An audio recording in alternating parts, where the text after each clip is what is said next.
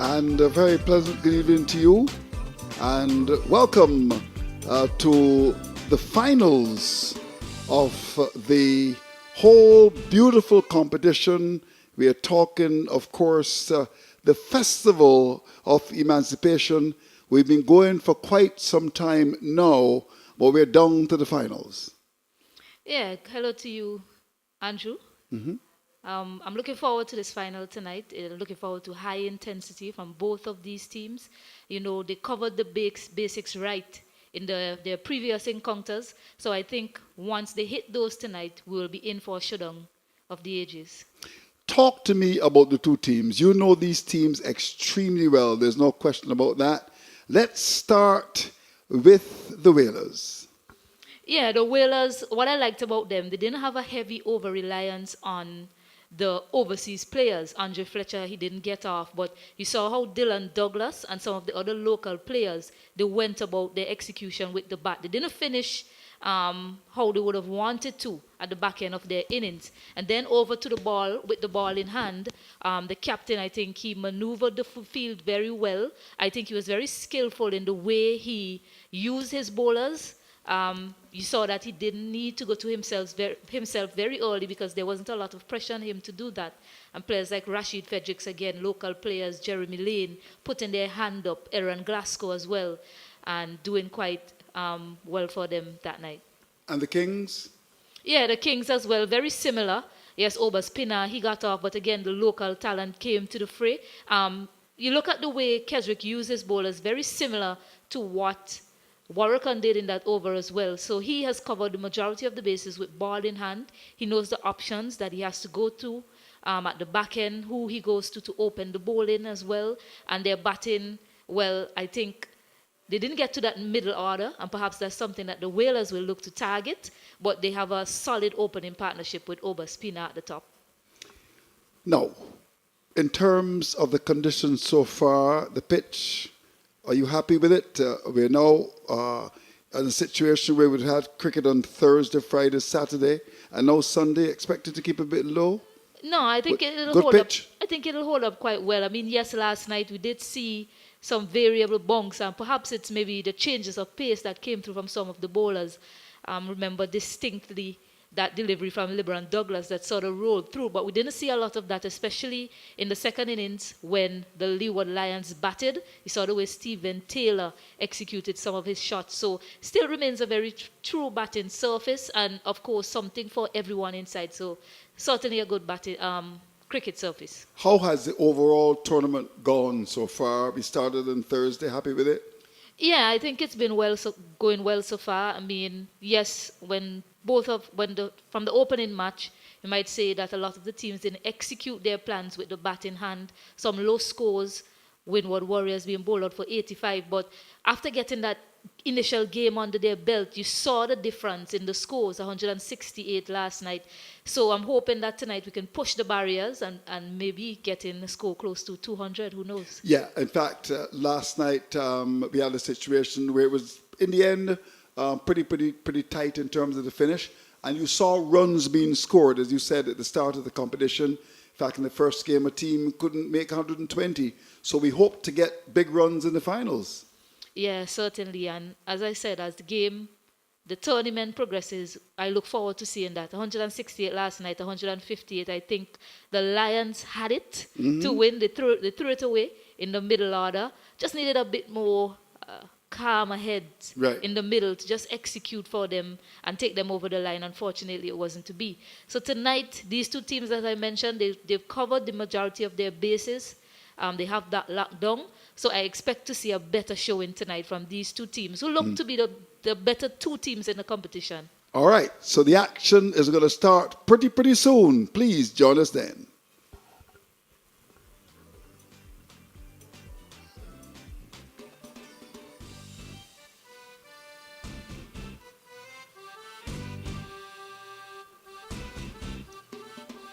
All right, so we're just about waiting for the toss to come. There's no question about that. In fact, as I look out, I can see very much the players warming up, and that toss is going to be of great importance as well.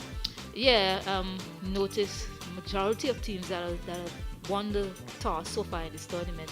They've gone on to win their games. So critically important that toss. Keswick Williams, in his first game, he decided to bowl. Looking forward to see what he's thinking tonight. The Whalers, they defended well with ball in hand, so I don't know if he'll be willing to give them that opportunity. Or perhaps he's thinking, you know what, I'll look to restrict them. Because it have to be seen, that decision at the toss, and I think it'll be critically important to the outcome of this game. Yeah, I certainly agree. Do you expect a big crowd tonight? Well, I certainly hope so. I must say it was a bit underwhelming last night. I expected to see a much bigger crowd. Really? Why? Yeah, it was a Saturday night. Sunday, it's a day off for the majority of the working force. So I thought last night was going to have a big crowd. But they announced Problem Child for the second initially, but I realized that he's actually on the schedule for tonight. Oh, he's on tonight. So maybe the crowd was... And he's pretty popular, isn't he? Yeah, so maybe the crowd was holding out for him and they said, hey, because I noticed I saw a lot of persons leaving when the match was finished. So yeah. I was like, well, Problem Child is not going to perform tonight because I know that people will stick around. But Grabber Finesse was fantastic, though, in his performance. I know you're not a big fan of soca. No. At least not the jiggy kind. I know you're into the Mighty Sparrow. Mighty Sparrow, yes. That's my vintage. So a good crowd. In terms of the crowds so far, we've had a situation, of course, where in the first night we had about 2,000-3,000, you think? Yeah, I think we had a pretty decent crowd for that first night out. I mean, throughout the tournament, given that it's the first of its kind, the crowd has been okay. I'll give it that. You know, you expect to see the Michael Finley stand has always been packed every night. Right. Frank Thomas builds up a good crowd as well. But that first night had a bigger crowd. But I think today being Sunday, it's the final as well. I expect to see people coming out and representing for their teams. Yeah. All right. Now, I want to look at some of the major performances in this tournament. We saw the South African Pinard looking good with both bat and ball. What's your impression of him? Yeah, he'll be on show tonight, opening the batting and opening the bowling as well. Certainly a great find for the Kingstown Kings. Seem to have a good partnership with Keswick. He was here previously for another tournament. He also played for his team. So he is someone that they will have to dismiss very early, the Whalers, because once he gets going, he seems to be quite unstoppable.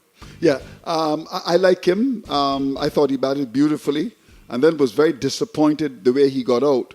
And he could be a very important cog in the wheel. Any other players that you're looking forward to watch? Can I make a note on my pad here? Well, for the Whalers, you look forward to Dylan Douglas. I think he might have unfinished business. You like Dylan Douglas? Yeah, if he shows up tonight, I mean, I don't know if it's okay to say this, but I think it is. But today he actually got married. Oh, he got married today? I don't know if we'll have a cricket honeymoon. Wonderful.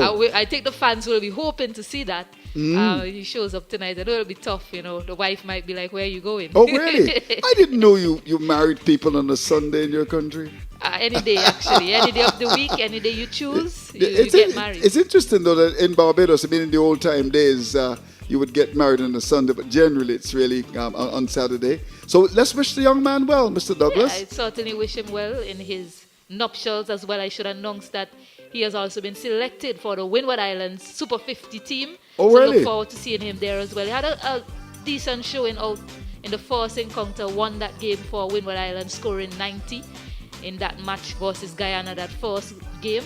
So, yeah, good things to come for the young man, Dylan Douglas. So, you can see why he's a favourite here in St. Vincent and the Grenadines. And yeah, I thought he batted pretty well. I mean, he seems to be a pretty good cricketer, and we wish him well. What about the Windward tournament, though? I mean, how has it gone so far? Yeah, well, St. Lucia, they were champions in that tournament, finished yesterday. It's been good, big scores, 2 scores of over 400 in that tournament. So batting has certainly transcended in the Windward Islands tournament compared to last year. The St. Vincent team, how has that gone? Yeah, unfortunately, they had that first game where they scored 400 runs. They didn't really live up to what we expected thereafter. But they did manage to finish third, chasing 203 in the 25th over against Grenada. But in the last 2 years or so, we've been really placing third in that Windward Islands tournament. St. Lucia dominated. It is about time that you come to the top. What do you think? You think it's about time that you come to the top? Yeah, certainly so. My concern, though, from a fan perspective, is that we need to see more of these young persons putting their hands up. You have the Sunil Ambris, yes, Dylan Douglas, he's coming through, but the likes of Sunil Ambris, Desron Maloney, these persons are always lingering as key performers in our setup. So going forward, I hope to see young persons such as Jahil Walters, Ethan Gibson, some of the other young men, Tyron Harry, putting their hands up and getting big performances as well for St. Vincent and the Grenadines. Well, we're just getting ready for the toss. That will come pretty soon. In terms of Franklin, I mean, how good is this young Franklin? I've seen him. Looks to be a pretty decent cricketer. Yeah, he's a decent cricketer and certainly one for the future. I think he's the now, I'll say that. And going forward, you'll be seeing more of him on the St. Vincent scene and perhaps even on the Windward Island scene. All right, so we're getting ready for the toss, but let's pause for a business cause.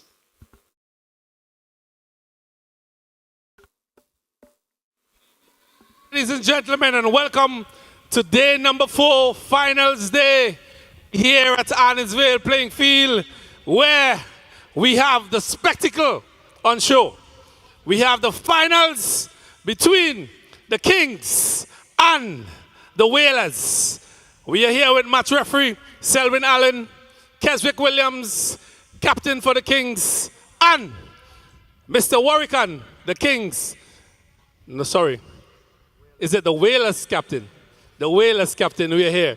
So, we are here, final night, and we are ready to go. Ladies and gentlemen, the coin is with Keswick Williams. Heads a call. It looks like tails. Is it? It's tails. So, Keswick Williams, you have won the toss. What is your decision tonight? Well, we're definitely going to take a bowl first. Reasons for that?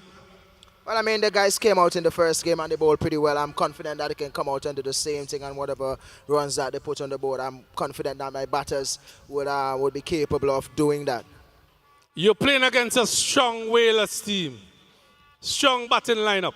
Is there anything special or any changes to your team tonight?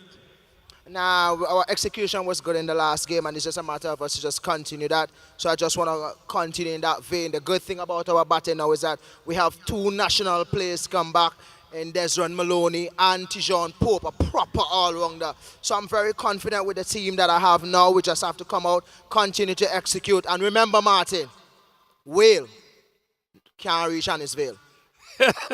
Well, I hope you're eating grass tonight, Keswick. Well, listen, the organizer ketchup for the last game is still in the fridge. That pepper is probably cold by now. There you have it, ladies and gentlemen. The captain from the Kingstown Kings. We have the captain from the men from the Whalers. Mr. Workan, good night. You lost the toss. Would you have done anything different? No, we wanted to bat first, actually. I wanted to put the total on the board and defend it to the best of our ability. Well, you're playing against a pretty informed team. You have any changes to your team tonight? Asif come in, and one of the guys that returned from national duty off spinner, tall guy, he's going to play for us as well, and that's the only change that we're going to have. Now you are here as a Vincentian for the first time playing this tournament. What is you expecting from your team tonight? A perfect game, win this competition, and the beauty about it, just want to have the feeling of beating Keswick, you know. I want to see him eat the grass. I definitely need to see him. Well, there you have it, ladies and gentlemen. Somebody would be eating grass tonight. I want to wish you and the team all the best. And this is the finals, the big night. Thank you very much. There you have it, ladies and gentlemen. The toss have been spun. And Keswick Williams have decided to send the Whalers in to bat. And we are expecting a fantastic finals tonight. All right, so the decision by Keswick Williams, are you surprised by that? Not surprised by that. You know, he won that first game bowling first, executed his plans well in terms of bowling rotation, and his bowlers really executed well for him. So he decided, you know what, I'm going to bowl first, I'm going to restrict them to a low total, and I have the team to chase it because he's also been bolstered by players coming back from that Windward Islands tournament. He has the likes of Desron Maloney and Tijon Pope coming back. Dejan Maloney, an opening batter, and Tijon Pope, a young all-rounder coming up. But the Whalers, they've also been bolstered. They have Asif Hooper, left all-rounder, coming into the attack for them. So both teams being strengthened. We'll definitely see a cracking competition here tonight. Yeah, we're certainly looking forward to that. The weather is absolutely brilliant here in St. Vincent and the Grenadines. What we're going to do now is something which I consider to be very special. The legends are in St. Vincent and the Grenadines, Sir Clive Lloyd, Sir Andy Roberts. You're talking about the Honourable Derek Murray, Alvin Kalicharan.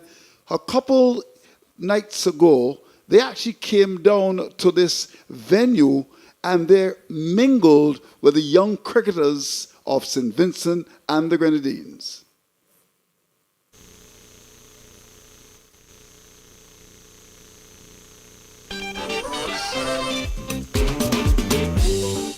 The ball off spinner, the ball hit up part of the pitch, go the other way. The ball leg break, it goes complete. Because sometimes the pitch, there may be a tinge of grass. There may be a bit of crack. The ball hit and does something else. So the first thing you learn to do, watch where the ball pitch, and you don't make up, premeditate them.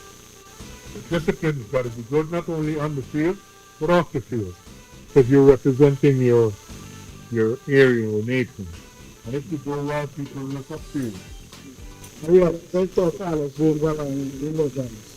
Why not? They know the best.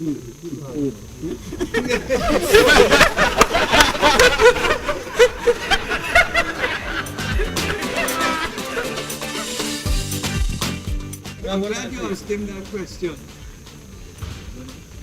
Because now we get down to the nitty-gritty.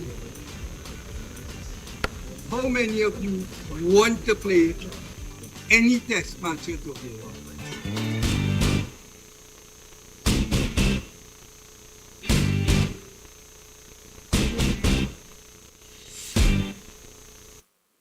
All right, so the news is that we have had a situation with Keswick William winning the toss and actually deciding to bowl first. That's a decision that I'm not surprised at all about. Of course, we're going to be looking at what happened last night. We had a very good crowd last night in terms of the actual game, and it was fairly well contested with some wonderful shots. Of course, we're going to be looking at what happened last night. We had a very good crowd last night in terms of the actual game, and it was fairly well contested with some wonderful shots. Very good crowd last night in terms of the actual game, and it was fairly well contested with some wonderful shots. Yeah, okay. So some wonderful highlights we would have had, of course, throughout the tournament. Let's spend some time now on the actual game as we look forward to the umpires coming. They'll come up pretty soon. Some wonderful highlights. When we look at what we've seen so far in this competition, we're going to start with the Kings. They're pretty strong. I like the looks of the Kings. The Whalers, they look good as well. Where do you think the strength will come from the Kings if they're going to win this? They're pretty strong. I like the looks. The Kings, I think, as I mentioned, both of these teams, they covered the majority of their bases well. I think they need to continue to bowl well. They certainly have the bowling attack to do that. And then when they get to batting, I know Obaspina started well, but if he's dismissed early tonight, they will need the others to fill that role. Shakib Al-Hassani didn't really get off in that game. So the strength certainly rest on the bowlers, but certainly that batting as well will need to be strengthened, and it has actually, as you have Desmond Maloney coming in tonight. Yep. The Whalers, that's the team I'm backing tonight. Is that the team you're backing tonight as well? Oh, you have a team that you're backing. Are you backing the winner? I'm just here for good cricket. Yeah. I think you should do that. Yeah. So I'm going to change my mind and don't support anyone. But if you have a team, I mean, Grenadines, Whalers, they sound delicious, don't they? Yeah, indeed. Now, I just want to spend some time as we obviously look forward to the start of the game. what's happening in St. Vincent and the Grenadines in terms of cricket? Are you playing your local season now? Yeah, the male, they're into their local season right now, and it went right into that Windward Islands tournament. But I think it will continue. Nothing as yet for the females. So hoping that sometime during this year, the female tournament, we'll see the females getting to take part in competitive cricket. All right. Okay. So the players are coming out in a minute or two. The umpires are already in the middle, and we're certainly looking forward to a very, very, very good finals. Understand a package in terms of entertainment that should blow you away. You're looking forward to that, Stacey Ann? You're hesitating. I have to be very careful. Not very careful with my answer, but when you ask me about the entertainment, it's not my type of entertainment. Really? I haven't seen Carnival. Are you into reggae?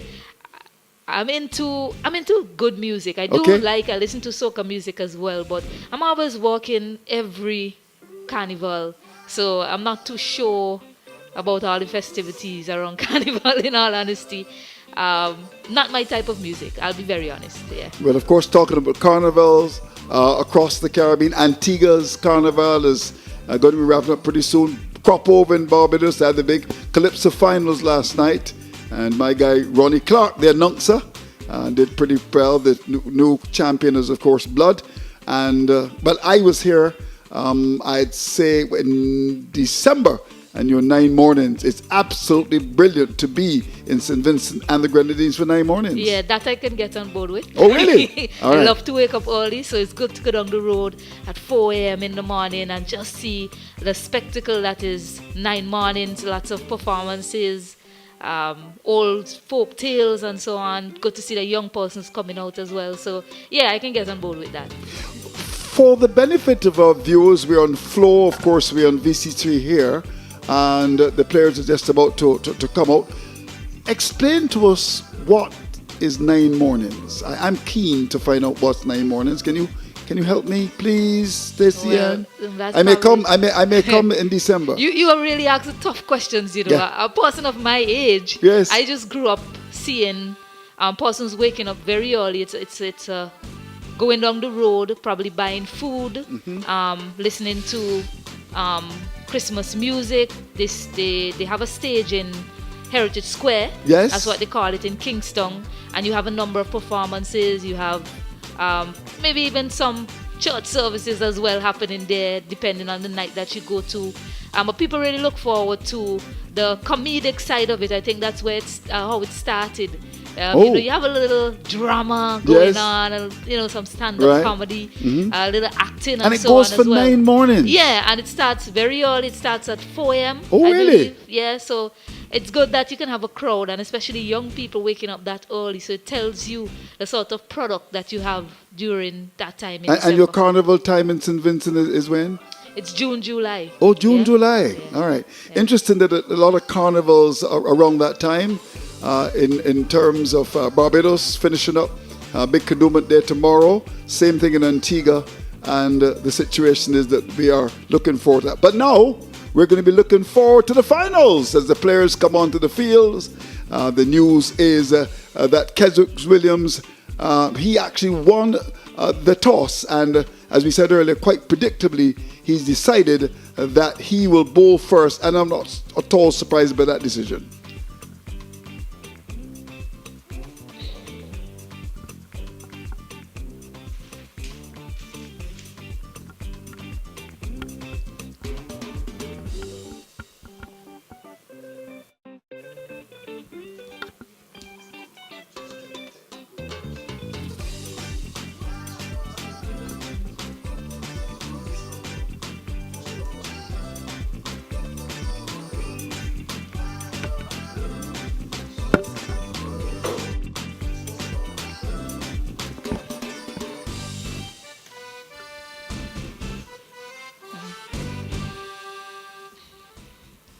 So Kingstown Kings winning the toss, deciding to have a bat first. They look energized for this competition. They're already out on the field. No sign of the batters as yet. So that's a good start from The Kingstown Kings. Good sign from them.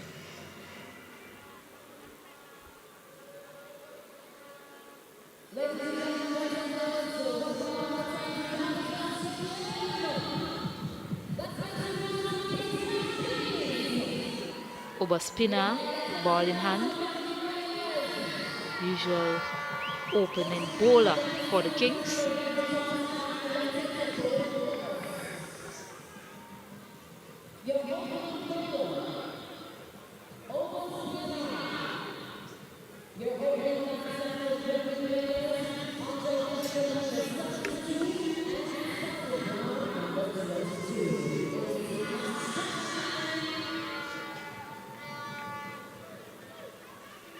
Crowd is building nicely.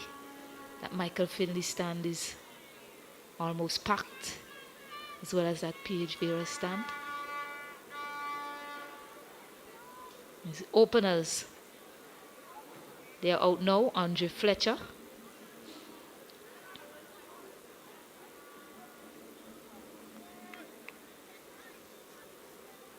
alongside Salvan Brown. What a good start, good knock in that first game. Couldn't carry on. Scored 32 runs in that encounter versus the Windward Warriors. Andre Fletcher, he couldn't get going in that match. He was dismissed very early. So he'll be hoping to make an impact in this final against the Kingstown Kings.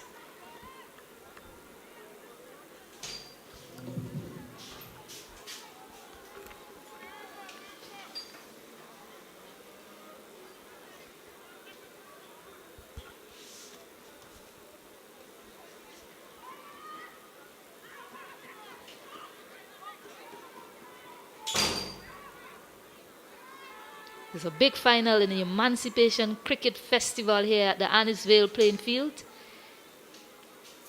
So Oba spinner to start things off to Andre Fletcher.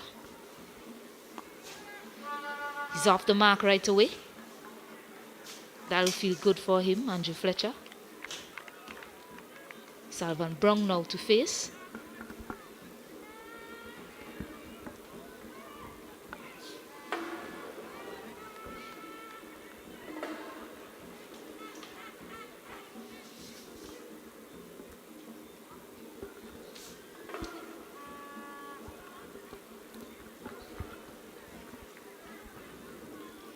So Pinard has been pretty good, no question about that. With ball and with bat, and could be very, very important.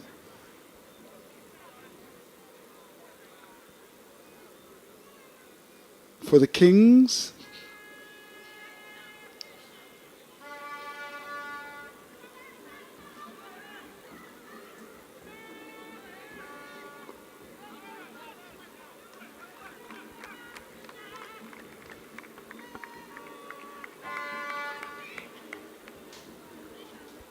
So far, so good. Stacey Ann? Yeah, he's continuing where he left off in that first game, keeping that tight line, stump to stump. Seemed to be the successful ploy from the bowlers on the surface. Oh, that's gone through. Chance for a catch. And good work as well to stop the boundary. We'll get a second. The excellent diving save there by the skipper Keswick Williams on the boundary. And as I mentioned, the tight lines, he just offers up a hint of width. Salvan Brown just getting it past the diving man in the cover area. And he gets off the mark with 2.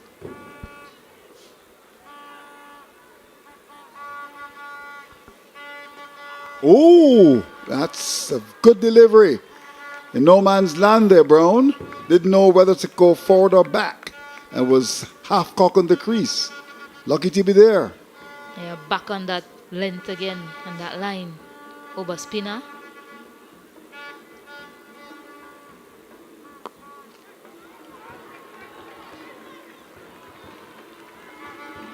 So the first over comes to an end. Pretty tight, 4 from it. And I'm sure Pinard would be quite happy to have gotten through the first over without any alarms. 4 without loss.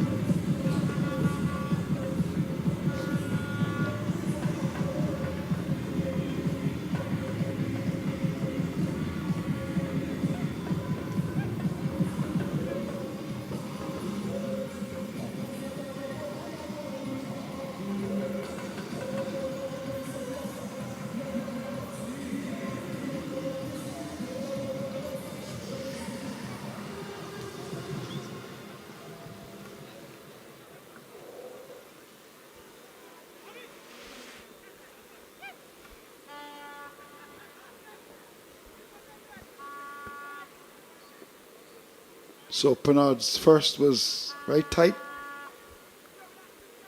on a pitch which is expected to play pretty well.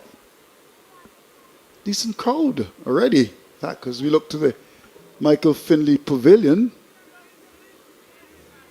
Already looks as if it's filling up quite nicely.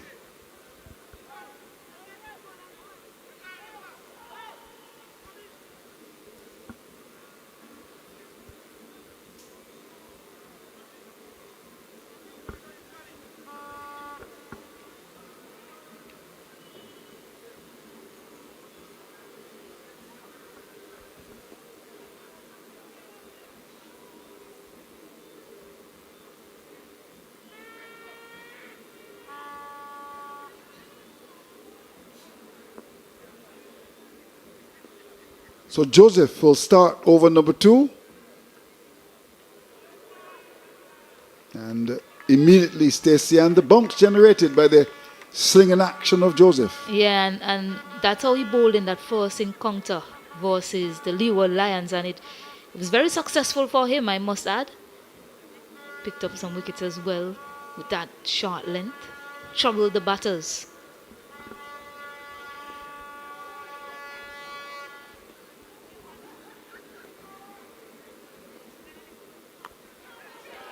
Well, that's going to go down to third man and the first boundary.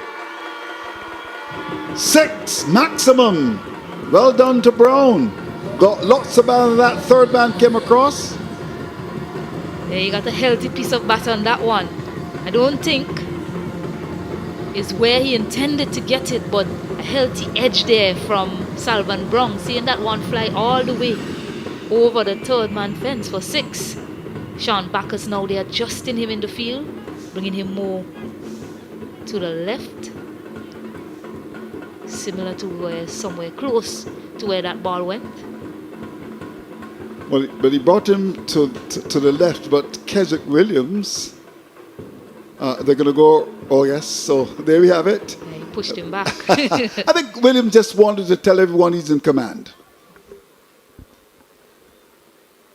But that's Keswick for you.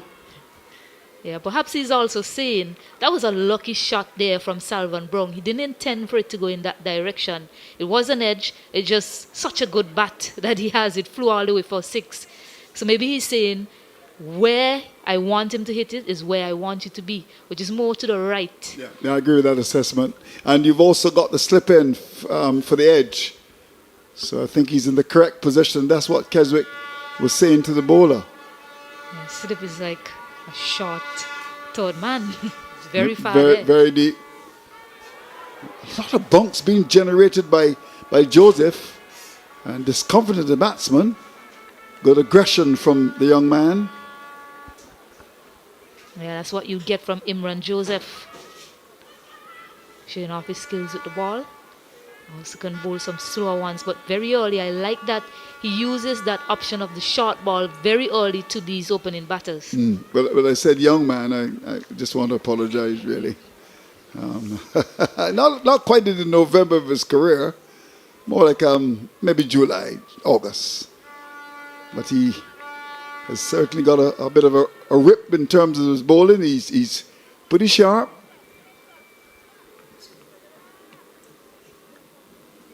You're right. That slip is almost a short third man.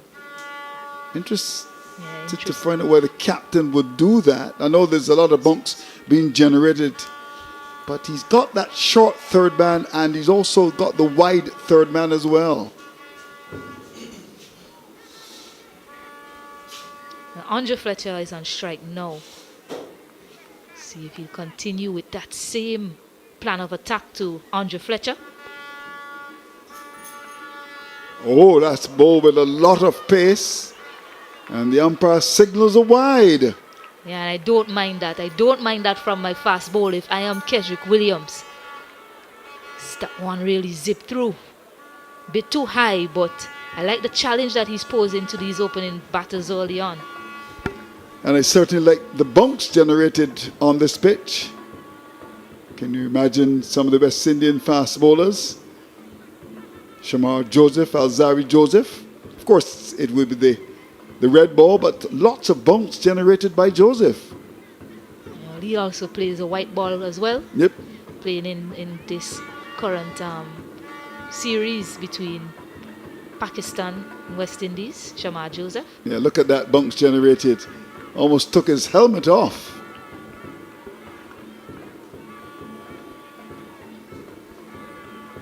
Signal 1 for the over as well by umpire McDonald. Umpire McDonald has had quite a lot of games here, Umpire McDonald. And that's a lovely shot. That's going to go to the boundary and we'll get there, square in the offside. Beautifully played. Yeah, he just used the pace there, Andre Fletcher. Wonderful hands from him. Just anticipating that he's probably going to go to a length delivery. Just made a subtle adjustment and just used his hands fabulously through that shot to get it to the right of that fielder, Sean Backus, on the boundary. Well, the supporters are here, their numbers, having a nice drink and enjoying the weather, the wonderful weather of St. Vincent and the Grenadines.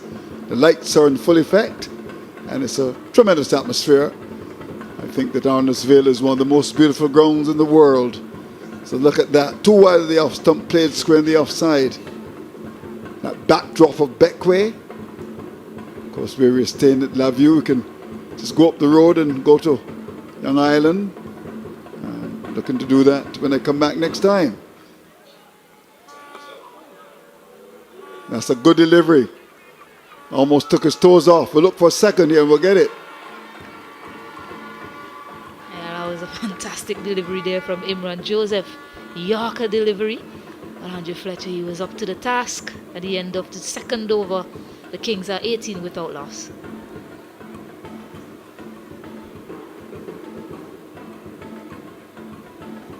Yeah, there's music here, Stacey. Why are we in the box? We should be down there enjoying the music.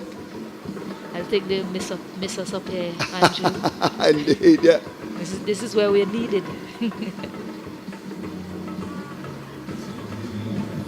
You seem to like some good music. Yes. Were you a party man back in the day? No. And I won't be one. No. Yes. November of my career. You like that, huh? November of your dancing career? Yeah, dancing career, yeah. Ken Roy saying Ken Roy, come on, Ken Roy, don't age me. So Penard, who's the young man, and of course they say the youth of a nation, the trustees of posterity. He is the man to continue. He's looked good, as we said, with left arm spin. Just look over the administrative centre. I mean, look at that. The cars coming on that hill. Is that Montrose Hill? No, not Montrose. Where's Zion Hill? Is that Zion Hill? Am I right? Zion Hill, yeah.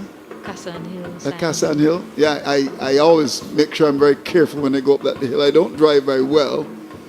Those very narrow roads. Not only in St. Vincent, but across the Caribbean. Do not come from Melville Hall in Dominica up to Roseau. Wow. You don't drive very well and you're driving in St. Vincent? Yes. So here's Penard. Catch taken up at mid-off. And who else but the captain? Bending to the knees. The first wicket goes 18 for 1. Yeah, we just spoke about driving. That was not a good drive from Salvan Brown. Just driving that one straight into the safe hands of Kesrick Williams.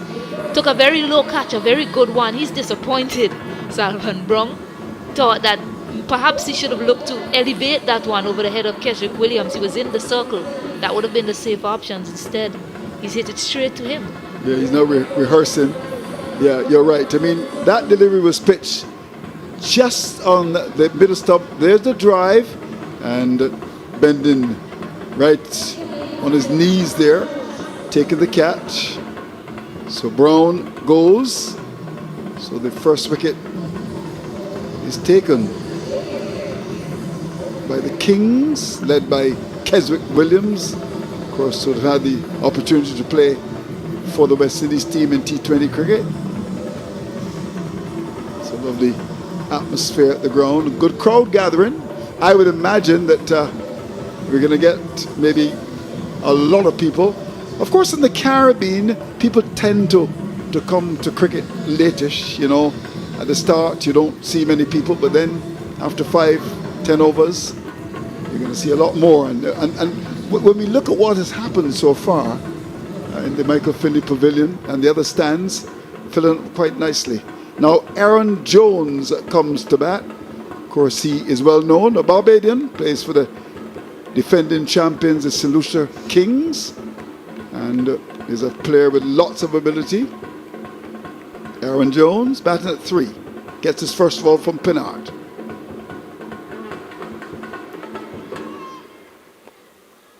Yeah, they'll need him tonight, Aaron Jones. That top order is very important. I noticed that majority, well, all of the teams in the tournament, really, they are very top heavy. So you get through the top order and you're in business. Good stop at that cover. A ring of fielders in the offside, saving one. Short third man, backward point. Extra cover and mid-off as well. So they're 5 inside the circle. This is good batting. But just get a single. But I think having recognized that there are fielders like an arm in patrol, and it was ball wide, he had the bat out, cross batting down towards mid-wicket. Just got a single, but you could see the intent there. You call it bowling to your field.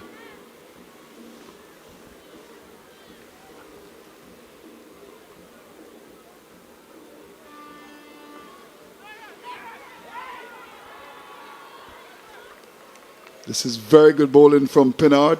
Good variations as well. Went wide to Jones, and that was pitched fast and flat in the middle stump. Last ball of the over. Can he finish strongly here, Pinard?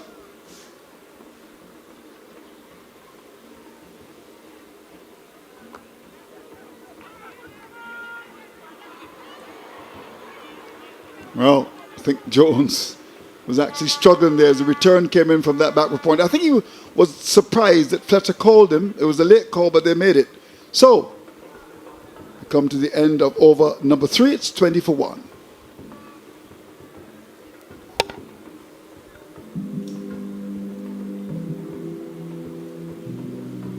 So yes, the stands are filling up quite nicely. Supporters, of course, of the Whalers and the Kings. Kingstown Kings and the Grenadine Whalers. I don't know if it still happens. Still whale watching in St. Vincent and the Grenadines, or you don't know? No? Not sure about that. I remember coming here as a young commentator, and I don't know exactly where I would go, but I'd certainly see those lovely whales out by the Beckway. I tell you have to ask the policeman. Maybe they've gone to Barbados, turned away, full toss down to that backward square area. They'll come back for second, and indecision on the part of the keeper. Now I think had he whipped the bails off, Fletcher might have been in some trouble, but instead he actually opted to throw. Well, he thought about it at the non-striker's end, and in the end he didn't do anything at all. Wow. Yeah, the second run looked suicidal from the onset. So surprising that Kazmas actually got a good return close to the stump and just failed to whip the bails off. He was more interested in what was happening at Aaron Jones's end. I think that's a missed opportunity. Yeah, and the Spice Man looks as if he's injured as well. Maybe just injuring the wrists. As he tried to get it, he was in trouble. There's no question about that. I thought the keeper would have whipped the bails off. He didn't. Instead, he just looked up to see where Jones was going to the non-striker's end. And then he ended up not whipping the bails off at the striker's end. Saw him flexing that wrist earlier on, Fletcher. So just diving on it there now probably had an insult to injury. Well, the physios come out to assist him. Let's hope he's okay, because he's such a important cog in the wheel. The magic spray. Yeah, very important. So they say, though, with the magic spray. Yeah. It's very important, cog in the wheel, as you mentioned, because you losing Salvan Brown so early, who give them that good start in that last game. You want someone like Andre Fletcher to get set. Look at that. Here's the keeper. Now, first of all, he was in the wrong position. He should have been up by the stumps. He was actually picking the ball up now to gather it. But had he hit the stumps, Fletcher would have been out, and he was indecisive. Yeah, big miss there by the Kingstown Kings, especially if he goes on to score runs tonight. They'll remember that opportunity. Really should have been 21 for 2. Here's Joseph. I think Fletcher recognizes his importance here, and Scott 10 from 7. Jones has just faced 3 balls for his 1. But I think that they recognize that the two of them are the most important members of the side in terms of batting, and would want to bat deep in this innings. Yeah, I think in T20s as well. I'll continue after this ball from Joseph. That should be called a wide. It is, by your favorite umpire. Wide there by McDonald. Had no issues calling that one wide. I don't think anybody would have been upset. But what I was going back to, in T20s, I think we undervalue how important it is to have a set batter and taking the innings as deep as possible. Sometimes we look for big runs early on. Yeah, there's a pool here. Oh, wonderful. Brand name shades as well. Now, that is going to go for 6. Another maximum. Well done to Fletcher. Over the field at fine leg, down by the players' pavilion. I need to have a look at that to see if he was in control. It didn't look like that from my first view. But I need to borrow that bat of Fletcher. That one sailed high, had height on it, and it also had distance. Yeah. Flew over, far over that man at fine leg. Yeah, it was a top edge of sorts. Went very high in the air. Yeah, he rolled the wrist as well. Luckily there. He's down the pitch when he gets there. That goes over. Right third man. Very close to the dancing girls. That's another maximum. Well done, the Spice Man. He's on fire under the lights here at Arnos Vale. Yeah, finishing with a bit of flair as well on that shot. Andre Fletcher. He got the width to work with, got the height. Got the height as well. That's the shot before. Back-to-back sixes, that first one. Easily clearing fine leg. The second one clearing deep third, and even if it was landing just inside, you notice Sean Backers was running off the rope, and that one sailed easily over his head. Yeah. So if there was an opportunity presented there I say he would have missed it as well. So it's going to be interesting to see what Joseph does, the big fast bowler. How will he respond to this challenge? Here we go.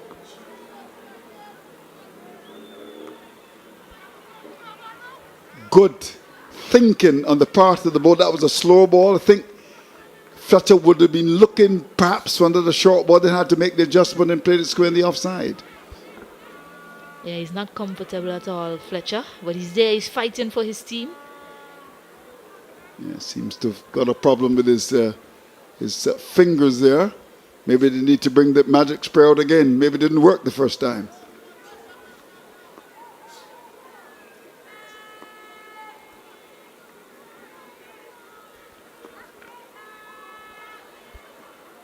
Very well bowled indeed. Very well bowled indeed. Good Yorker.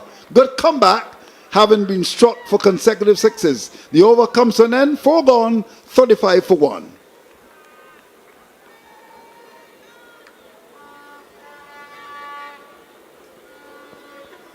That brings us to the end of the 4th over, and it's time for a giveaway. This is a shirt from Shakib Al Hassan. Good night, good night. The question is easy and really quick. What 2 teams are playing here tonight? Kingstown King and Grenadines Wayland. Is she right, ladies and gentlemen? Yeah, congratulations, this is yours.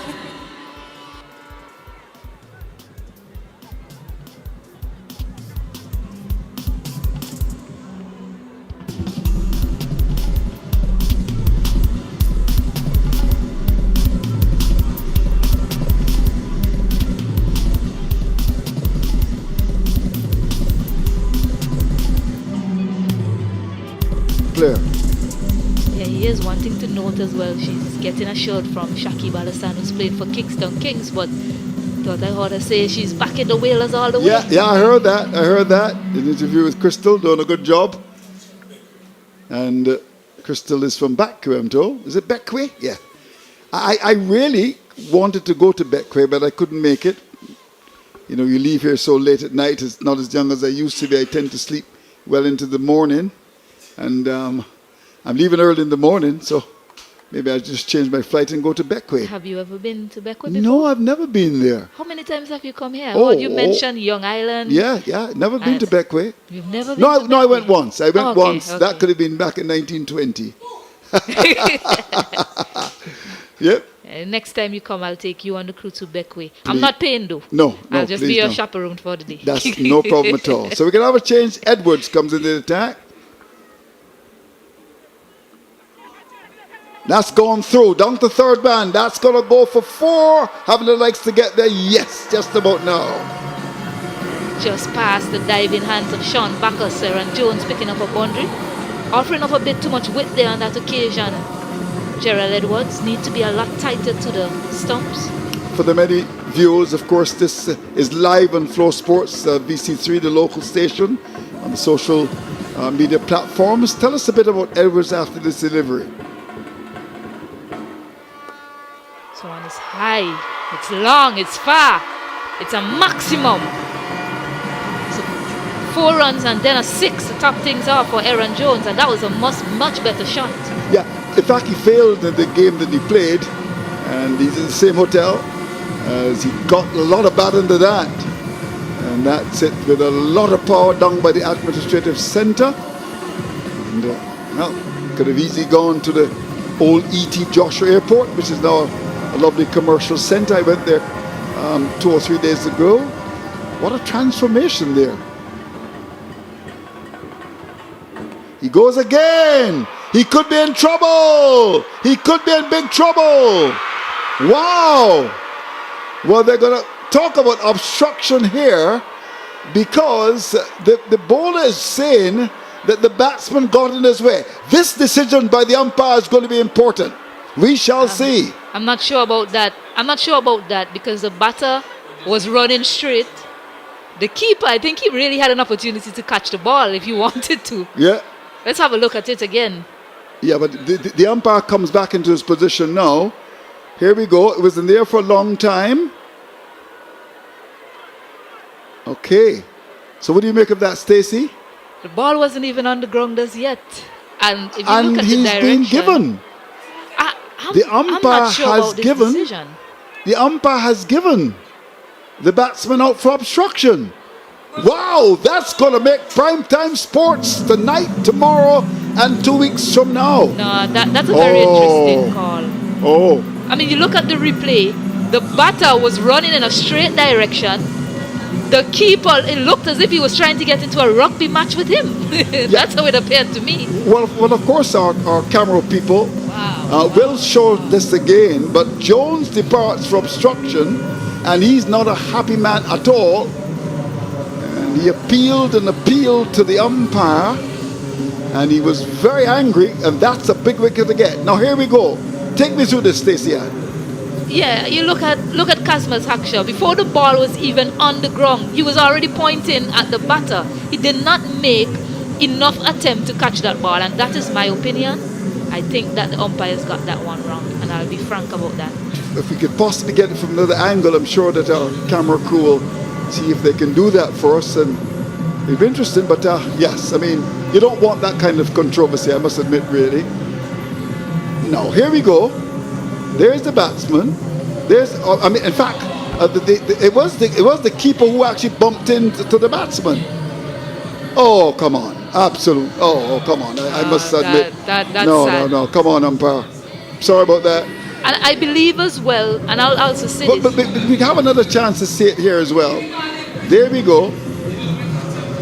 Without enough evidence, right. I don't think the umpires should have made a call to dismiss the batter. They didn't have sufficient evidence. They did not look up at the replay enough times to make an assessment there. So I would say that I think that they got that call wrong. Okay. Quite unfortunate. Well, these things happen, right?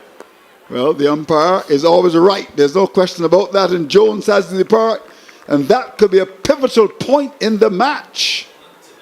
Wow. The big snap has been caught controversially. Roy Williams comes in the middle of all this controversy. Have to move on from it. And he didn't have a good start in that first game. He scored 4 of 22 deliveries. You'll get a single here.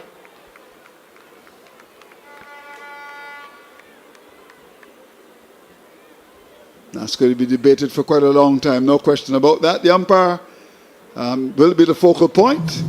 But he's made his decision, and we'll certainly have to live with that. So, 5 gone, 46 for 2.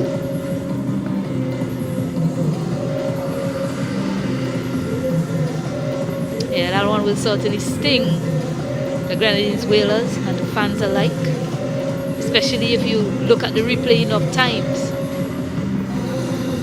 But there's a game to be played, 46 for 2. Apart from that, 2 wickets, a decent enough start as well. So, Kadir Ned is the umpire. Colbert MacDonald. So Ned and MacDonald. Well, I actually called it, I saw it there with 2 E's. So take one of those E's out and you get Ned. So it's Kadir Ned. And in Barbados, when you make a decision like that, you say Kadir. 46 for loss of 2 in Barbadian parlance. What part of St. Vincent is he from? Do you know? He's from the Windward side. Oh, he's a Windward man. Okay. And umpire MacDonald is from where? North Leeward? Oh, he's a Sandhill man, so he can run home. All right. Don't think he's got the legs to. So 46 for 2. I'm going to leave you now. Of course, Kenroy Martin, who looks as if he's a bit tired. I understand they caught me sleeping on camera last night. Oh, my God, and it's gone across the Caribbean. Oh, I tend to sleep with my mouth open. Oh, my God. Why would you do that to me? You're a naughty people. All right, so Joseph to continue. And that's gone over the keeper's head. Will it have the legs to get there? It certainly does. It goes away. That's gone for 4. Trevian Matthews, in fact, into the attack. First ball, Roy Williams. Looking to get going tonight. Already has a better start than he did in that last game. Hoping that he can capitalize on it. They need that, the Whalers.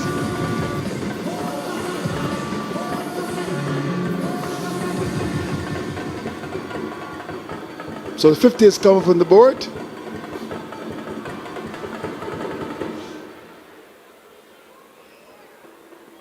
That's going to be called a wide, I'm sure, by umpire MacDonald, the man from Sandhill.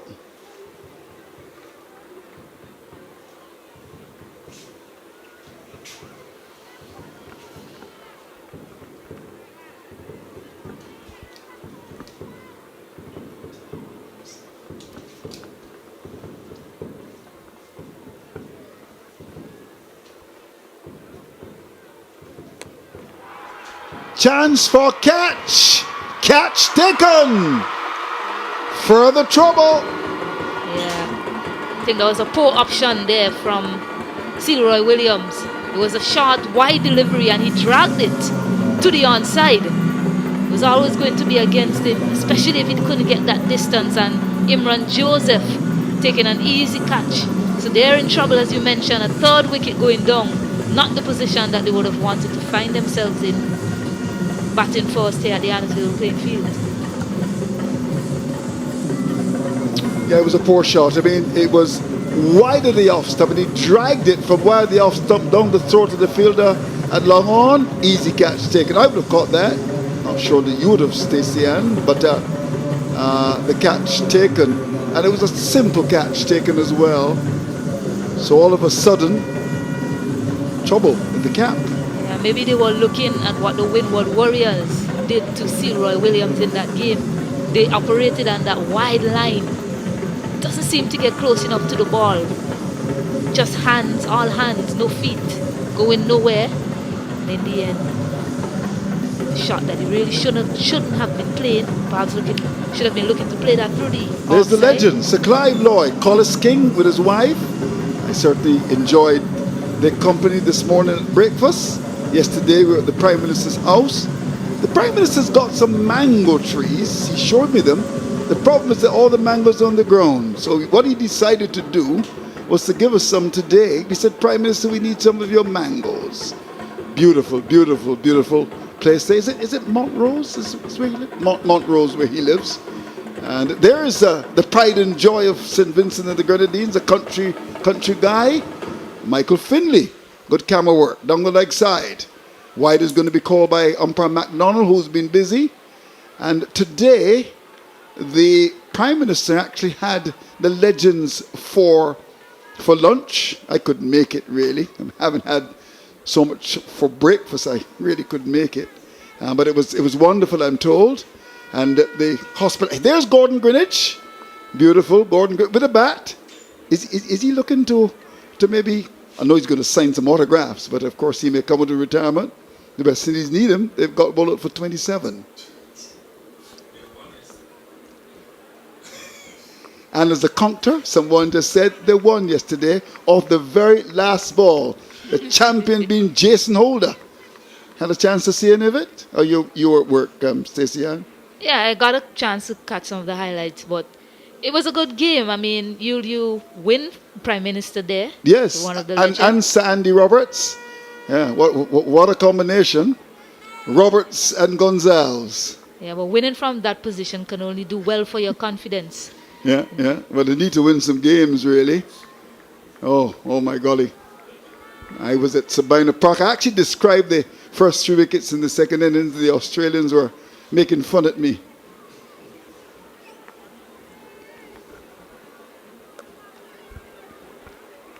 Chance for a run out. We'll get home in the end. Late call. Score goes up by 1. The thing It's about also that, a no ball, in fact. Signal there by umpire MacDonald. So Andrew Fletcher, who's been quiet, looking at proceedings from the other end, will get a chance to face a free hit. yeah, umpire MacDonald, who looks as if he's been umpiring for quite a while.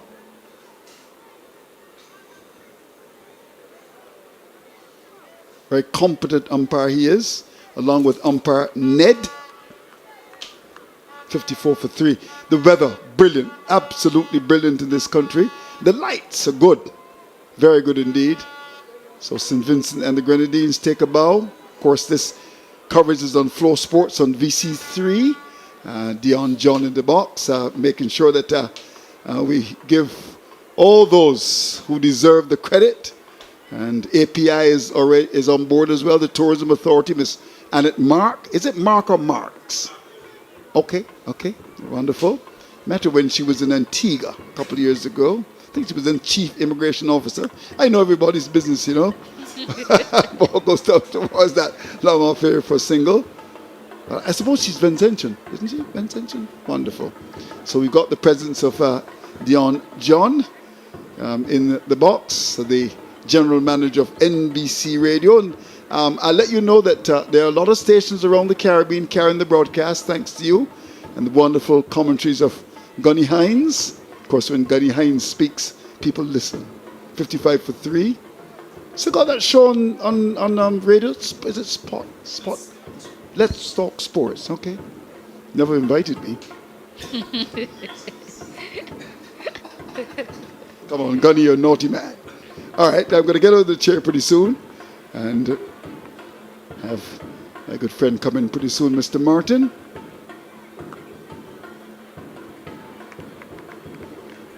Ken Martin, of course, is a policeman here in the force, law enforcement officer. I want to get it right. And I spoke to the Prime Minister, and he said he's going to organize a promotion for you. 55 for 3.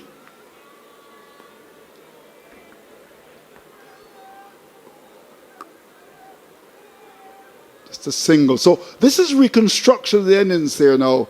Stacey Ann having lost 2 wickets. Fletcher is an important cog in the wheel. He's got 23. Hooper, big name. Hope he can live up to that name. He's got 1.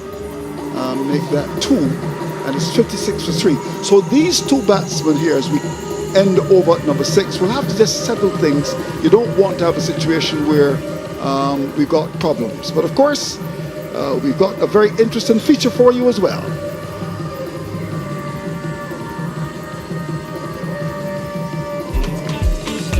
Yep, oh, wonderful. Now I know where that is, and in fact we were up at the Prime Minister's house 2 days ago. Look at the legends. The Minister of Tourism is there, Collis King, the Prime Minister. Of course you got Sandy Roberts, Sir Clive Lloyd, Derek Murray at the end, and of course between them is a legend here. Of course you're talking about Michael Finney, the Prime Minister in his colours, I think the colours of the party, I would imagine. He certainly was there lecturing to us, and behind him he had about 10 or 12 mango trees. 56 for 3, and we raided his mangoes. All right, I'm going to get out of here. Fletcher's got 22, Hooper's 2. Time for change of commentator. Here is the man that we promoted tomorrow, Kenroy Martin.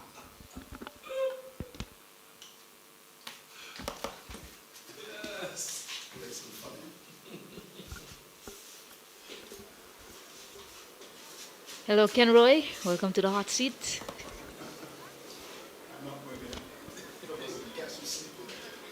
Indeed, it's a hot seat. Good evening to the viewers here at Arnos Vale playing field. Bumper crowd so far. Excellent game on hand. 56 for 3. Stacey and Fletcher on 23. The big fish. And Hooper is on 2. Just coming back from the Windward Islands tournament. Should be in some good form as well. Yeah, he had a good tournament with ball in hand. Had some good finishes as well for St. Vincent with bat in hand also. So this is an important partnership. They've lost 3 wickets very early. The scoring rate isn't bad, but that wicket column, when they look up, that's what they'll be disappointed in. Aaron Jones, they would dearly wanted him to continue with Andre Fletcher. To take them perhaps maybe close to 10, 12 overs, and then they can reassess from there and look to go big with the hitters to come. Not sure if Dylan Douglas is playing any part of this game. We heard he got married. How was the wedding, Kenroy? Excited. Just like Dylan Douglas, excited, man. Came from there, it was really nice. And also came to the Arnos Vale playing field for this event. But there's another event happening on the other side. Dylan Douglas getting married. Congratulations to him and his wife. You in high demand. Were you the best man? No, I was just participating. I went to show my support, Stacey. Young fella. Congratulations to him, certainly. Also announced that he made that Windward Islands senior team. So we'll see him taking part in that West Indies Super 50 Championship tournament really soon. Surely we'll be missing this Wheeler's team here. Got 49 in the last innings here. Played in his first game here. Really made a very good contribution. Caused him to be in the finals, really, Dylan Douglas. Yeah, well, it's over now to Asif Hooper, who's facing up to Tijan Pope, another player that basically just came off the plane. Just come. Tijan just come. Just arrive. You know what I mean? All right. Things nice for Tijan Pope. Ball in hand. Where the hell? A little bit of delay in play. Not too sure what is happening. 56 for 3. Fletcher on 23 from 12. Good inning so far. Hope on 2 from 4. Looking to get to at least 150 here. The Wheelers.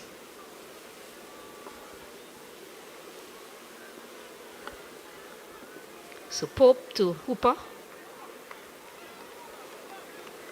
Nice lengths being hit by the young man very early. As if Hooper, of course, was his captain in that Windward Islands tournament. Yeah, captain for St. Vincent and Grenadines for the first time. Unfortunately, he didn't get the championship. Hi, long lady, how are you doing? Waving your hands away. Nice having you tonight. No school tomorrow. You look good. Yeah, so excited to be here. That's a look on her face.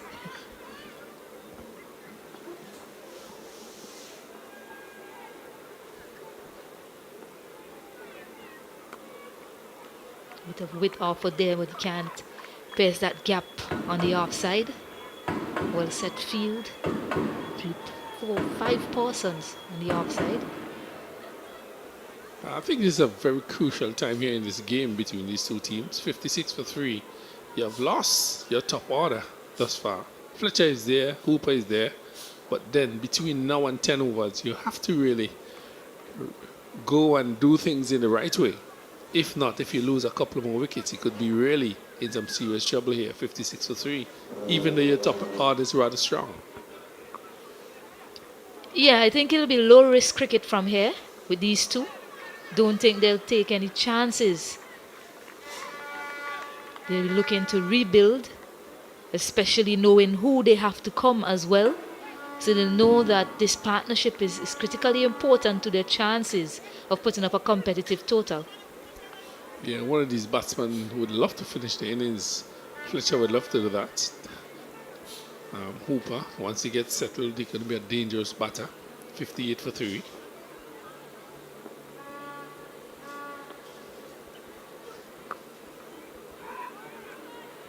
Yeah, just milking it now, these two, until they get something that they know they can hit out of the park.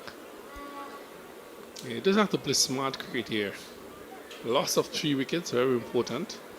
And then you have to basically capitalize on what is happening here. The field is spread as well, Stacey Ann. So there are opportunities to take those singles down to third man, punch it to cover, 2 square leg, backward point, those areas. Just be smart about your cricket. Get up to at least 90 from the first 10.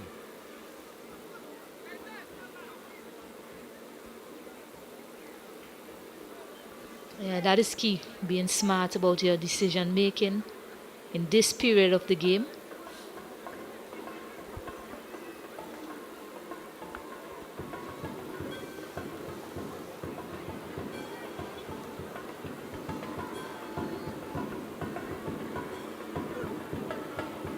Whips this one. Wait to see the signal from the umpires wide. Didn't get any bat onto it. A bad line delivery there from young Tijon Pope. Perhaps not adjusting his line to the left-hand, right-hand combination. Well, trying to get into the surface as well as Tijon Pope. Slide up the legs. Fletcher went for the full, missed it completely. Umpire signal 4 wides. Actually 5 runs. So that's helpful for the total for the Whalers.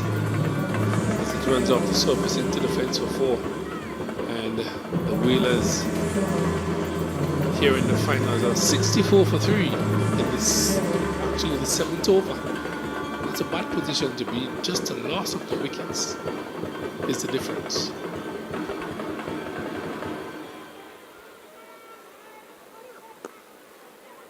Good comeback delivery from young Tijon Pope. Yeah, just one fielder on the boundary on the offside would sort of suggest to me where the other fielders are. And he needs to be very straight to Andre Fletcher.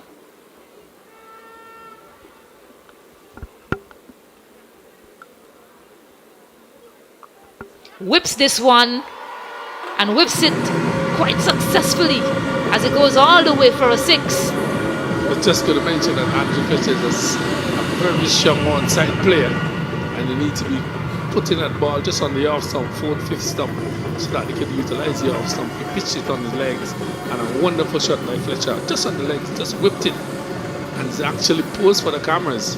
6 runs to Andre Fletcher. A lovely shot that was. 70 for 3, 7 overs bowled. And again, the scoring rate isn't bad. It's just a wicket column. Well, 70 for 3, he's scoring at 10. I think that I will take that any day. Fletcher on 29, Hooper on 5 from 8. Run rate is 10, and the overs remaining is 13. I think you're in a pretty good position, as you said. Yes, the wicket column is a little bit of concern, but 70 for 3, I will take that any day, Stacey.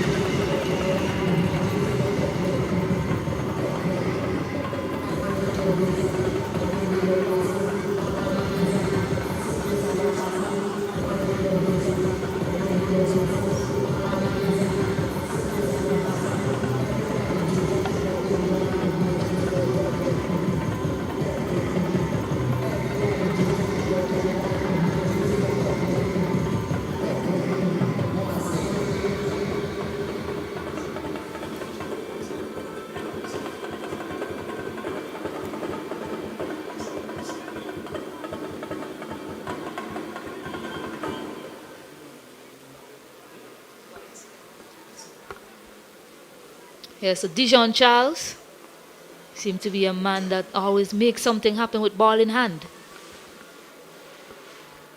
Starts too wide. Signal so by umpire McDonald.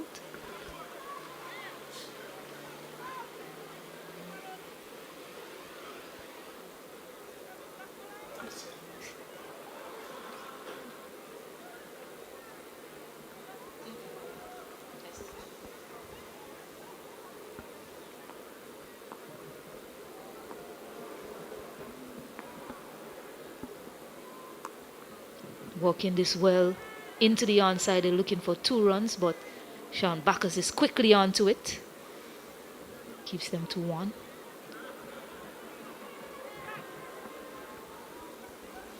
Just looking at this game, Stacey, and what would be a very competitive total for this finals between these two teams? I haven't seen them played previously.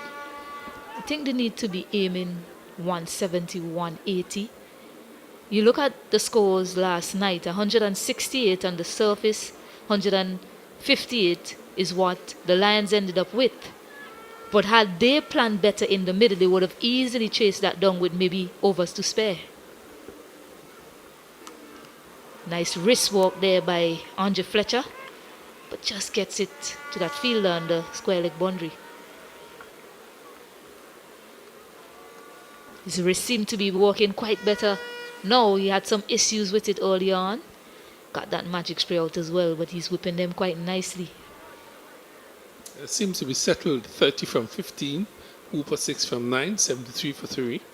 We into the over number 8.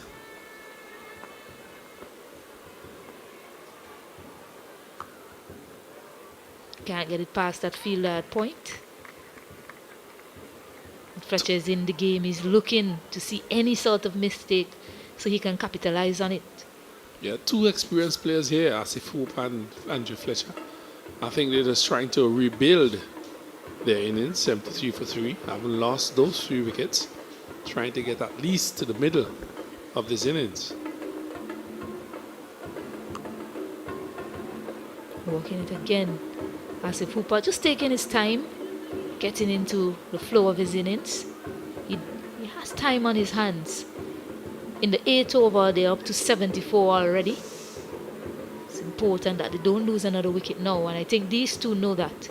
2 intelligent cricketer, very experienced as well, and they're showing that in this small partnership so far. Whalers will certainly be hoping that they can continue to build and take it deep.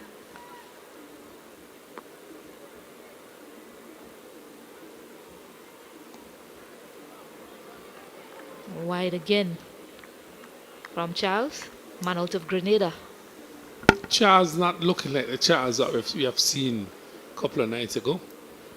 We have not seen any sideways movement. You have not seen the ball moving. This is something that we're accustomed to from Mr. Charles, but we have not seen that tonight. Different surface, different atmosphere. Gets an edge. Looks as if it was intentionally played, showing great awareness for where the fielders are, and just a delicate touch on that one to get another boundary. I think I'll give the benefit of the doubt to Charles there. Fletcher, I think, was beaten in there, and the last moment he just opened the face of the bat, and it went down to third man, the vacant third man error into the fence with feet for 4. As you see, pushing hard at it. Yeah, you're right. But the important thing is he opened the face at the last moment. It's a good awareness still from him, being alert to what happened there with that delivery. It's a good battle between these two so far. Countrymen alike. Lovely delivery. Keeper is really not pleased with that one, but a good delivery from Charles. That brings a similar delivery, but a lot straighter that time. Got some movement off the surface as well. They think that he edged it, but Fletcher stood his ground on the umpire. He thinks the over is finished. He's moved away from the action. The guys are still there arguing about it. I think they need to move on with the game. Really need to move on with the game. It's 79 for 3 at the end of 8 overs. keepers still haven't come to the other end of the field. Really, 73 for 3, 74 for 3 here in the 8th over.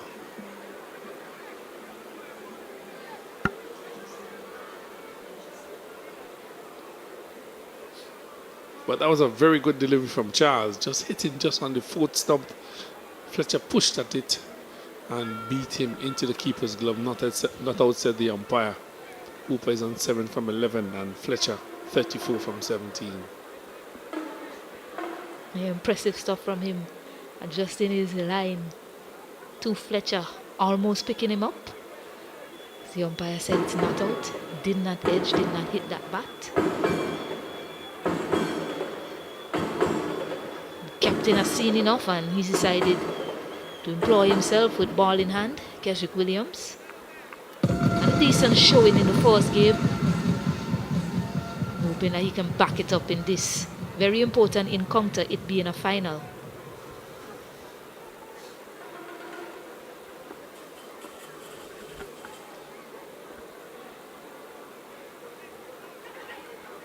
Slower delivery to start. Good diving take by Kazma Saksha. Yeah, good start there by Keswick Williams, just outside the off stump. Have a little bit of movement on it as well into the keeper's glove. There's a change in the field again. The third man comes up. 79 for 3.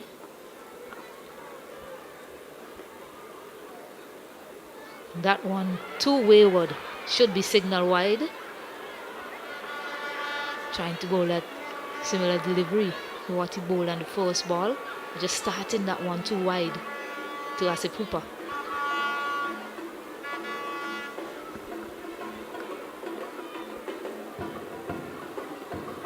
Now strain on the pads. Lucky to get away with that one, because fine leg was in the circle. Any bat on that would have seen a show boundary for Asif Hooper. They say that he missed out there, just hitting his pads on the way through to the keeper.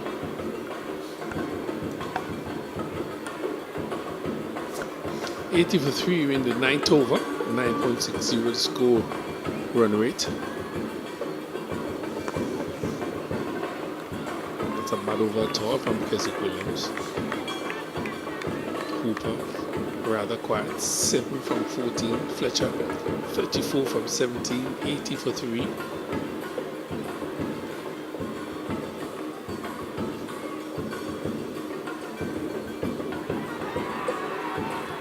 Loud appeal. The umpire walked away. Signal leg byes. Perhaps where it's pitching might be into question. That was a rather full delivery, not too sure where it was pitching. But Asif Hooper missed it completely. And leg by signal by the umpire. Keswick was very much interested in that. And that also sends the umpire 81 for 3. And 2 more balls in this over from Keswick, I must say, hasn't been predictable, and that is what has worked well for him so far. He's looked to bowl a different delivery every ball to these 2 batters, particularly Asif Hooper, who faced the majority of them. Just tucking up Andrew Fletcher there on that occasion. He's 34 from 17.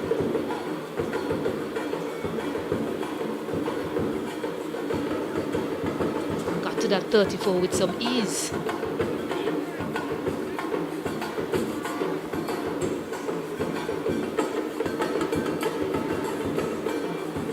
Last delivery coming up. Can he close out this over, Keswick Williams? It's well bowled to him. Really well bowled to Keswick Williams. Just 2 runs coming from it. Leg by as well. 3 runs coming from the over. Total at the end of the 9th. The Whalers are 82 for 3. Craven Paradise, by Delta and touchdown in the untouched beauty St. Vincent and the Grenadines.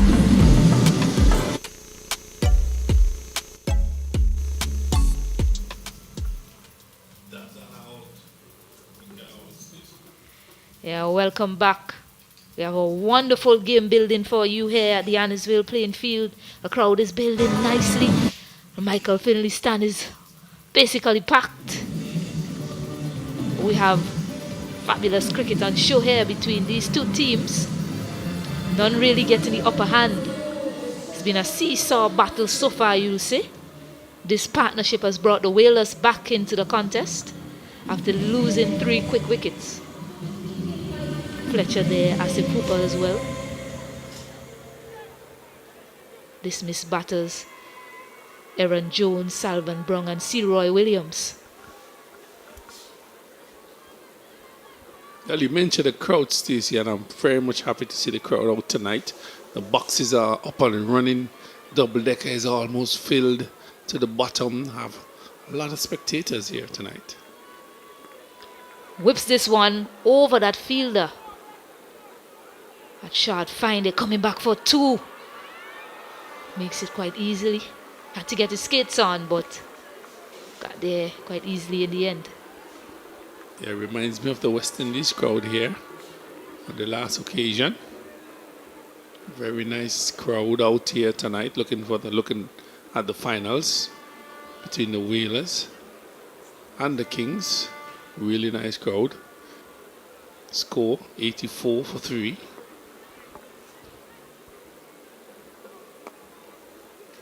Getting inside the line of that one, working it, looking for 2.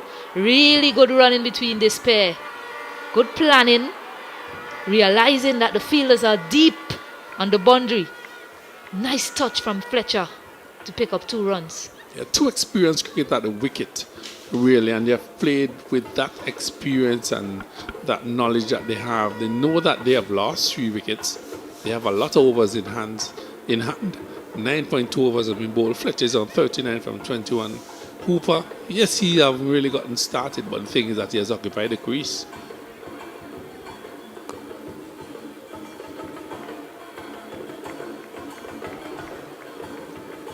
It's just knowing what you need to do in the situation and playing to it. So that's what you're seeing here from this pair. Also knowing who they have to come on the bench. Not a lot of batting to come after these 2.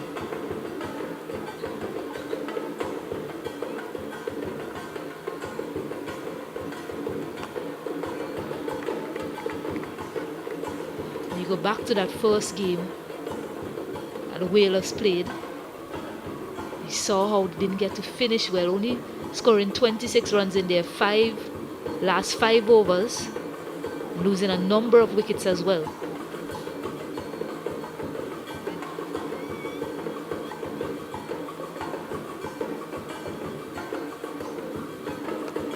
Yeah, well bowled there by Dijon Charles, not allowing him to free his arms.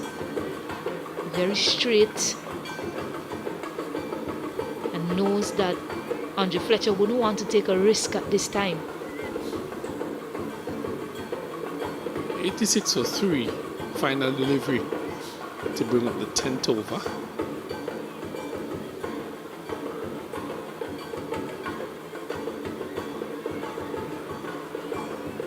He was doing so well not to bowl a wide in this over.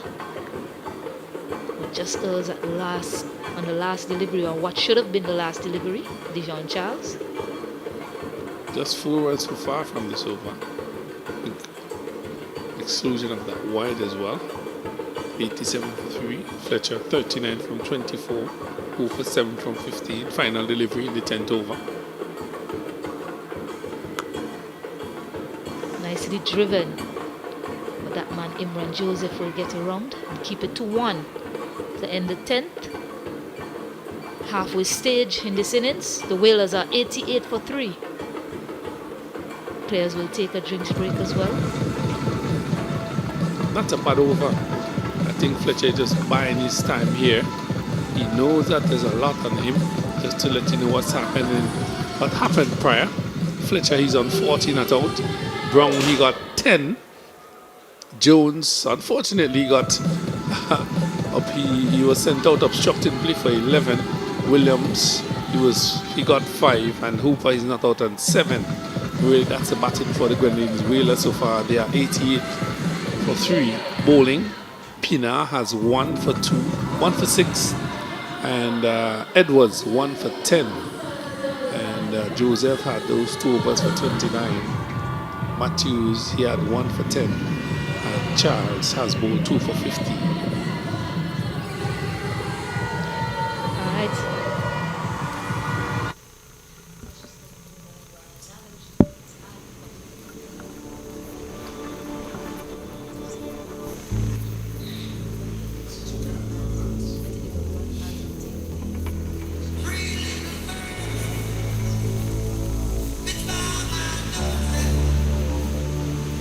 When people look at us, they might just see an all-inclusive beach resort.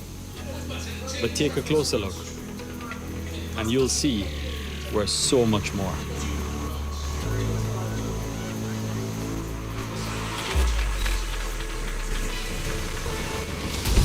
Everything we do, from the design of our properties to the moments we create, is born from our deep connection with these islands. And with our people, the heartbeat of Sandals. Champions of the Caribbean, ambassadors of its heritage, drivers of its future. We are made of Caribbean, and we're bringing it to the world. Because the world deserves to feel the real Caribbean. The douchey, the limey, the irie, that's what we're made of. And as we build for the future, we're inviting the world to see. There's no better place to experience the Caribbean than at a place founded by a family from the Caribbean. Sandals, made of Caribbean. Island hopping? We got you! Caribbean Airlines connects you to St. Vincent and the Grenadines in true Caribbean style. One flight, endless memories.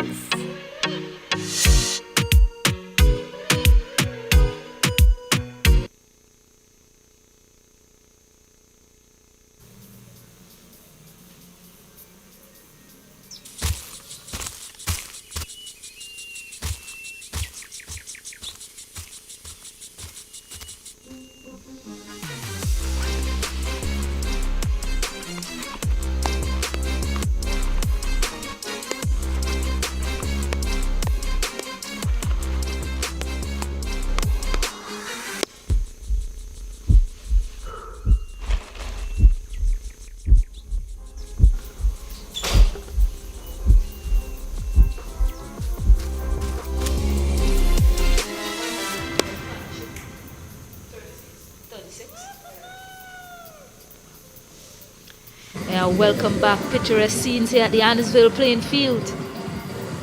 Have final in this Emancipation Cricket Festival. Kingstown Kings won the toss, decided to bowl first. The Whalers, partnership of 36 between Asif Hooper and Andre Fletcher. Kesrick Williams will think that he's 1 wicket away from restricting them to a low total. He turns to Oba Spina as the man he believes to get him that breakthrough.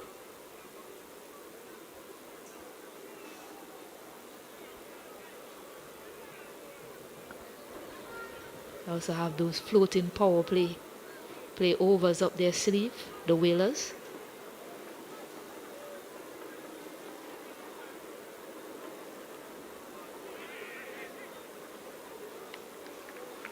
Cameron Martin, Obaspina starts with a wide.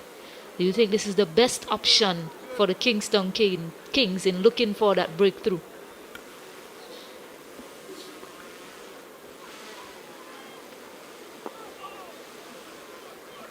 Working it, they're looking for 2 again. Fletcher was keen for it. As if Fletcher not so much. Good fielding there from Kesrick Williams. I think he's the best option to get a wicket, really. From what I'm seeing on the field, he has bowled well for Kings, and I think if you need a wicket, you would turn to him.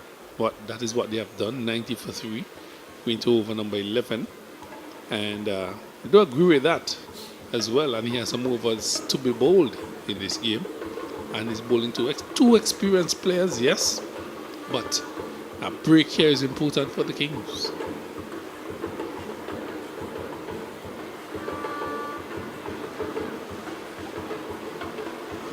Looks to take him on Asif Hooper. Couldn't get sufficient pattern to that one. But yeah, I'm with you there, Kenroy. Over Spina into his third. He's picked up that wicket of Salvan Brown.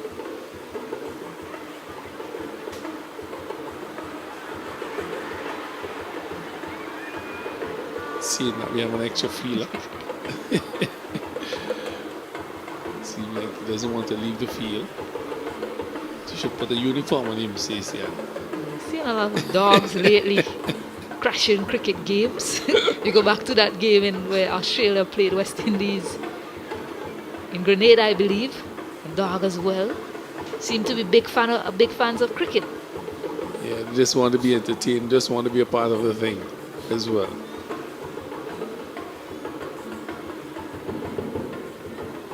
Yeah, it's important to look at how they decide to play over Spina. So far, they've been quite circumspect in their approach to him. It tells you that they want to take it deep and they know that he's the man they're looking to get a wicket. So they're not going to take him on. As he walks this one again to pick up a single. Probably have target bowlers in mind, bowlers that they look to target. Those floating power play overs, they're also very important with overs bowling. His third over now. Who'll bowl the death overs, who'll also bowl the floating power play overs. So lot to think about tactically for Keswick Williams. And the longer these two bat, the more he'll be thinking about these options that he has up his sleeve, Keswick.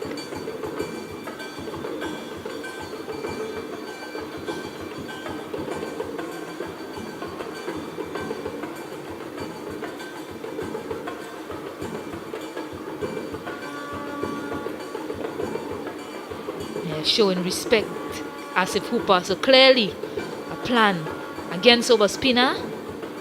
11 overs gone. Whalers 92 for 3.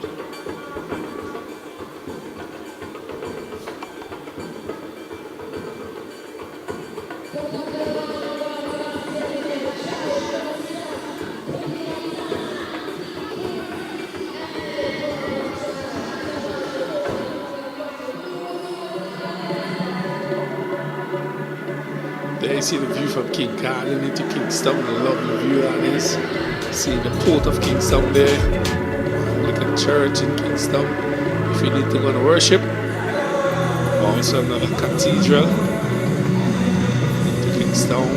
Bustling traffic. There you have the Cenotaph. In the middle of Kingstown. And also the Prime Minister's office just in the background as well. And there we have PH Vera. Middle of Kingstown, close to the terminal, bus terminal. So a lovely view of Kingstown there in the center of the action.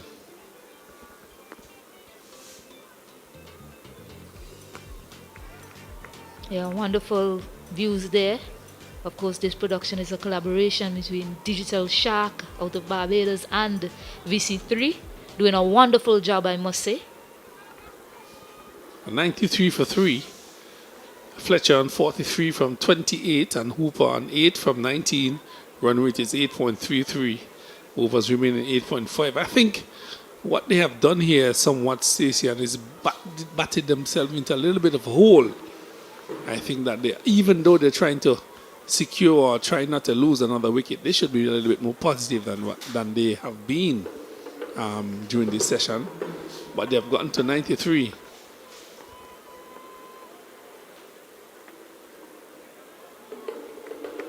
Yeah, Christopher Howe, the new bowler. Yeah, what they need to do here now is perhaps look at bowlers that they can target. Bowlers that they can look to score at least 10 runs and over off of until they get to that 15th over where teams typically look to relaunch and go big.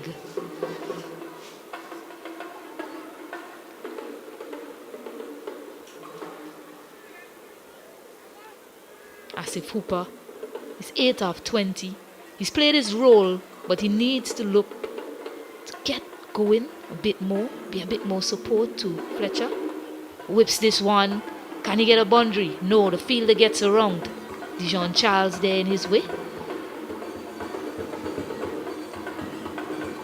yes, he's faced a number of deliveries in this partnership, 21 of them. He should really be looking to accelerate, as you mentioned, minimize the dot deliveries. But he's played a role, haven't lost a wicket since that wicket of Aaron Jones, Silroy Williams fell. This one tailing back in there from Christopher Howe. He's caught him on his hand, Andrew Fletcher. In with a battle here tonight, Andrew Fletcher. Body blows. Yeah, I think what they have done is really, yes, you try to secure a wicket. Yes, you try not to lose another wicket, but they're batting themselves in a little bit of a hole, in my opinion. 94 for 3. Somebody has to take the ball by its own. Yes, you have lost 3 wickets, but you still have to be aggressive. You still have to look for runs. You have to still look for that boundary ball to keep the scoreboard ticking over. 94 for 3. Yes, Hooper is on 9 from 21. That's a lot of deliveries to be batting the T20 game. Fletcher is 43 from 29. And the current run rate is just about 8.06. And overs remain is 8.2. So they need to step up their game to get to a total at least 150 in this finals. See where they finish. Then we'll see if this strategy worked for them or not at the end of the 20th over. But when you're going about constructing your innings, as you see the crowd continues to build here in the Emancipation Cricket Festival, it's the final. Look forward to some performances later on from various local artists. But of course, the cricket is on show now. And it's been a good battle so far between these two. But what I was saying, Ken Roy, when you're constructing an innings, you've lost 3 wickets. Yes, I believe that Asif Hooper could just be a bit more aggressive and be a bit more supportive in terms of rotating the strike a bit more when he gets a chance to be on. Andrew Fletcher, one just tailing back in and hitting him on the hand.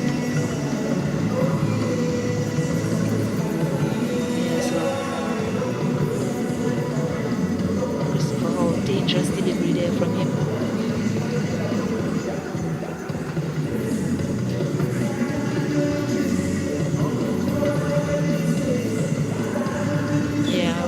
Perhaps the Whalers are thinking, as I said, about who they have to come. You look at that team sheet.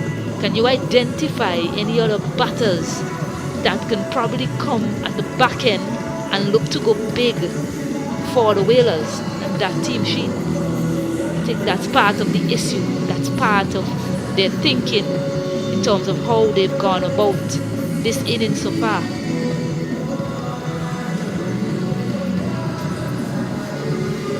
Well, these two are the last recognized batters, in my opinion, from the team sheet. And they are probably just looking to consolidate. Yes, they are looking to consolidate, but yet they have not looked aggressive. They have not looked like they want to score runs. Fletcher and Hooper. That's the thing that I'm really concerned about. As I said, they have kind of batted themselves into the hole. They got to 90 from just about 10 overs. They're now into the 12th over. 94 for 3 as a crowd here in Arnos Vale playing field. Looks very much like a West Indies crowd. Yeah, we're back, Christopher Howe. Bowled well in that first game versus the Leeward Lions. So he started well here also. Just 2 runs from his over so far. Asking questions of the batters. I just think that somebody needs to go. Look to go there, must say. Use of the feet, but wonderful bowling from Howe. Just looking to get his Yorker length right, and he did. 3 runs coming from that over. 95 for 3 after 12 overs. Planning your next vacation? Let's make it unforgettable. Fly Virgin Atlantic straight from London to the lush, beautiful St. Vincent and the Grenadines. 32 islands, 1 paradise. We'll see you soon. And just looking at the team, Stacey, and with the inclusion of Desron Maloney and Tijon Pope tonight in that team, Kingstown team, it causes their batting to really be elevated. Desron Maloney, a dangerous customer. Tijon Pope, no joke with the bat or ball either. And really, in the likes of Keswick Williams. And then, we have those Pinar and the other fellas up top who are doing exceptionally well for this team. It strengthens their batting. So I'm thinking that the Whalers are missing a few things here in their game, in the strategy going forward. 8 overs to go. I think what really hurt them is losing those 3 quick wickets up front. Maybe if they had maybe 2 wickets down, might see a different approach from these batters. But Keswick Williams now looks as if they've taken. No, they haven't. 3 fielders out. 4 in fact. Can he get that one in the gap? Good diving stop there by Trevian Matthews.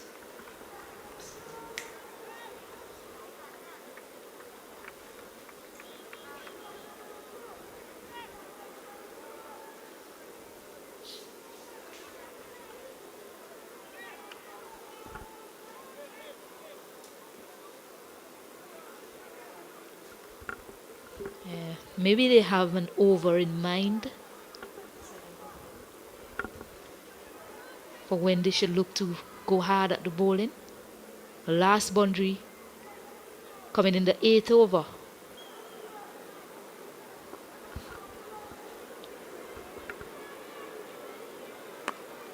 Gets a full toss, can't put it away. Safe to say, Asif Hooper is struggling here a bit to get his timing. Yeah, I think the job here is preservation.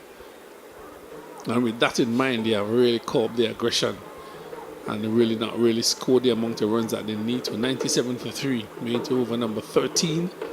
Score rate has dropped drastically. Yeah, well, this might do them some favors. Andrew Fletcher running to get back on strike because I think he saw the signal from the umpire. It's a no ball, so they're going to have a free hit. Much needed free hit from their perspective. Hope that they will be hoping that they can get a boundary away off this free hit delivery. Yeah, looking to up the momentum here is the Whalers. Fletcher is on 47 from 33, looking for that half century as well. Supported here by Hooper is on 10 from 22 deliveries. Yeah, 100 coming up as well. It's another no ball, and it's a boundary as well, a much needed one. A boundary at long last since 7.5. So they really needed that, the Whalers. And it's another free hit from Keswick Williams, overstepping. And it's a half century as well to that man, Andre Fletcher, the reliable Andre Fletcher.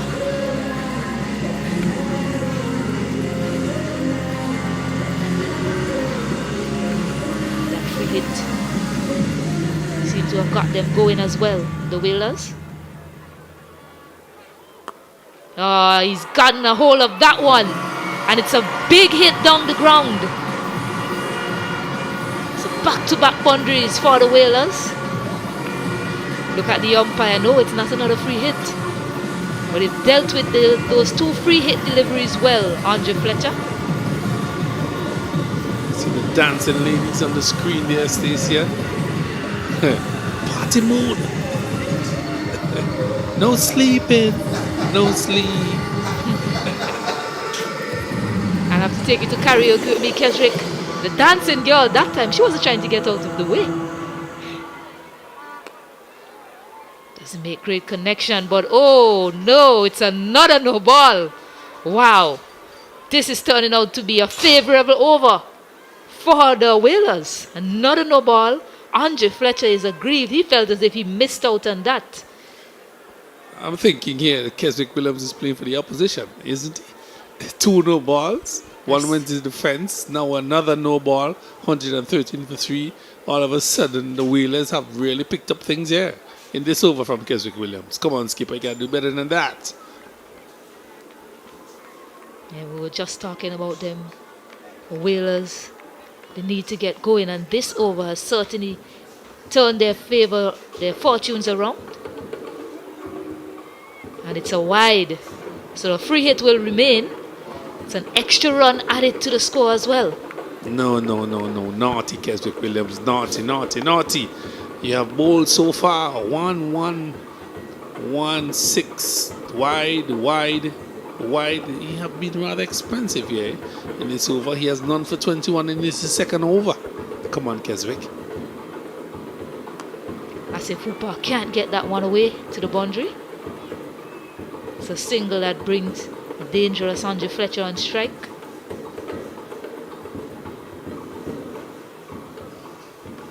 The crowd is just sitting, waiting for the action.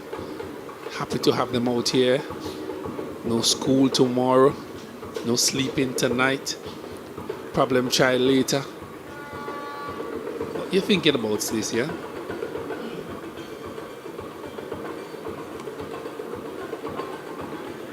Can't get it away.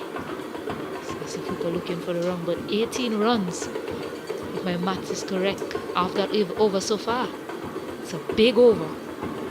I can safely say it's the biggest over of the match so far. In the context of the game, it's a huge over. Really, 115 for 3. Fletcher has gone past a half century. He's 58 from 37. And Hooper. Another delivery. Wide signal by the umpire against this. I'm not thinking Keswick is doing himself any favor here as captain. No, he's not, but I just sort of smiled to myself because he bowled a wide delivery and then he turned around immediately, looking quite guilty at the umpire, and then he stretched his arms open. Power down to mid-on for another single. Misfield could have gotten a second one. Batters just trotting along. 117 for 3. Fletcher on 59 from 38. Hooper 100, just 11 from 23. Struggling somewhat. Score rate has just gone up to 9. And really a bad over bowl by Keswick Williams have really propelled them to 117. I don't think they wanted to there. I think Fletcher wants to strike. Yeah, Fletcher is saying it's time for me to go. Sun, sea, and culture. Hop on American Airlines from the US to St. Vincent and the Grenadines. Easy, breezy, and unforgettable. Let the adventure begin.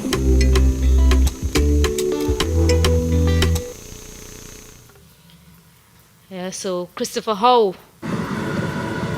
bowled his first over just for 3 runs. 117 for 3. That was a big over from Keswick Williams. 19 runs coming off it.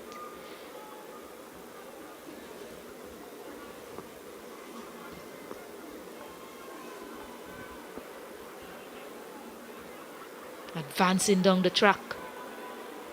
Pulling his length back on that occasion, Howe.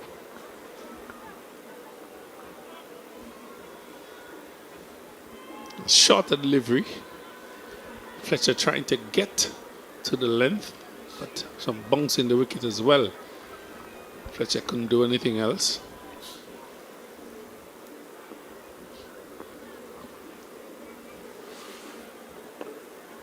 This one much fuller. He's sitting on the back foot, perhaps anticipating that fuller length, that shorter length, sorry. And Howe just wary to where he was standing, pitching it up. Smart bowling by Howe, wide outside the off stump as well. He has a sweeper, a man at long off, a man at backward point. So that is field setting, really, for the right-hander. So good bowling by Howe, smart. Oh, badly misjudged there. Hooper whipping it off his pad. The man had made the wicket, how do you say, cow corners. Really misjudged it, and it went into the fence for 4. Yeah, he overran it, Dave Duncan. As if Hooper getting a full delivery, flicking it to the onside, and Dave Duncan running in. He had to run around to his right at first, and then it just got in a bit too much. That one just burst into his hands. He was off balance as well, basically going down. Instead of standing firm on his feet to take the catch, probably would have made a difference there. Yes, a bad judgment there by him, coming in too hard and really missing everything, even the ball. The ball went through his hands into the fence for 4. Down the ground this time, but Obaspina gets in the way of it. Can that boundary just set the fire under Asif Hooper? Get his innings going. It's 123 for 3. Here, Fletcher's on 60 from 40. Hooper is 16 from 25. 13.4 overs has been bowled. Run rate is 9. Overs remaining 6.2.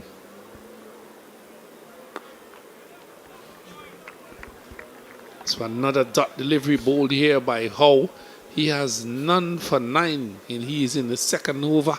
1 delivery remaining. A lovely crowd has built up here at Arnos Vale playing field. A double decker looking very nicely. And the Mike Philly Pavilion rather packed. Outside the off stump, smash to backward point. Would it get to the fence? Does it? Yes, it does. 4 runs to Fletcher. The Whalers have brought their harpoons to the game tonight. Yeah, the crowd loved that one. Gap finding to perfection there from Andre Fletcher. It was short, it was wide. He didn't try to overhit it. Just timed it and placed it into the gap. Too short, too wide. Knows where the fielders are. Got that into the gap. He didn't move, Andre Fletcher. He knows once it hit the outfield in the gap, it was always going to be 4.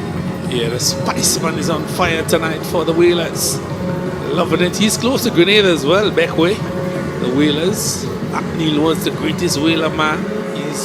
He came from Beckway's. He was deemed the greatest Whaler man out of St. Vincent and the Grenadines. A Beckway man. Once you have a whale inside, you have to call Neil, the Whaler man. 127 for 3. Fletcher has moved up to 64. The scorecard 10, 11, 5, 14. Hooper not out. Keswick Williams just pulling himself out of the attack. Really, some quiet times. Now we have seen some action here in these finals. Yeah, they've also taken a floating power play over, so just 2 fielders out. They've gone to Imran Joseph. Partnership of 76 standing out there between Fletcher and Hooper. The next best, Andrew Fletcher and Aaron Jones of 27. He's smashing that out to square leg for 1. Brings Fletcher on strike, rightfully so. He's on 64 from 42. 129 now for 3 into over number 15. So I think they have to really get down on this bowling. Another 7 wickets in hand. The likes of Pinar, Tacom, Desran Maloney. You have to be very careful with your scores here. The wicket seems very nice tonight. Haven't seen any low bounce. It's carrying nicely. Playing through as well. And the atmosphere and the weather is pretty nice this year. Hi ladies, how we doing? Had their game a little earlier. Northern Stars and Southern Stars, the ladies. Patricia Drack, former West Indies female cricketer out of St. Vincent and the Grenadines, we've seen on the screen. Hi ladies, how we doing? Juliana Nero there as well. Yeah, it took some time to set their field. Gets it wrong to start. A wide one.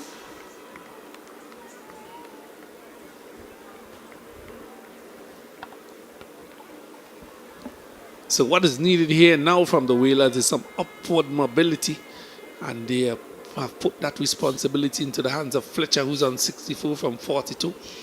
Hooper 17 from 26, 129 for 3. Looking for a target of at least 160 here tonight. Lovely batting strip, Stacey. I've not seen anything unorthodox, anything popping, anything squatting. So it's a pretty good batting wicket. Hi ladies. the Kings have some support in the crowd as well. I think he's missed out on that. A white signal by the umpire. Another run to the total, 130 for 3. He hasn't found his line to Fletcher so far. 2 whites on the opposite side.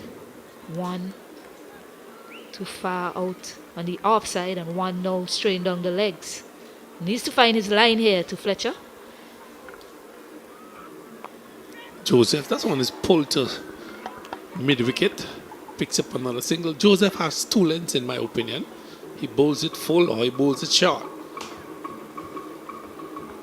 Crowd enjoy themselves. Big up themselves, big up themselves. Yeah, what he has in his favour is that he has a very good short delivery. So yes, he uses that short pitch delivery quite often, but it always seems to challenge the batters.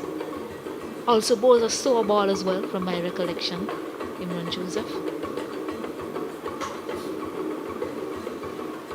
Short delivery.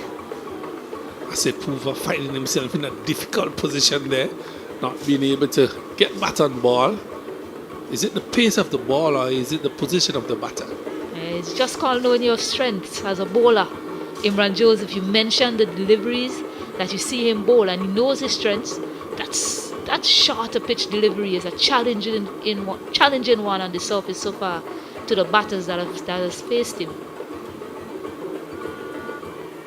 Lovely crowd in tonight, lovely crowd. Short delivery, it's in the air. Would the catch be taken? The keeper's coming around, he takes it, Haksher. Hooper goes back for 17. He has been supportive to Fletcher, but his time has come, and the Whalers have lost wicket number 4. That of Asif Hooper, 131 for 4. Yeah, breaking a massive partnership between these two. 80 runs partnership between Fletcher and Hooper. Set his team up well in this competition. But again, that short ball coming into play. We mentioned that that's the type of delivery that he goes to quite often. Asif Hooper, it was short, it was wide, but he was looking to pull it. Perhaps should have been looking to play that through the offside. His team applauded him on his way out because they know that he's done a wonderful job for them. Neil Lewis, he can also hit some big bumps.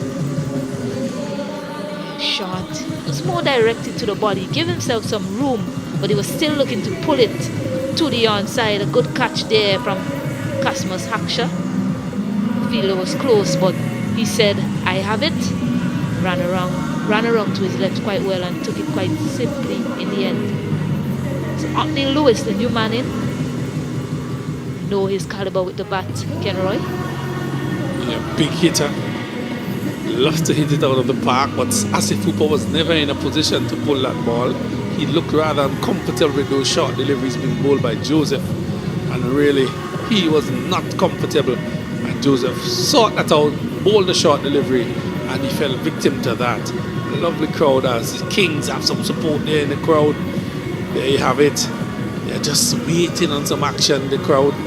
Lovely crowd in here. Mike Finley's field, Frank Thomas, 3/4 double-decker, and really a lovely crowd here tonight in this, the Emancipation Cricket Festival finals between the Kings and the Whalers. A lovely crowd, 131 for 4, Fletcher 65. Lewis have just joined him. Yeah, this is good for the Kings. Picked up a wicket, just 4 runs, and it's also in a floating power play over. So wonderful from them so far. Quicker delivery there by him. No signal from the umpire. That's one over the shoulder. That had some pace on it. Wicketkeeper taking it above his head, Haksher. And really 131 for 4. Lewis just coming out of the tournament in St. Lucia as well. And really that was a quick delivery bowled there by Joseph. He's a tall man, Neil Lewis. Umpire signaling just 1 for the over. I didn't think it was over head height. Change of field. Fine leg comes in, square leg goes back. 131 for 4. Joseph, 1 for 33. He's in his third over. Lewis in the second delivery. He's hitting that through mid-on. Would it get there? Diving stop there by the man at mid-on. Good cricket. Just a single. That brings you over to an end. 133 for 4.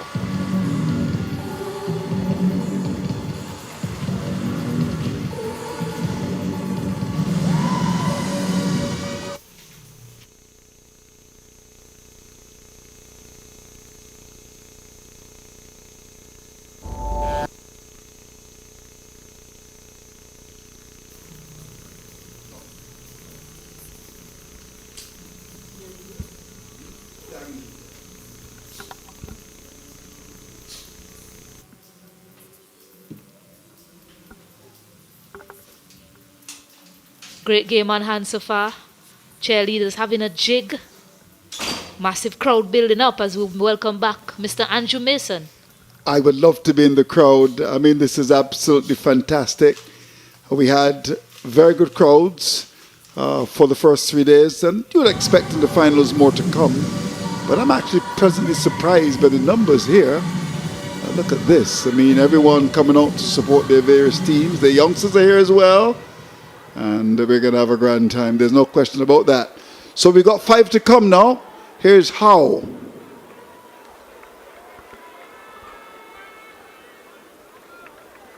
Tell me about Lewis. Is he a good player? Yeah, I know he has some power in his hitting. He's mainly known for his off-spin bowling. But he can hit some big shots, particularly straight down the ground. Anthony Lewis.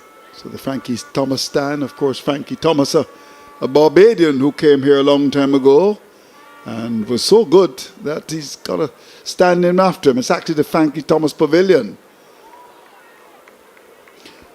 But of course, Fletcher is going to be so key in this little sneak and overthrow. Keeper didn't take it, so they got a run. Every run is important. But you just get the feeling, Stacey, and that's Fletcher setting his toes out here to get a big one. He failed in the first match. We know he's got the abilities. 44 balls, 67 runs. And if he is there in the 20th over, I would think they could get pretty close to 200 here. We shall see. Yeah, and he will be close to 100, if not already on 100. Very good save as well. That was hit with tremendous power. The fielding has not been bad. Youngsters very much on show here. Looking forward, of course, to the big show. I'm sure our friends in the various stands looking forward to the halftime action. The stand is going to be long, so we may have a long night. They'll get a single here. But this is good bowling by Howe. Good variation. Fletcher very watchful, very vigilant, very patient, very studious. Pitch has been good, Stacey Ann. Yes, it certainly has. So they'll want to get a big score on the board. The Whalers challenge the Kings batting lineup.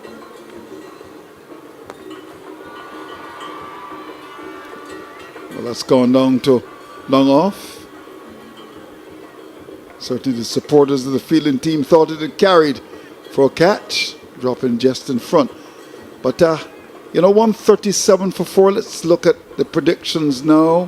1 to coming over number 16. You reckon we'll get maybe 160, 170? Yeah, they should be aiming for 180. I would think so as well.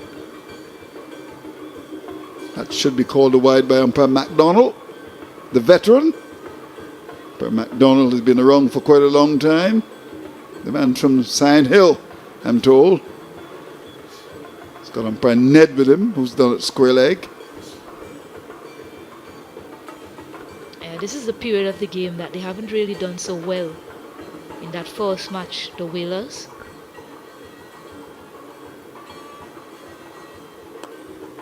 Lovely shot, beautifully played. We look for the second here and we'll get it. Now this is expert batting by an experienced campaigner, playing the ball wide of long off and came back in the end for the second run. So the dangerous Fletcher goes to 70. And the situation now, 140 for the loss of 4. 16 overs gone. City pace got you tired? It's time to slow it down. Jet in with JetBlue and soak up the vibes of St. Vincent and the Grenadines. Relaxation starts the moment you land. So thanks to our friends at JetBlue for coming very much on board. St. Vincent, a wonderful, wonderful country. Oh, the dancing girl, she needs some help there. I can go and do a little jig. Yeah, she's all alone there. All alone. So that's the president's suite, and the big ups are there. And without Prime Minister Gonzalez will be quite happy with the turnout this evening. It's a big crowd. Michael Finley Pavilion looks to be about 90% full. Look across to the double-decker. That could be about 60%. Lots of Kings fans in the house as well. Yeah, you get the feeling that there are more Kings supporters than Whalers. Hope the Kings wouldn't be whaling this afternoon. Yeah, the only blue I'm seeing is from the volunteers, the shirts of the volunteers. Yeah. So lots of green shirts for the Kings. Here's Joseph to continue. And that's it with a lot of power. That's gone. Very well played indeed by Lewis. That's a maximum. Square leg. Yeah, they'll want to look to finish well. The Whalers didn't do so in the previous game. Just pulling that one to mid-wicket. It's an area that he looked to target, mid-wicket and straight down the ground. You have to make sure that you have those areas covered well for him. Fielders in the right position. Dijon Charles, bit too short there, and that man is so tall. He'll get on top of that quite easily. Well, he looks to go again. Wow, that's gone down to the Michael Finley Pavilion, another maximum. And I suppose he's had some of the fish broth that I had for dinner this afternoon. They tell me it was barracuda. Didn't see any dumplings in it. But my golly, he has hit that with tremendous power. And that is what I was just saying. It's the area that he loved. He was too short, Dijon Charles. Was too full on that occasion. And I think he will welcome that. Long levers of Otney Lewis in charge here, and Spiceman doing a dance as well. He loved that shot. Yeah, he was dancing away under the lights here at Arnos Vale in St. Vincent. And this really is a wonderful spectacle. Yeah, they're looking to do better in this period. I mentioned it's the area that they faltered in the last game. They only scored 26 runs, albeit the bowling team came out and defended it. They scored 26 runs in the last five overs. So they'll want to finish better in this match. Big match, a final. How will Joseph respond here? Too wide. Ned, he's got some work to do. He's been a busy man. In fact, I was just checking on social media before he came on. The various conversations about the dismissal of Aaron Jones. Someone actually said that the umpire was right. Darren Powell, the former West Indies fast bowler up in Jamaica, told me that the umpire got it right.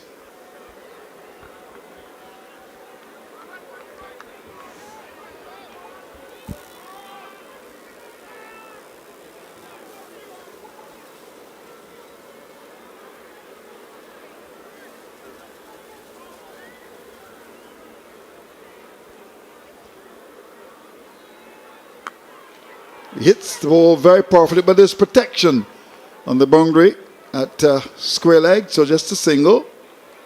Just get the feeling that Lewis is one who enjoys his batting. He's got 16 already from just 7 and is pushing that rate up to just past 9. It's now 9.33. Yeah, on that discussion, though, I had mixed reviews as well. Very similar, an umpire messaged me and he said that the umpire got it right. And I told him, you need to look back at the footage, because looking at the replay, I saw Aaron Jones running straight and Kazmas actually got in his way. That's a big hit. That's a big hit from a big gun. Wow, that's gone sailing over. Fine leg, that's gone for another maximum. And Fletcher is on fire. Yeah, innovation there from Fletcher. Using his crease well. Picking that one up, using his wrist. Very strong wrist, Andre Fletcher. He surpassed the highest individual score in this tournament so far. Kevin Stone made 72 yesterday. He's now on 76. He used the crease well, got to the offside, and just flicked it quite powerfully to fine leg. So thanks to Darren Paul up in Jamaica. In fact, he said that he prefers to watch the tournament here rather than the one that is played in Florida. Wow, Pakistan were doing pretty well. Now, Joseph Charles actually goes round the wicket. This is a time now where Fletcher reckons that he can go into second gear. He says, Jones is out for obstruction, and that's right. The batter shouldn't be pushing the fielder. The fielder was ahead of the batter. Watch the replay carefully. But he also said, yes, because once the wicketkeeper got ahead of the batsman and the batsman's hand stretches forward, it should be that he was obstructing play. Watch again. Interesting comments coming from the former West Indies fast bowler, Darren Powell. Good night to you, sir. I won't argue with an expert, but I just looked at where the ball dropped. It dropped behind of Kasper Saksha and Aaron Jones. He was there with Aaron Jones tussling, looking ahead instead of looking up, in my opinion. Didn't really look like he was getting in a position to take the catch. Yep. But the expert has spoken, and so he's already been dismissed. He's already back in the hut. Yep. But a good finish on show here for the Whalers, despite of what happened earlier on, losing 3 quick wickets. Yeah, that's very true. That's another wide. Umpire McDonald has been busy. Yeah, but it certainly has brought a lot of discussion on social media. And I'm sure that those are hailing us. Hello, how are you? Lovely ladies of St. Vincent. St. Vincent, of course, a country of beautiful ladies, confirmed by Stacey and Adams, and all those beautiful people in St. Vincent. Beautiful country. And we are very happy for your support. The legends are enjoying it. Here's Charles to bowl to Lewis.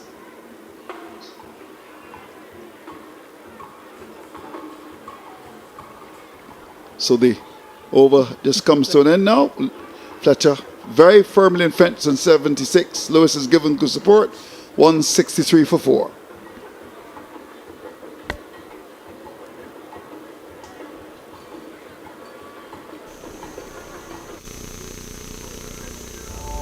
It's okay to take some time for yourself, to breathe, to regain your strength. That's how you find your way back.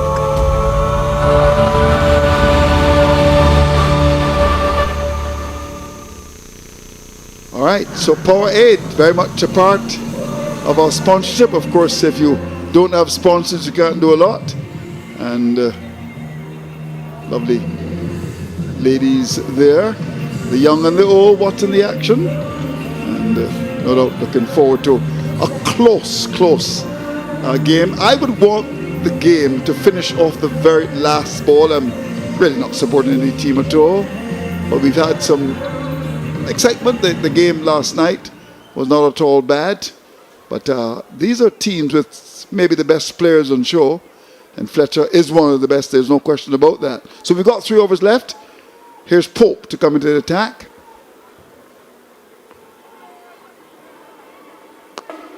No, that is all power.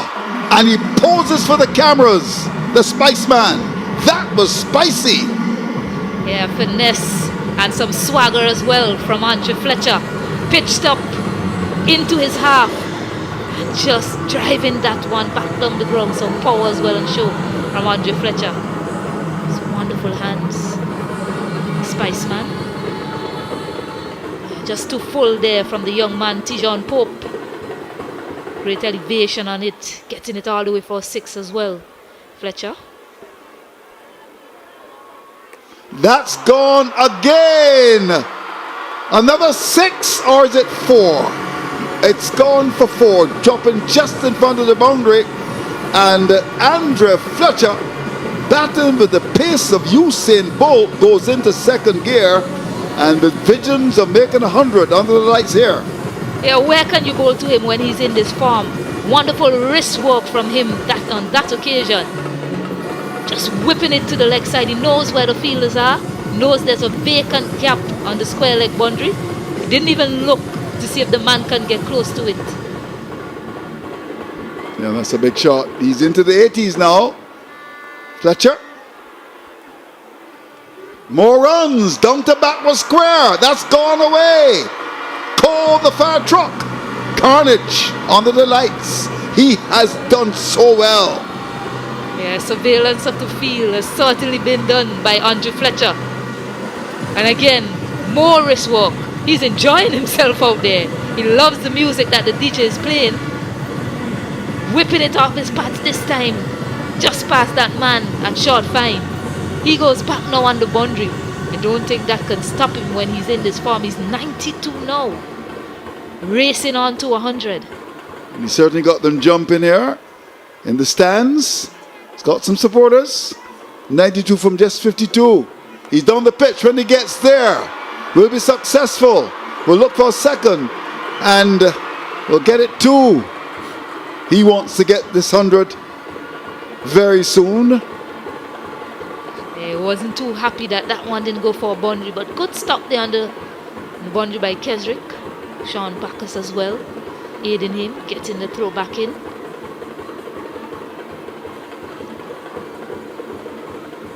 There's a lot of height on that one. Andre Fletcher. Bit of width to work with. It's a clean save from Kesrick Williams. Went down as if he hurt himself in the process there, but he's back up on his feet. So he's just a shot away from 100 now. He's gone to 94.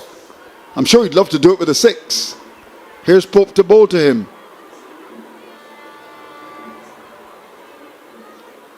Yeah, I think there'll be an adjustment in his score. I think that, yes, they have 6.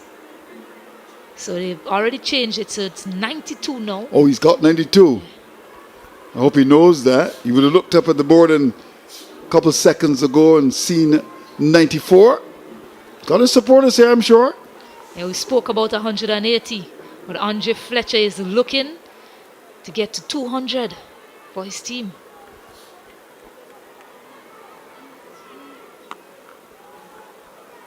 Just a single. I think he's conscious of the fact that he's in the 90s now, wouldn't want to give it away. He has also gone past the highest score in the competition, and that's what we spoke about. As this tournament progresses, we're seeing the scores get higher and higher. 180 now, 168 previously being the highest. So 18 gone, 180 for the loss of 4.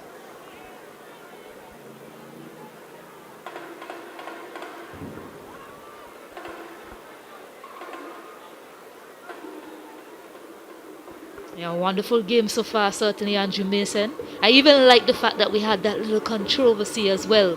No cricket without some drama. Yep. And brought out the pundits and the experts as well. I really love that. Everyone chiming in the discussion as to what happened there. Varying opinions as well. We can't all get it right all the time. And I really like that we had that. Yes, I like that. Number of persons are tuned in all over the world and the Caribbean as well. That's what it's telling me. Yeah. The numbers are pretty big. I know that Prime Minister Gonzalez was happy, asked for the numbers, and we gave those numbers to him. Of course, Annette Mark, she's the CEO of the Tourism Authority here. She's put this all together. NBC Radio, of course, carrying the broadcast. I'm sure John, the manager, the general manager will be happy. And this man batting will be happy if he makes 100. He's on 93 and he's on fire. The Spice Man, Andre Fletcher. Now Pinard is back. Pick up the bowler so far, over spinner.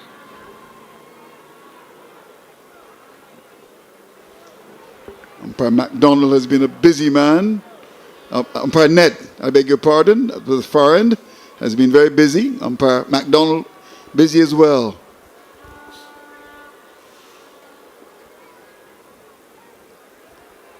Yeah, there's no doubt that the approach here by Pinard would be to bowl wide the off stump.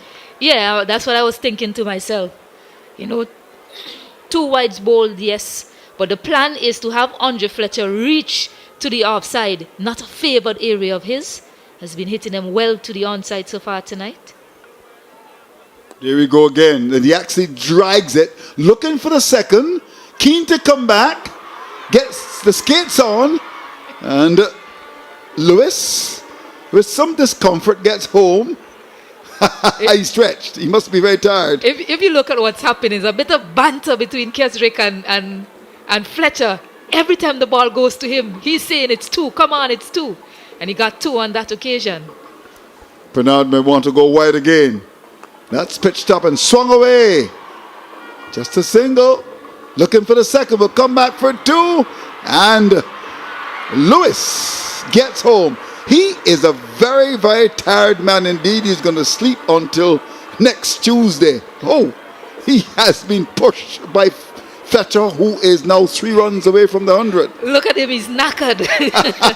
But it's a contest again. It goes to Keswick Williams, and right away Andre Fletcher is saying it's 2 more runs at Neil. You're a tall man, it's just 2 steps for you to get down to the next end.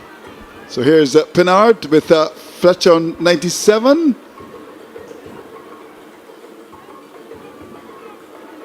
Gets a single. Pinard knows that he's got to keep it wide of the off stump. It's been pretty successful so far. Of course, these guys data driven. That's wide of the off stump. Getting even closer, Fletcher. Yeah, great plan to Fletcher so far. But he's playing it with such calm, Fletcher, because he knows there's another over after this.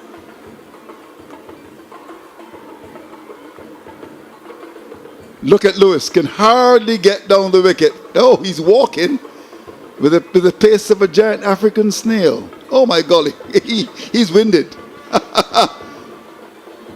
8 runs coming off the over so far and 2 more balls remaining. So not a bad over still for the Whalers. 98 to Fletcher.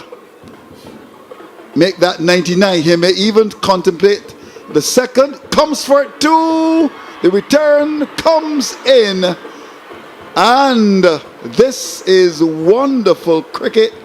In the final analysis, something had to give. Something had to give. There's no doubt about that. Yeah, he was tired, Neil Lewis. He really ran him out. Yeah, in that session. Andre Fletcher coming back for the second. Good throw from the young man on the boundary. Perhaps not such a young man, Christopher Howe. Not Lewis has been run out in search of 2 more.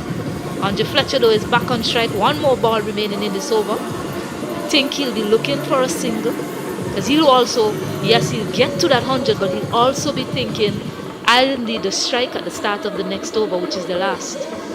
Yeah. The value of the knock of Lewis has been good.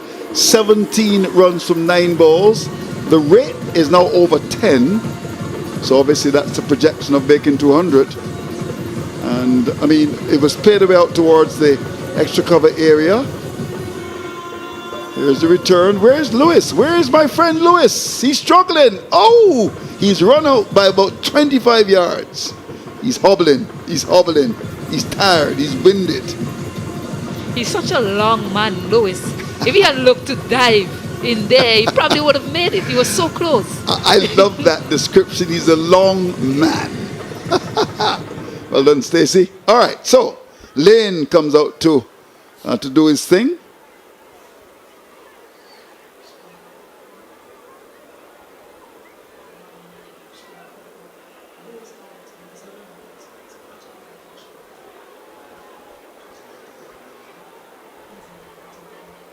So I think Fletcher, just confirming, is he 99?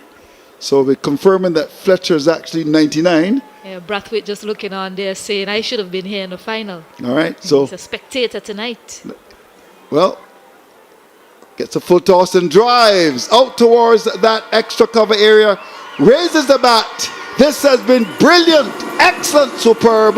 Under the lights here at Arnos Vale, the Spice Man, Spicy as ever, doing a great job. 100 to him from just 59 balls. A performance worthy of commendations. Take a bow.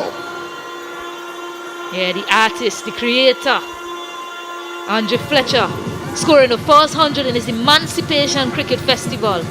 We must give him all his plaudits for the way he constructed his innings under pressure up to now, where he has a chance to launch at the back end.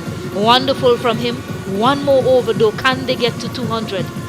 Well, the way Spiceman is going, you can bet your bottom dollar on that, then you go for it. But this has been a top-notch, dangerous batsman he is, recognizing the importance of occupation of the crease. And he's the leader and would not want to fall into the same trap that happened in the game that he played. And inspired by the desire to get a big score, he has done extremely well. 100 from just 60 balls. Good support down the order coming from Hooper, 28. And of course, don't discount the work of Lewis. In fact, Hooper got 17, Lewis 17. Work and to come, Joseph Douglas and the other batsmen, but certainly has been pretty good. Pennard has been good as usual, has had a good tournament. His 4 overs costing 20. Joseph 1 for 34, a bit expensive. He's got 1 to come. And Pope, he's conceded 31 from just 2. So the last over is about to be bowled. Now Fletcher decides that he is not going to take a single off the first ball because he would want to deal Stacey-Ann in boundaries here. Yeah, and they're continuing to hang it wide to him. Dijon Charles just bowling that one wide. He dragged it to long on and turned down the single. That's going to be called a wide by my favorite umpire in the Caribbean, umpire MacDonald. Very stylish man he is, almost like umpire Dickie Bird, who would have been in a time when Clive Lloyd played that massive finals, 1975 World Cup, when Lloyd made 102. Here's Charles to bowl to Fletcher.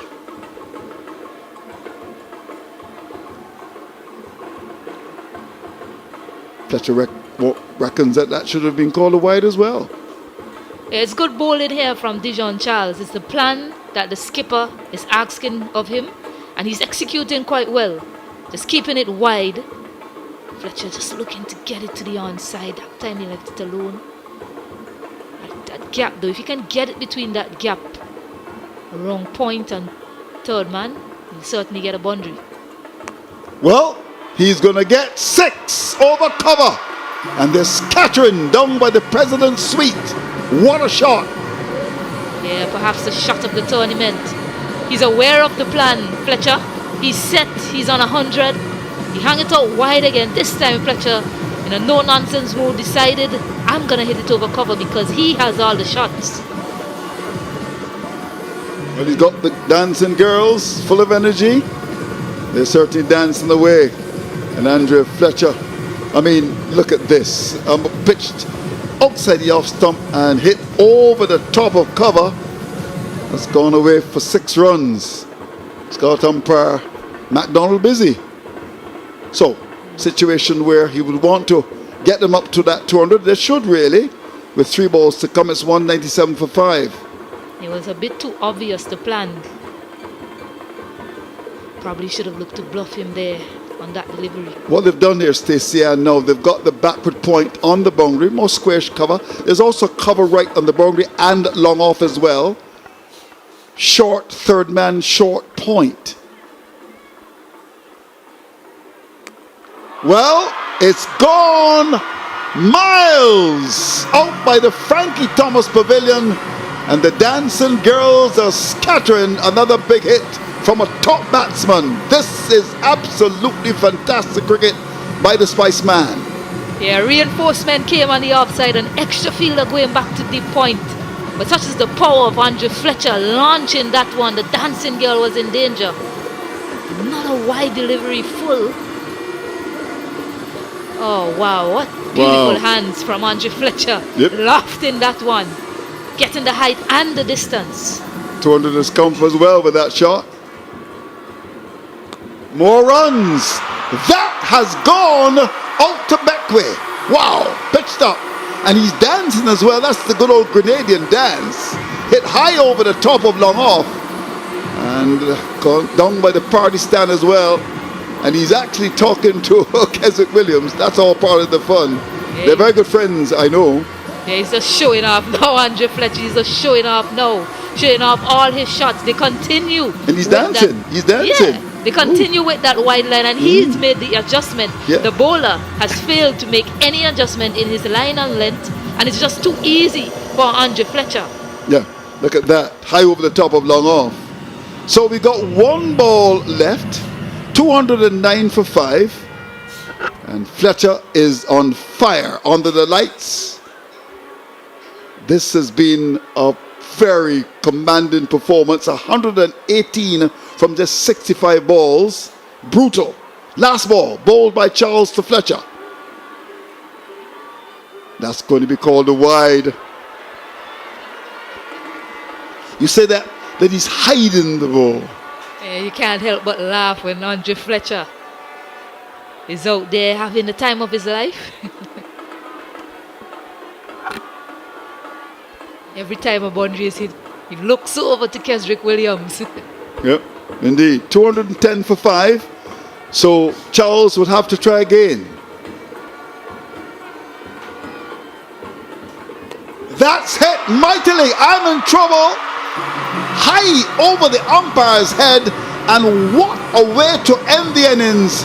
The Spiceman in total control, and the Whalers have done an extremely good job here thanks to their top batsman.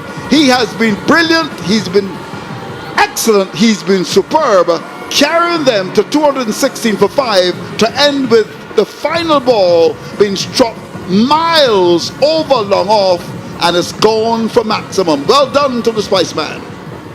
Yeah, an unbelievable shot. Breathtaking innings from Andre Fletcher. I think the crowd wanted more. He wanted more as well. He was disappointed that was the last delivery.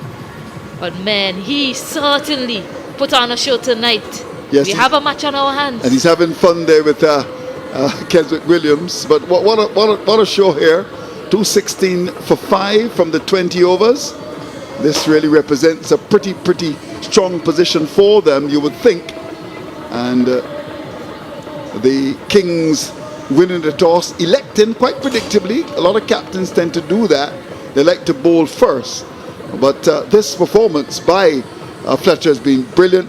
124 from just 66 balls.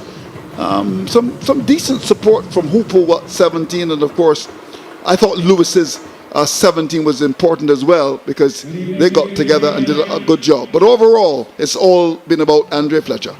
Yeah, really showed the value of taking it deep. The bowlers were taken to the cleaners over spinner to pick up the bowler with economy. His economy below 5, his run rate per over below 5. Imran Joseph, 34 runs from his 3 overs. He picked up a wicket. Trivian Matthews picked up a wicket as well, but he was not reintroduced. Keswick Williams, his second over went for a lot. Most of the bowlers just went around the park by Andre Fletcher. You're seeing a lot of economies over 10. Big partnership of Andre Fletcher and Asif Hooper really standing out. 80 runs. And then Otney Lewis and Andre Fletcher again. It's all Andre Fletcher on that card as he opened the batting. 58 runs between him and Otney Lewis, and 27 runs partnership to finish. Really showing the value of having a set batter and taking it deep. I know that my co-commentator Ken Roy Martin had his concerns.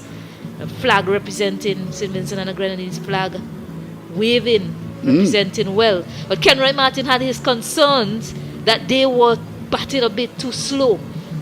And I think Andre Fletcher and Asif Hooper, they knew exactly what they were doing, and timing was everything. Yeah, I think it's been, for the most part, a calculated innings from Fletcher.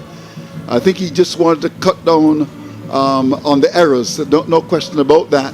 And in the end, he was brilliant. 215 for the loss of 5. I think we got some action downstairs. Let's go and find out what we've got for you at this moment. Good evening, ladies and gentlemen. Good evening, Arnos Vale. And good evening to all who are watching us live from St. Vincent and the Grenadines for the Emancipation Cricket Festival Are you having a good time here tonight? Who is winning tonight? Will it be the Kingstown Kings? Or are you hoping for victory for the Grenadines Whalers? Well, tonight we'll find out if you can really see whale in Arnos Vale. But tonight, we are here to honor our 1975 cricketing legends, some of whom have joined us here in St. Vincent and the Grenadines over the last few days for cricketing excitement and for the launch of this wonderful festival, which is intended to become annual. Please join me in welcoming our legends, 50 years on, Alvin Kalicharan, Collis King, His Excellency Derek Murray, Sir Gordon Greenwich, Sir Andy Roberts, and Sir Clive Lloyd, the greatest captain that ever lived. This evening, as part of honoring our legends and others, the government of St. Vincent and the Grenadines is pleased to unveil our commemorative stamps in their honor. Focus your attention towards the big screen where you'll see the stamps being unveiled. If we could just have the stamps there now.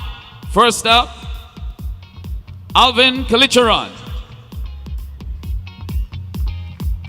Let's hear it, ladies and gentlemen. Collis King.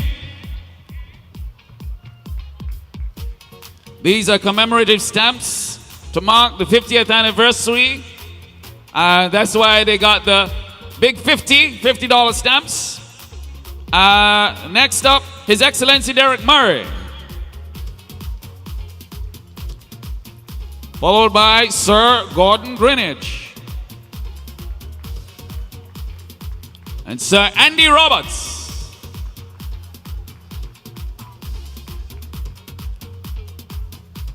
You gotta get a stamp.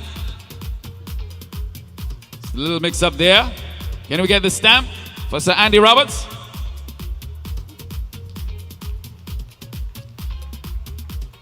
There we are. And Sir Clive Lloyd.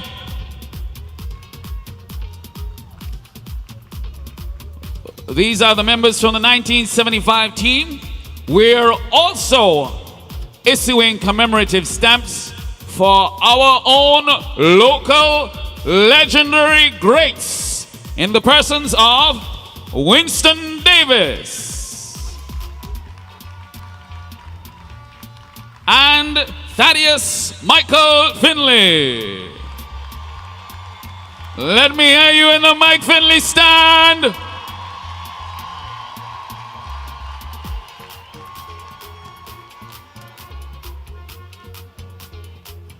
Thank you very much.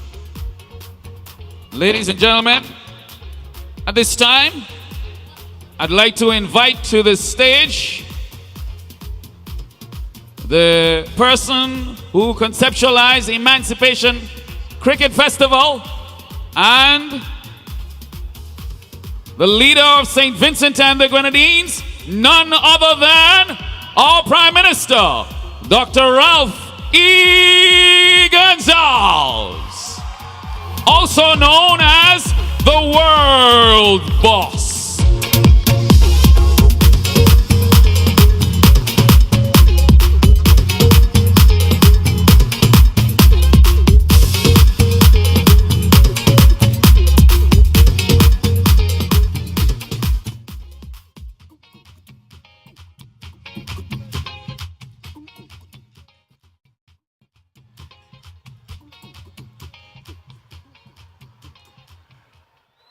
Good night, St. Vincent and the Grenadines. Good night, the Caribbean. Good night, the world.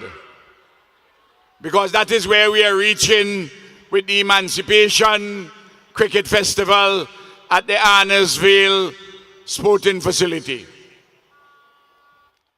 I want, on your behalf, on behalf of the people of the Caribbean, and all the cricketing nations of the world, the people, to welcome to Arnos Vale, to St. Vincent and the Grenadines yet again, our amazing legends of 1975. Represented here by Sir Clive Lloyd, by Derek Murray, by Andy Roberts, by Gordon Greenidge, by Collis King, and of course, the Pope himself, Michael Thaddeus Finlay of St. Vincent and the Grenadines, who is here with us this evening. We had a lot of speeches earlier today at an official luncheon. And there are not going to be any long speeches here tonight because we want the game to start back very shortly. But bear with us, we have a small ceremony of great significance. Just to report to you that as your representatives, on Monday, our Parliament conferred on the 12 surviving members of the 1975 Cricket Championship team, the highest office in our land, the highest office of St. Vincent and the Grenadines, our citizenship. And I know that all the formal arrangements are being made to have all the legends, the 12 of them, inducted into the citizenship of St. Vincent and the Grenadines, with the rights and privileges and duties and obligation of our citizenship. We have had other commemorations for them, and you have seen some in relation to the stamps, and there will be others. We pledge here tonight before man and God, before woman and God, that St. Vincent and the Grenadines will continue to be a beacon in support, a light in support of the legends of 1975. We so pledge, and we are prepared to mobilize other CARICOM governments to ensure that they themselves will continue to be truly honored, and their names will forever be etched in our hearts and in our minds as men of great valor and courage and skill who have done so much for our Caribbean civilization and the uplifting of the noble values of this civilization. We have so much to thank them for. We have not given back to them enough. We start that now. I thank them on your behalf. We love them. We treasure them. They are us. Thank you, my dear brothers and sisters. And may Almighty God continue to bless each and every one of you and your families, and to give you longer life in hope, in faith, in love, and in prosperity. Thank you from the people of St. Vincent and the Grenadines. God bless you. Please remain on stage, Prime Minister. Thank you, Prime Minister. Please remain on stage. We move now as we're going to invite the legends to collect. But first, If you can just turn around, Prime Minister, we're going to ask all the legends to stand for the unveiling. Turn around for the unveiling of the Legends Pavilion in honor of our legends.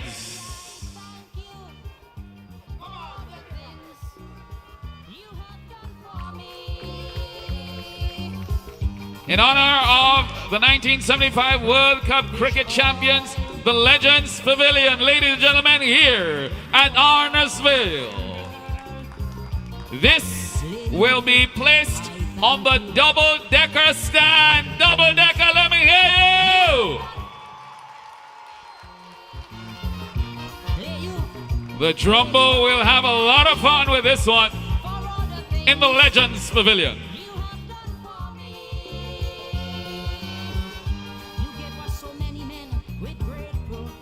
We ask Prime Minister Gonzalez to join us again on stage, along with the chief organizer for the Emancipation Cricket Festival, none other than Minister of Tourism and Culture, the Honorable Carlos James.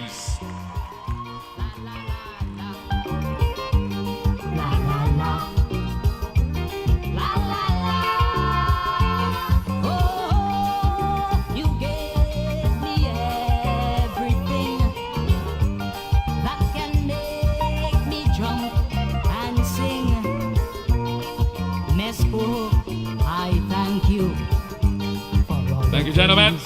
You will be assisting with the presentation of these commemorative plaques. We're also going to invite to the stage to assist our brother from Central Leeward, none other than Minister of Sports, the Honorable Dr. Orlando Brewster. I thank you for all the things you have done for me. So free, I thank you Well, for all the things. And the president of the St. Vincent and the Grenadines Cricket Association, who has fully endorsed the Emancipation Cricket Festival. Ladies and gentlemen, please welcome Mr. Dougal James.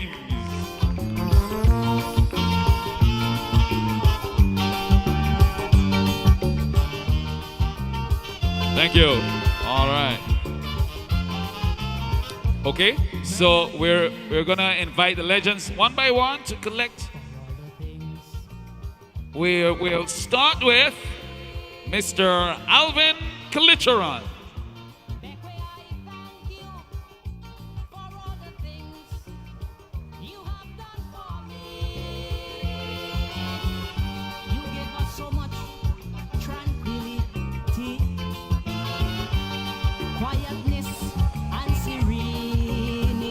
Let's hear you!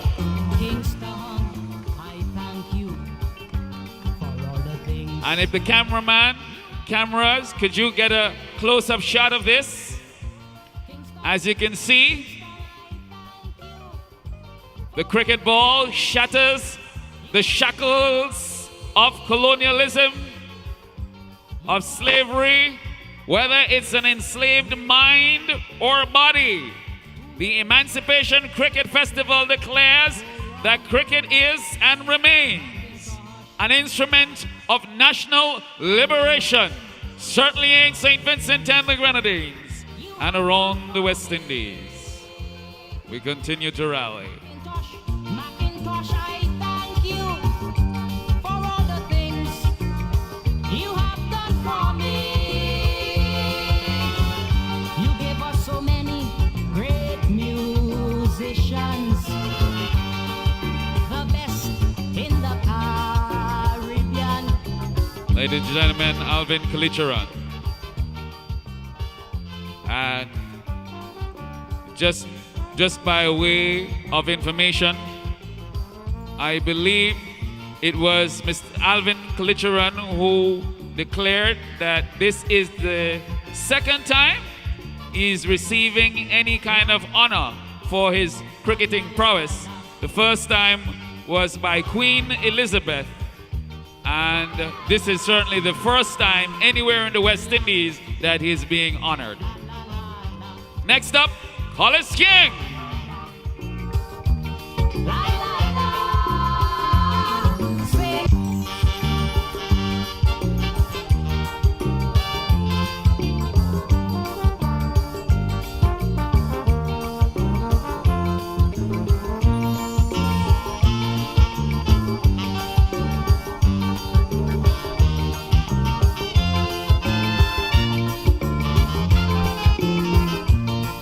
St. Vincent, I thank you for all the things you have done for me. Honoring our cricket legends from 1975, 50 years on. For all the things you have done for me.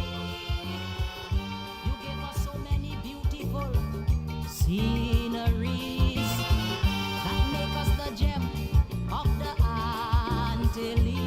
Next up,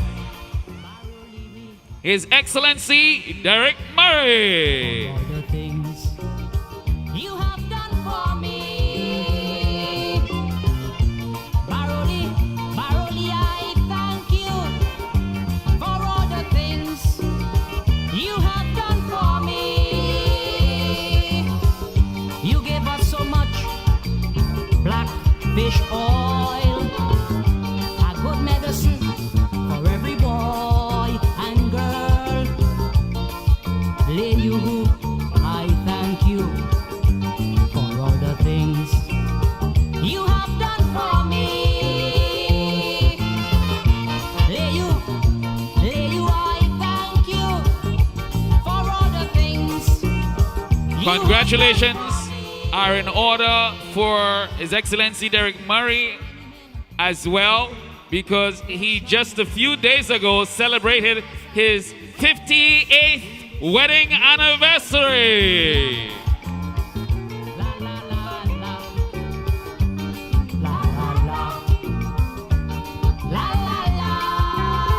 Next, Sir Gordon Greenidge.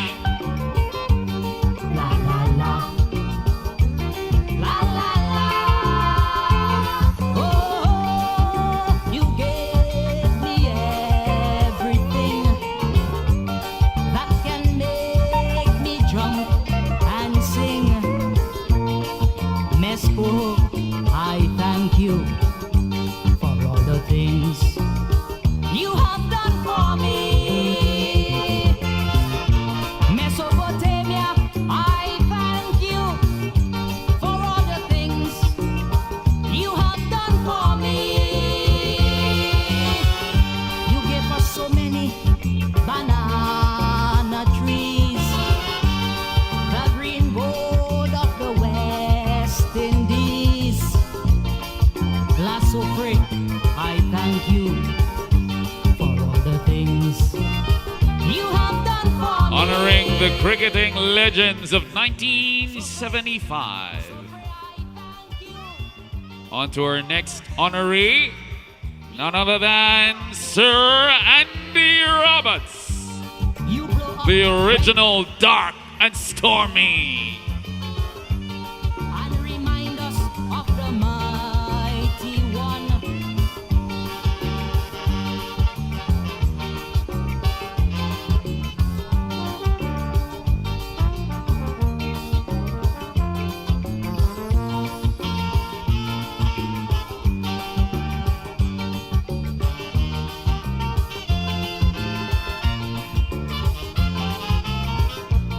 Grenadines, I thank you for all the things you have done for me.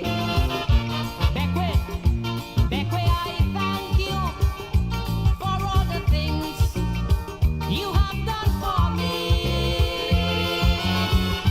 You gave us so much tranquility. Thank you, Sir Andy. And last, but certainly not least, we honor the greatest captain that ever lived. Ladies and gentlemen, Sir Clive Lloyd.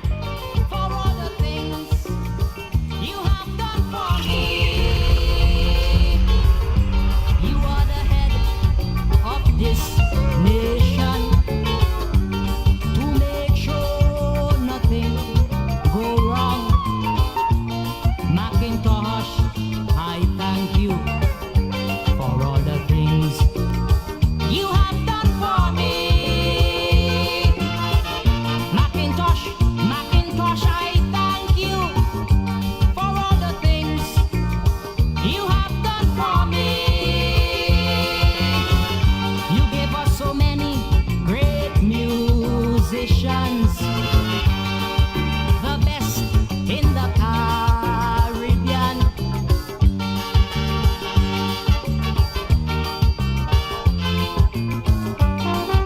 Thank you. Sir Clive, please remain on stage, and we're gonna invite all our honorees back to the stage for a photo op, along with Prime Minister Gonzalez, Ministers James and Brewster, and President James. Photo op with legends.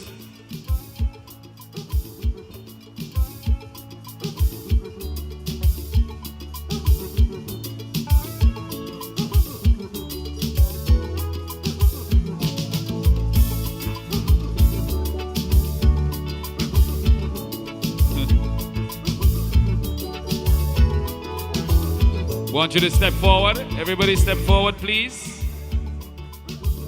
Just a few paces forward. Yes.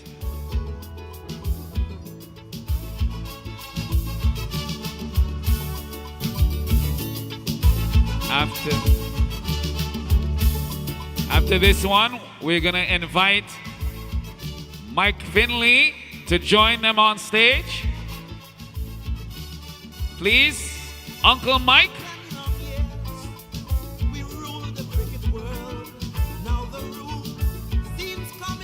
Ladies and gentlemen, Arnos Vale, please put your hands together once more.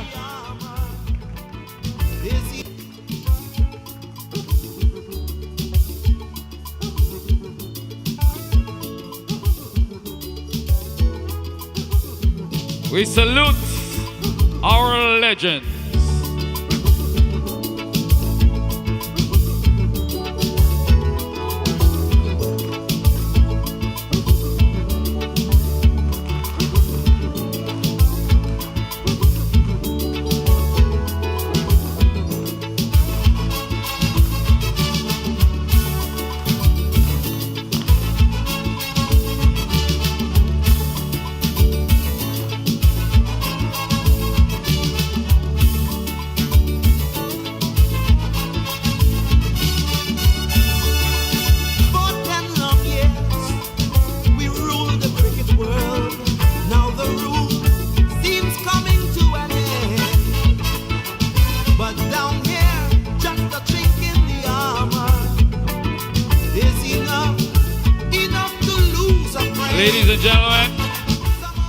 Ladies and gentlemen, please, we crave your indulgence for just a few moments longer, as Sir Clive Lloyd has requested to speak to you here at Arnos Vale.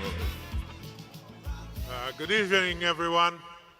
First, I must say, Prime Minister, thanks for everything you've done for us in the last couple of days. It has been memorable, and I'm sure that hopefully we will be here again for something. I don't know what it is, but now that I've been sanctioned, I'm one of you. So I must say again, thanks for everything, all the presents. They've made us feel very special, and I speak on behalf of the players, and they echo the same sentiments that I've just said. So thanks again. I hope you enjoy the rest of the cricket. And thanks again. Bye.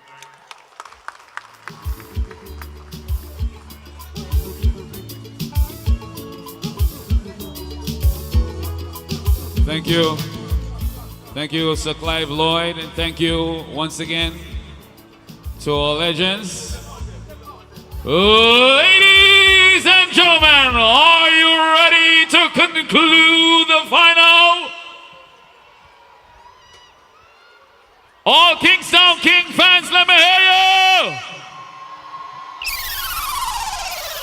All Whalers fans, let me hear you. Oh, let's rumble.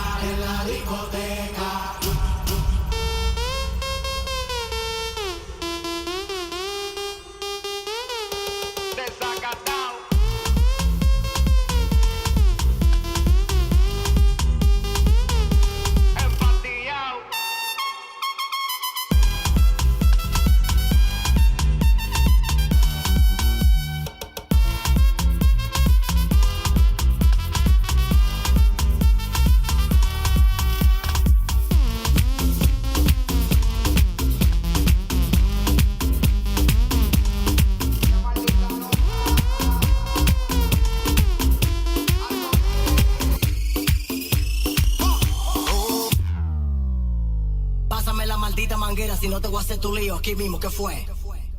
Y la cosa suena ra, y la cosa suena ra. Scooby-Doo, pa, pa, y el pum, pum, pum, pum, pum, y el pum, pum, pum, pum, pum, pum, pum, pum, pum, pum, pum. Y la cosa suena ra. Scooby-Doo, pa, pa, y el pum, pum, pum, pum, pum, y el pum, pum, pum, pum, pum, y el pum, pum, pum, pum, pum, pum, pum, pum, pum, pum, pum. Y la cosa suena ra. Absolutely brilliant. Thanks to the people of St. Vincent and the Grenadines. I'm sure that the legends appreciate this. I know they've been treated royally, and they should really, when you consider what they've done for us. Kenroy Martin is very much with us. Kenroy, take a bow, St. Vincent and the Grenadines. Yeah, well done to the government and people of St. Vincent and the Grenadines for this initiative. The Warriors of West Indies cricket has been shown much appreciation from the people of St. Vincent and the Grenadines, the government, and really they deserve such treatment. Yeah, and of course on the field of play we saw some very interesting cricket. There's the man of the moment, Andrew Fletcher, hitting the ball high over that fine leg area, and there he goes again.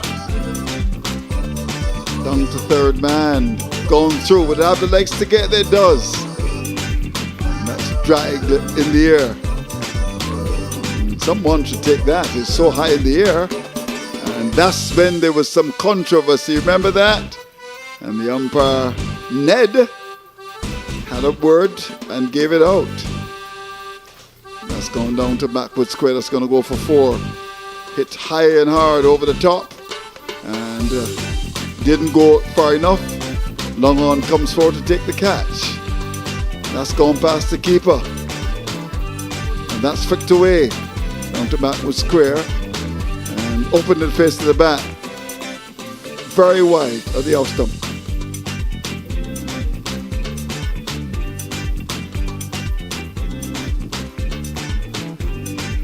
So some good stroke play. Very quiet at the start. A bit of finesse over the top of the extra cover area. Big shot. Square the offside. That's going to go through. And going down to backward point for 4. Now, this is a ball in the air. The keeper taking the catch quite comfortably. We'll be happy about that. This was a time when the innings got a fill-up too far down the leg side of the way. Now that's gone over the top of the cover area. And beautifully played again. While all this was happening, Fletcher getting closer and closer to his 100, no question about that. And he really did a wonderful job. Oh, Lewis, I couldn't make it. But you know, Fletcher was just a runner away from his 100. Lewis gave him support. And there was the moment. Andre Fletcher, calculated, brilliant, excellent with his batting. And in the end, he was good. But he was undone. He was undone by any stretch of the imagination. That's going over cover. Here we go again. High and hard. That's gone to Beckway. Hit high and hard. And sails away. The last ball pitched up. And there was the batsman hitting the ball over the top of the cover area. And then fun under the lights here. That's gone miles over the position of a long on for 6 runs. Ken Wright Martin, the former Windward's cricketer, is with me. Of dominant display by Andre Fletcher. Yeah, it was an all Andre Fletcher night. By this time, he played sensibly, and at the end of the day, he scored a brilliant touching for his team, put them in a very strong position, and really kudos to him. Now, just before we go for our commercial break, I want you to tell me, do you think they've got enough runs in the bag to win this? Look into your crystal ball. Come on. Come off the fence. Talk to me. Well, even with the introduction of Maloney and the other player tonight, I think that runs on the board here at Arnos Vale says a lot. Okay, so it means that you're backing the team with the runs on the board. Runs on the board is runs on the board. You have to go and get it. All right. We have not seen a team chase that amount of runs yet and win. Right, okay. So the magic number is a big one. I would even tell you what I'll do is pause for business cause.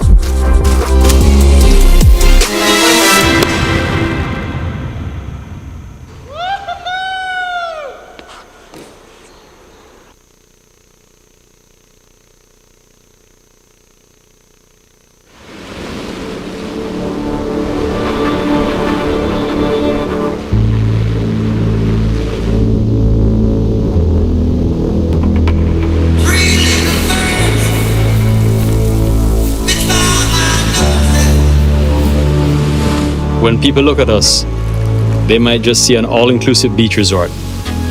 But take a closer look, and you'll see we're so much more.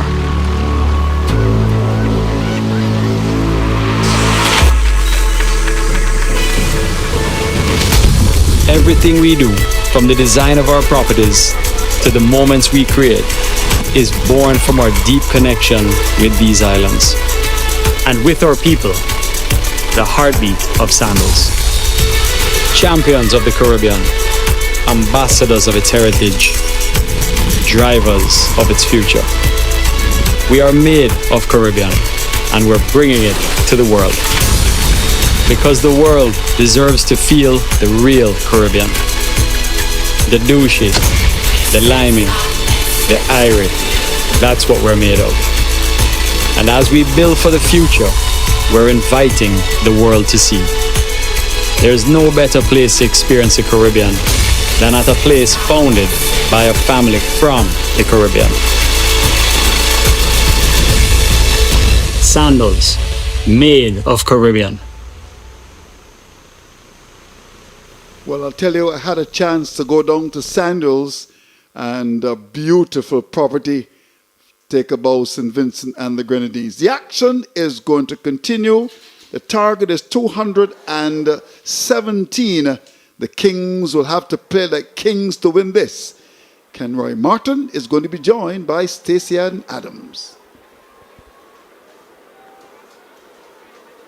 With a target of 217, really the Kings need to be playing like kings, as you said before. They need to rain from above. First delivery. This one is short and pulled.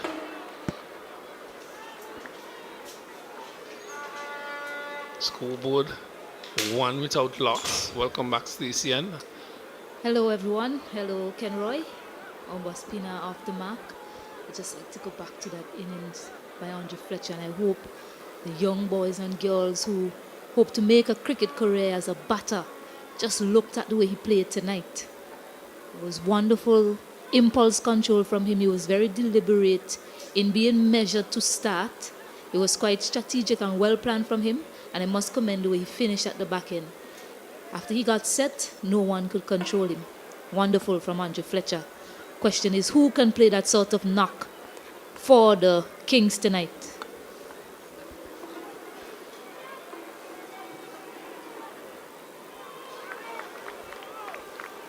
Short lifting delivery into the keeper's glove. Salvan Brown is doing those duties tonight. 217 on the 17 on the board. The Whalers are very much comfortable in my opinion.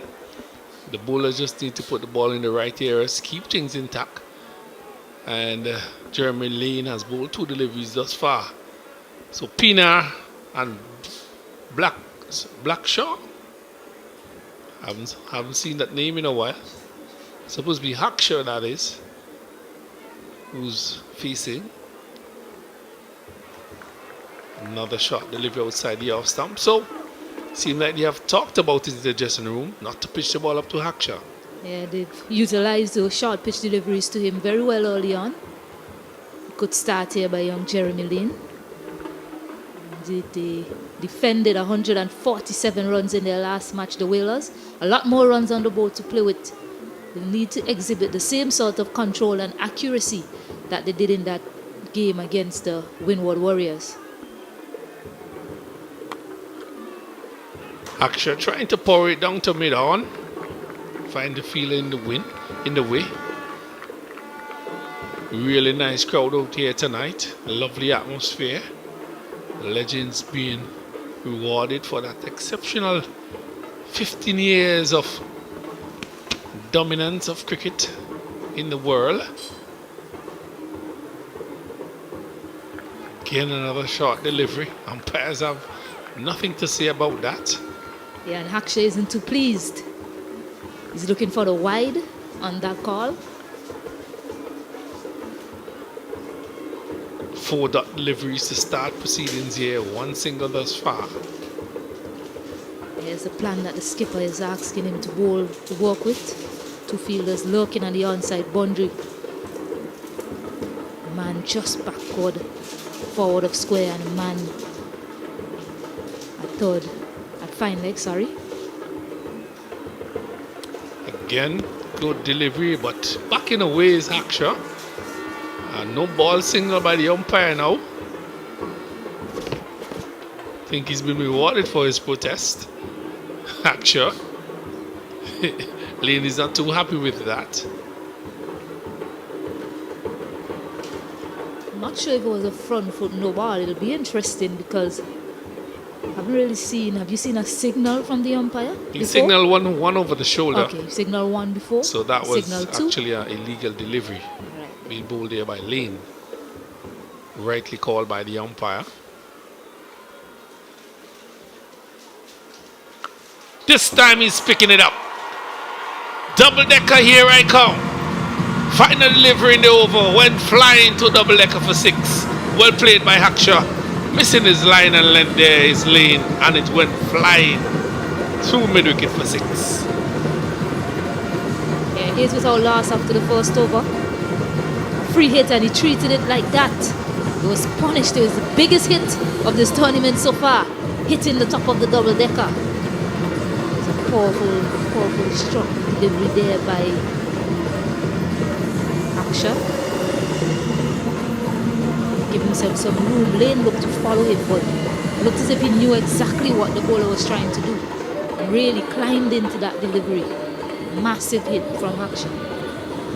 Yeah, the Kings need a kind of start that would propel them to that 217. They need Pina and Haksha to give them that lovely foundation, a solid foundation to follow. They would have the likes of Lane and Lewis to contend with. Not forgetting Maloney on the back end also for them. Huge target of 217. Haven't seen that sort of total in a T20 game here at Arnos Vale. Chased down successfully. So there's a lot at stake here tonight in this game, the finals.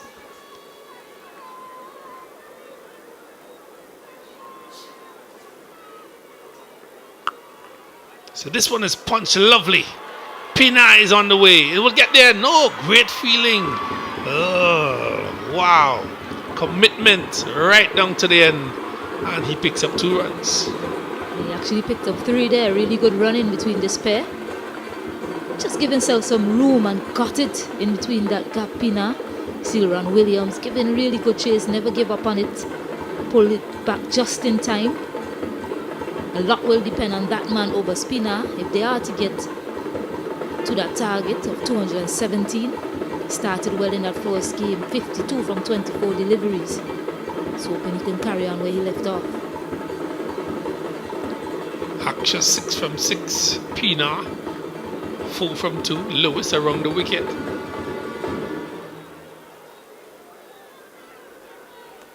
Haksha is going, hitting the inner portion of the bat, running down to fine leg. So we have seen some aggression from these 2 batters thus far. 11 without loss. Required run rate is 10.98. They are currently scoring at 9 runs per over. And a target of 217. Huge target that is in the context of this game. And how it has been played. Warwickman and his men. The Whalers.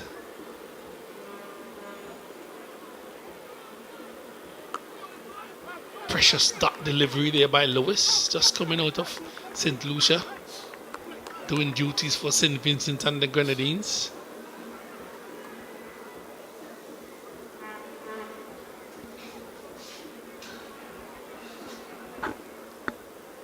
This time he's hitting it back straight to him. Pina is gone.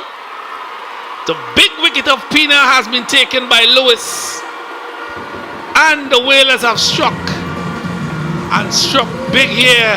With Pina not making such a big impact tonight. Oh, that is a massive wicket in the context of this game.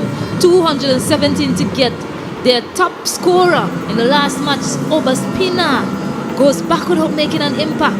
He slapped that one straight back to Arnos Lewis, who held on. What a catch from him. He was hit hard, but big hands there from him. He wasn't going to drop that.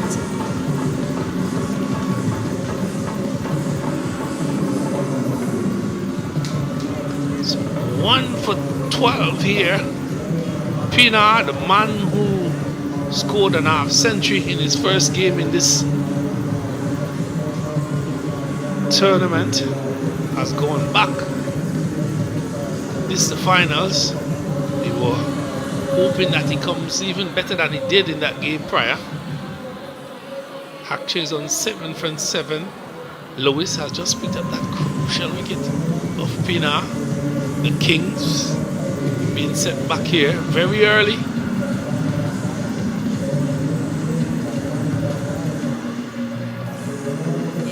Arnos Lewis is that type of bowler that will always make an impact for you. If he's not economical, he's picking up wickets. Started well for his team.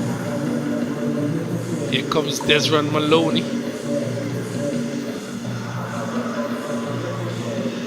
Having a little chat with Salvan Brown. 2 very good friends, police officers as well. Can you imagine what has been said? He's also in some good form. Desron Maloney scored 2 half centuries in that Windward Islands tournament.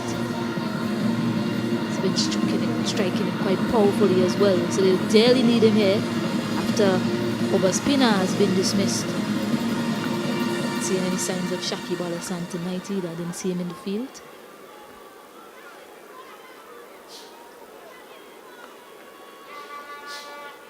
So it's 217 to get. Desmond Maloney yet to face a delivery. He's on strike. Lewis 1 for 4. Oh, he squeezes that one. Immediately gets off the mark.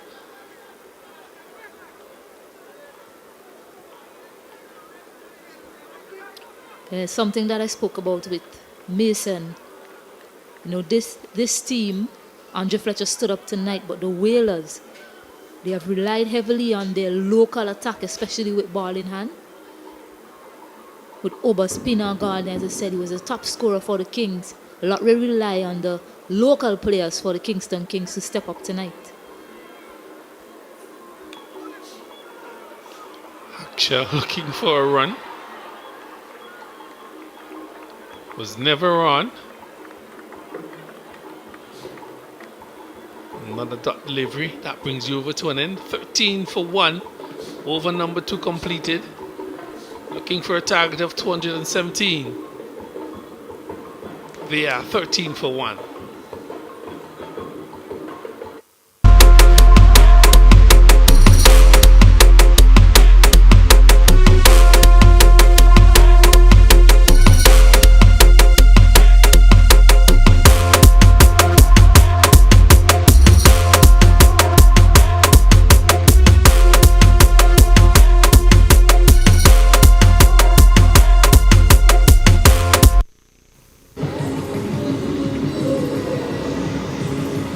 Lovely sight here.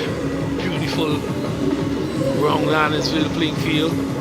Packed stands, double decker. P.H. Vera, Mike Finley, Frank Thomas, party stand. Lovely crowd out here tonight. Just about, in my estimation, about 6,000 to 7,000 people here. Really good support. Cricket always a winner here in St. Vincent and the Grenadines. Lean will continue for the Whalers.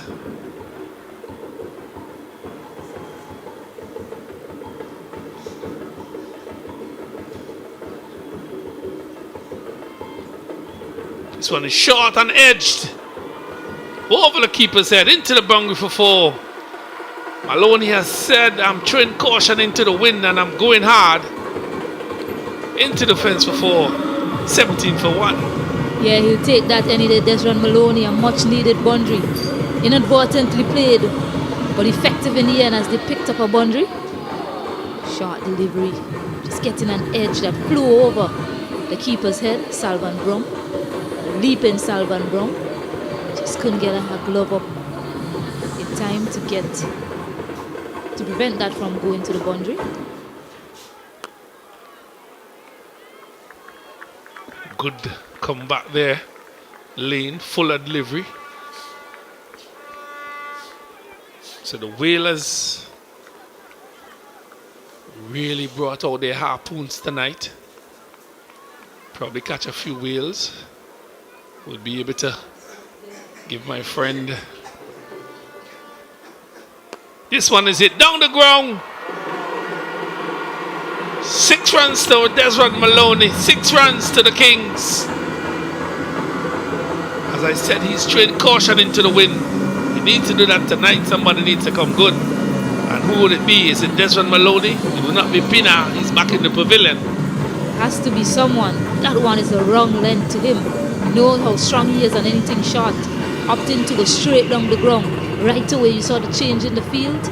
He's asking as the Cooper to go back at point. Bring that fielder up in the circle from fine leg. Perhaps going to take it away. He's actually going to run closer to cover as the Cooper as I speak.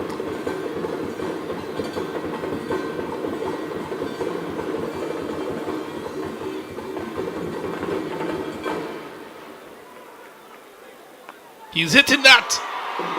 Over square leg, the crowd loves it, the dancing girls love it as well. 6 more runs to Desmond Maloney, and he's really putting the fight and bringing the fight to the Whalers here, the Kings.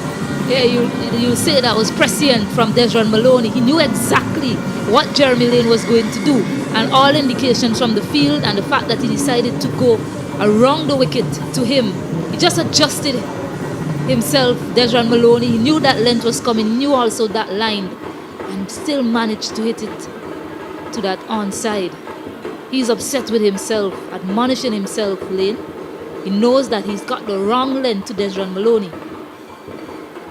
The field had been adjusted, and Lane faltered, and Desmond Maloney took advantage. Shot again outside the off stump, slap in the air of the sweeper. Skipper would say that's better. Picks up another single. 29 for 1, 30 for 1. Maloney 18 from 6, Hackshaw 7 from 8. And really a flying start here by the Kings. They need that sort of momentum to take them over this total of 217. And they need someone like Desmond Maloney to take charge and to lead his team here tonight. Looking for that victory. Run rate required is 10.89, and they are scoring at 10.59. So good stuff here.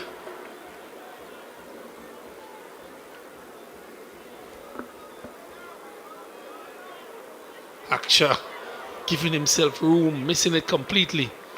Brong doesn't collect cleanly, and that brings over number 3 to an end after 3 overs here. 30 for 1. Maloney is on 18 and Hackshaw is on 7, looking for a target of 217.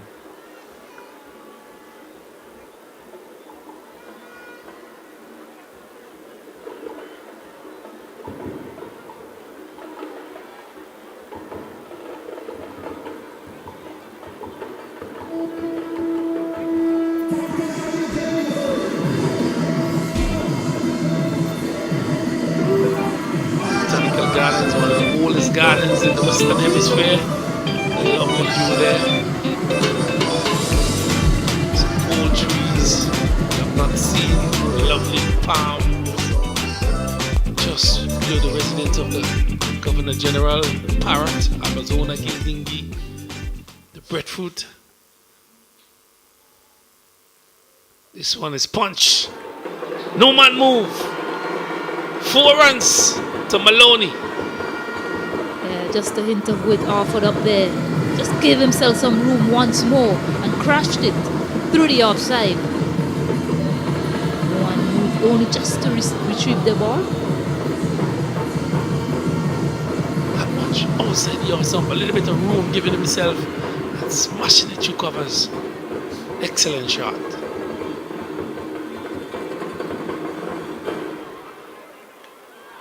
This one just drifting down legs. Umpire Nuggy sends out those 2 hands. Yeah, he was looking to tuck him up on that occasion. Just trying to keep it very close to him, O'Neill, but producing the error ball in the event of doing that. Maloney trying to give himself some more room. Well ball O'Neill into the keeper's glove. Salva Brown. Yeah, look to replicate the shot that he did for the first delivery in the over, but that one getting some extra bounce and also much tighter to the line of the stumps. A good comeback from O'Neill Lewis. Oh, this one is a flatter, faster delivery. The appeal went up. Umpire had no interest in that. But a good delivery again from Lewis, keeping him in check. Really some good variation being executed here by Lewis to Maloney.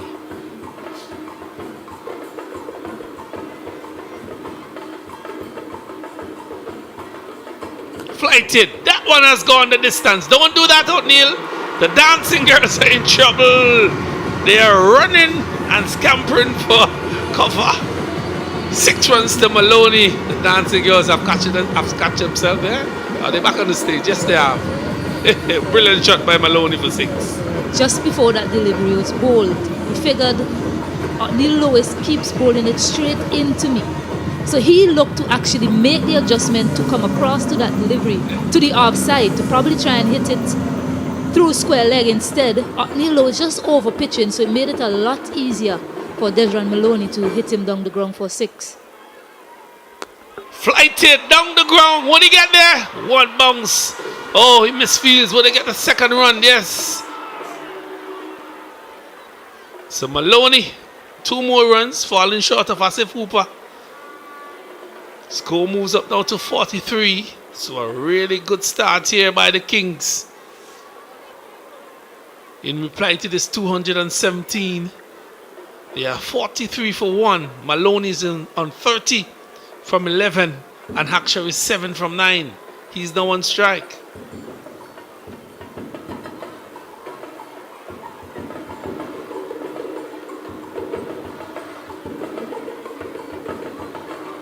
This is the last ball coming up in the mandatory power play overs.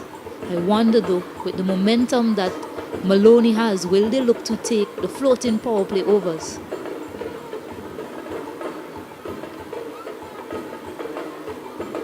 Haksha cramp for room, overcomes Stonen, 43 for 1. Lewis 1 for 18 from 2 overs. Run rate 10.75. Required run rate is 10.88, rather close. And the target is 217. So, 1 wicket has fallen so far, that of Pina. 43 for 1.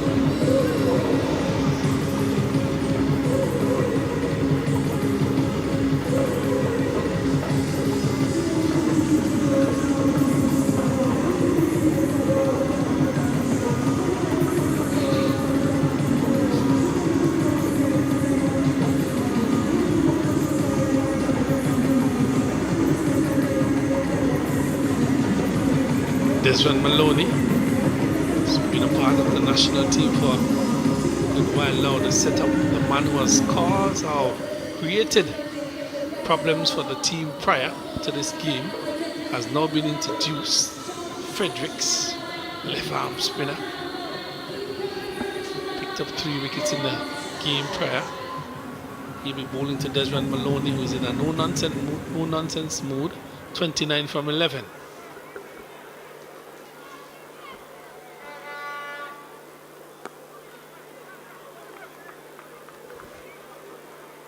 Easy single. Good length as well from Fredericks. 43 for 1. Brings Haksha on strike.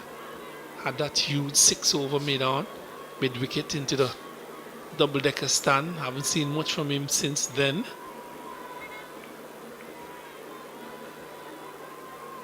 That one is gone. Double-decker, here I come again. Just spoke of it, and he reminded himself that he can go that way. 6 runs to Haksha. Yeah, went in the same direction as his first 6, like he heard you, Ken Roy, and decided it's time to go. He believes this is a matchup in his favor. Left arm spinner in play. The field has been relaxed, end of the power play. But he's hitting them so big. I think all the fielders will just remain spectators if he continues to hit them like that. Fletcher just boring there in his length, and Haksha just throwing his hands through that line of that delivery and smashing it over. Square leg deep mid-wicket for 6. Seems to be favouring that air, Haksha. 49 for 1. What a reply this has been thus far. He's 13 from 12, and Maloney is 30 from 12. Again, he's hitting that powerfully into the players' pavilion. Has it gone the distance? Probably fell on the airport. 6 more runs to Haksha. The crowd is on his feet. My oh my, this track is wonderful for batting. Hitting through the line on that occasion, Haksha. Fredericks is yet to find his line and length to Haksha, and he is putting on a show as well. He's saying to himself, yeah, Andrew Fletcher, you had your chance. Now it's his. See Fredericks there, just not able to find the length, a bit too short. the players' pavilion. You have to look out for broken windows. Sneaky single. Would it be? Oh, try at the stumps missing. Would have been close. Haksha. Safe in the end. Yeah, much better from him.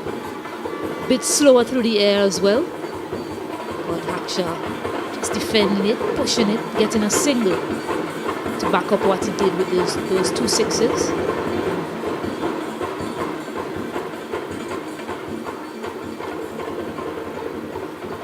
Yeah, this is good cricket from these two. They're looking for a second and they'll get them. Possibly an overthrow, but Haksha has overrun it. Yeah, really good cricket. It's important with this big score that you don't face a number of dot deliveries, and they're doing well to eliminate that so far this pair.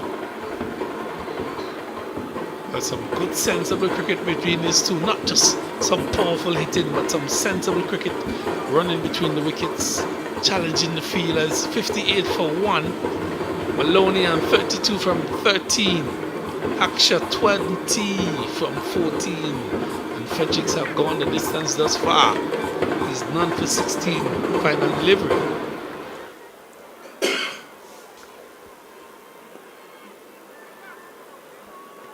Ends with a dot delivery.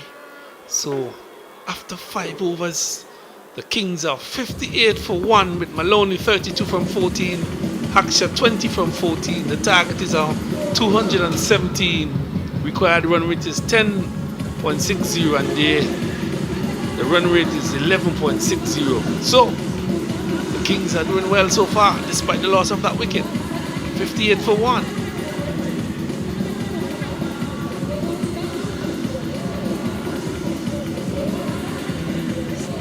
Scorecard so far: Pina 4 from 4, was caught and bowled by Lewis, and 2 men at the crease are Haksha and Maloney, 20 and 32, 14 deliveries each.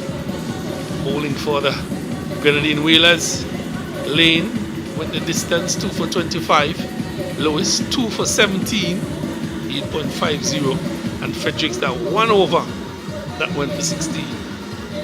They do have an impact sub rule in this tournament, Kenroy. I've seen a number of players subbed out. Silran Williams, for example, in that first game was the impact sub that replaced Courtney Franklin. I didn't see Shakib Al Hassan on the field, but I did see his name there on the scorecard. So perhaps he's the impact sub tonight. We'll wait to see. So a change in bowling from this to Beckway end. 58 for 1. Elleran Glasgow, left arm seamer, under 19 player. Should be playing the under 17 tournament coming up. Bright prospect. He will be bowling to Haksha.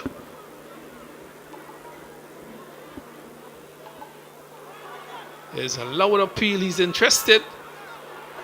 Not too sure what is happening there. Brown has put up his right hand as well.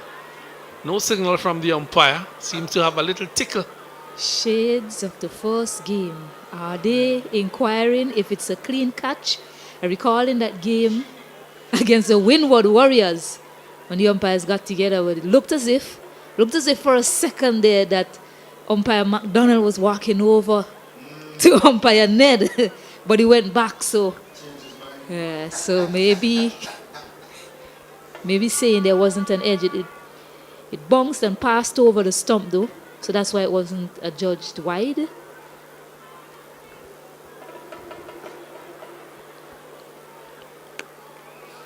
Again, just back at the length, and Haksha is waiting on his back foot, trying to press that ball through mid wicket. Good bowling here by Glasgow.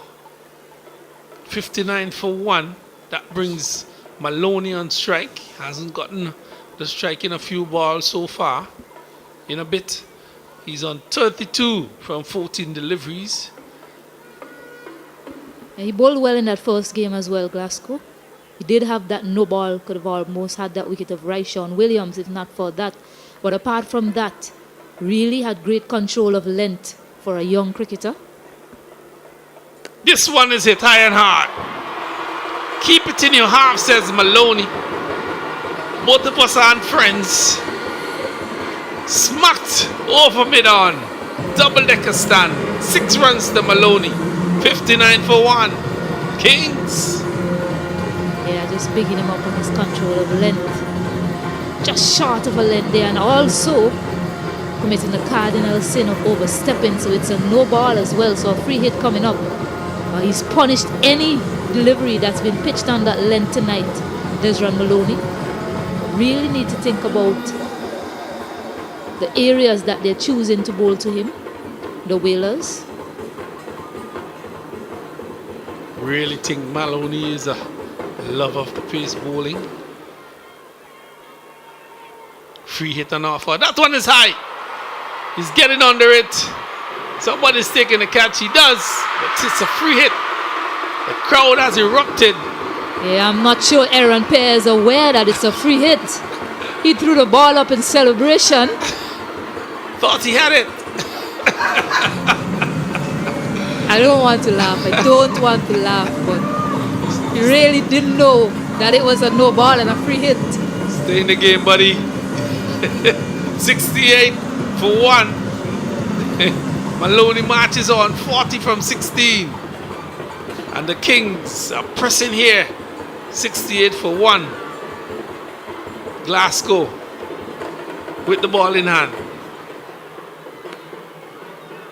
This one just tailing back somewhat. Another single, 69. Maloney, 41 from 17. So really good game on hand here. Excellent. This one went the distance. Good catch it was. Unaware of the situation. Celebration. Yeah, credit to him. Really good judgment in the catch, but just wasn't aware that it was a free hit, Aaron Jones. This one is outside the off stump. Haksha went for it. Umpire Nuggy stretches out his arms. White signal. So really good start here by the Kings. 70 for 1 in reply to this total of 217. They are scoring at 12.35. Required run rate is 10.26. So really good start here by this team. Kings really putting a few stars in their crowns here, here tonight. Thus far. Good delivery by Aaron. Good comeback. Well bowled. Yeah, I like that from Aaron Glasgow, showing his aggression with a Yorker length delivery. I'm seeing enough of that in this tournament. It's a good thinking from the young man. Great execution as well.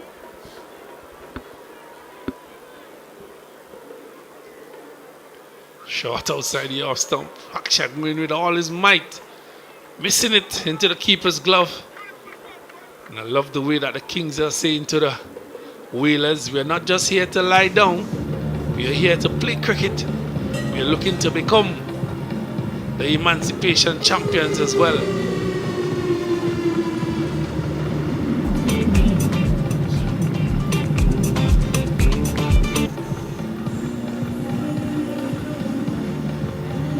Looking for sun, sea, and culture? Hop on American Airlines from the US to St. Vincent and the Grenadines. Easy, breezy, and unforgettable. Let the adventure begin.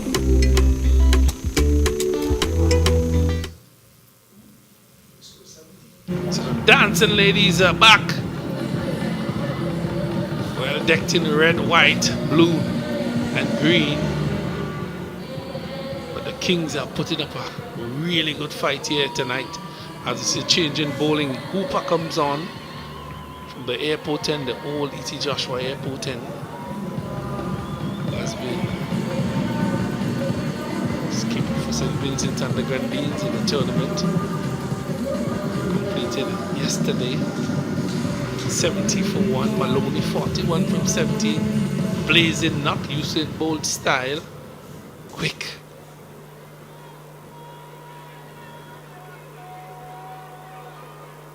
This one's a quick delivery. There's a loud appeal. The finger comes up. Ned has no problem with sending him out to the pavilion. Maloney goes. First delivery from Hooper. 70 for 2. What a blow. Yeah, as if Hooper into the action and picks up a dangerous looking Maloney, who goes back for 47 of 18 deliveries. You spoke about it, Martin. You said that you think Maloney loves the pace, and they've been attacking him with a lot of pace.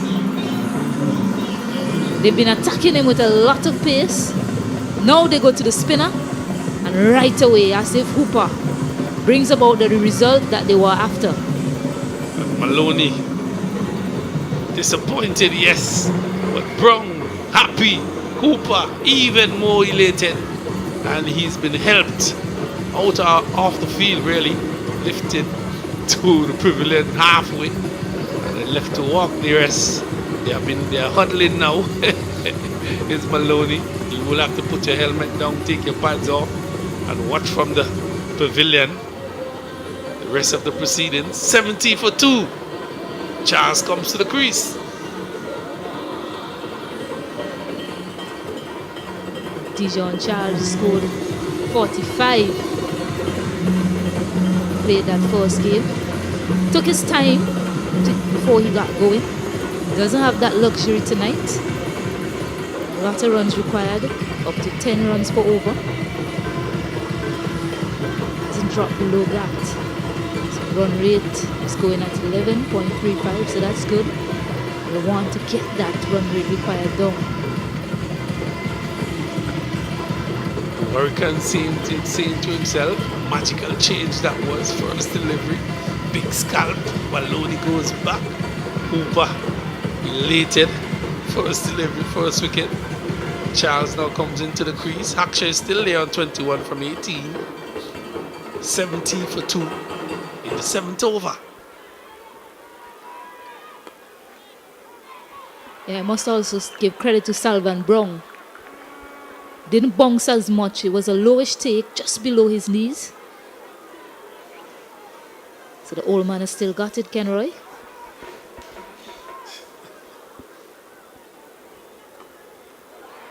Another good delivery by Hooper. Yes, the old man Joby.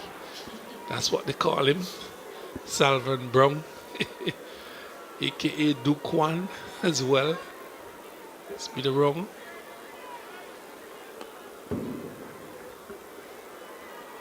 Looking for 2. Won't get there. Hooper does his own feeling.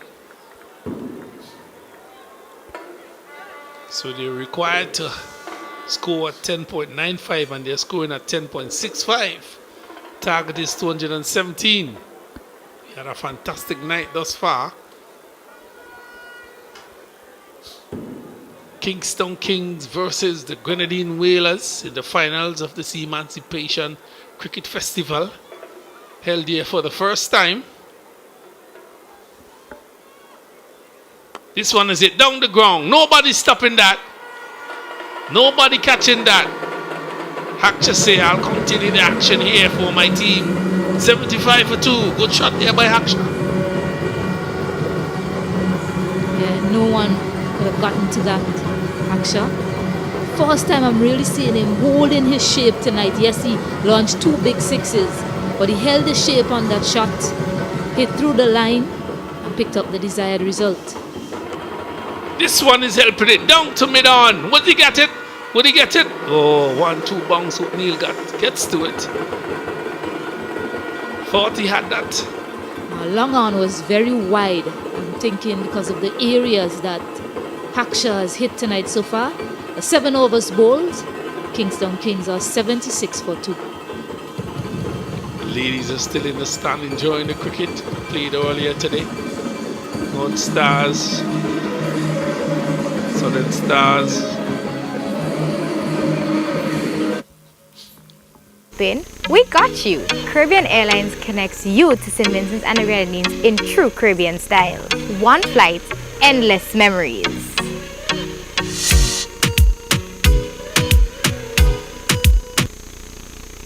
He's on Foster. Former national player Julian Aniro, West Indies former player. North Stars and South Stars played this evening earlier, the ladies, in their encounter. That man that Hazen is sitting next to, he has two young daughters up and coming, Skylar and Regina Jeffrey. Regina actually made her debut for the Windward Islands under-19 team. They're currently on vacation, that's why we didn't get to see them in action as well today. It's two bright young future prospects for St. Vincent and the Grenadines. Back in the middle here, 76 for 2, 7 overs completed. Haksha is on strike. Lewis has been brought back, looking for that extra wicket. Warwican playing it.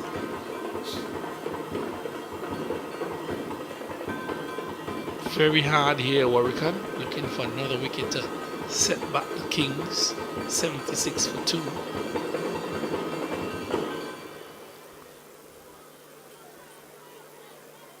Outside the off stop again beaten. What a ball that's from Lewis. Quick outside the off stump into the gloves of Salman Brown. Yeah, with the two left-handers in the middle, he decided to go back to his reliable off spinner, Othniel Lewis.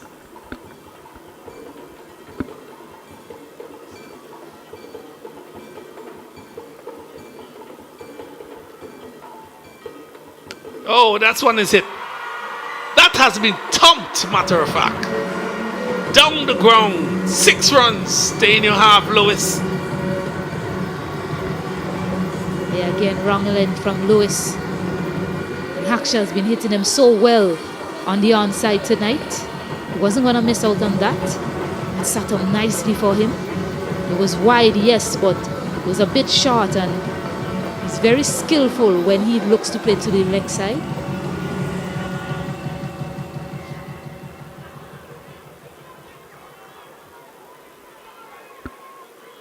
Flighted, tugging that one this time. Well bowled by Lewis, taking the pace off. Yeah, that's much better from him. And also maintaining that wider line to Cosmas Haksha. You see the direction that he intends to hit the ball in.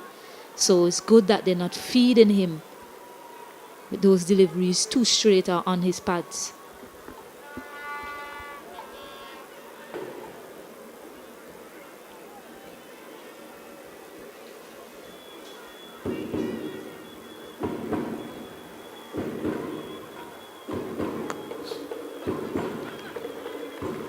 Charles just tickle it down to long on for a single.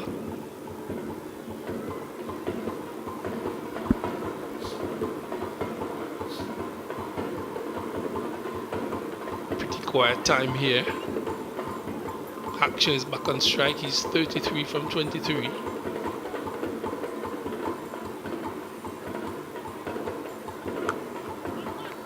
He's pushing hard. Another single.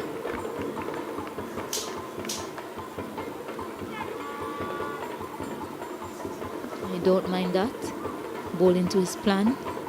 After that 6-6 been a good comeback from Lewis. I expect with such a good surface, you'll see a number of boundaries flying all over the place, but it's the comeback that counts.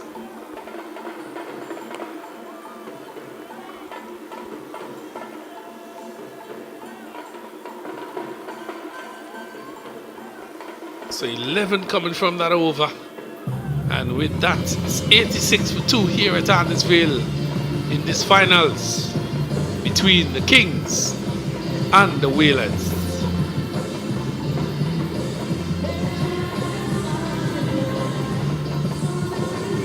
Craving paradise?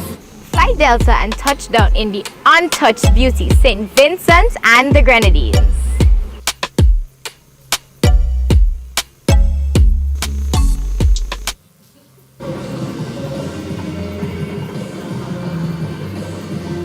Dancing girls still enjoying themselves here. Stands are still filled. Looking on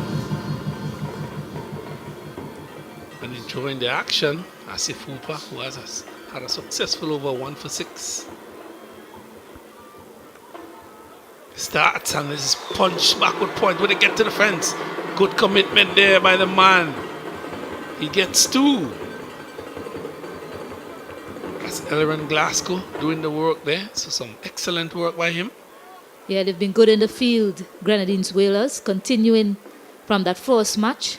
Very good in the outfield, some strong arms. Never give up the chase, Aaron Glasgow. Pulling it back in on the boundary.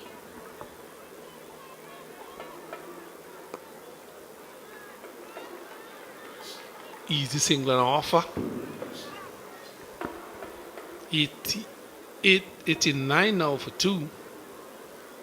Looking for that target of 217. And I have a lot of work here to do. The Kings. Haksha is there on 34. From 24.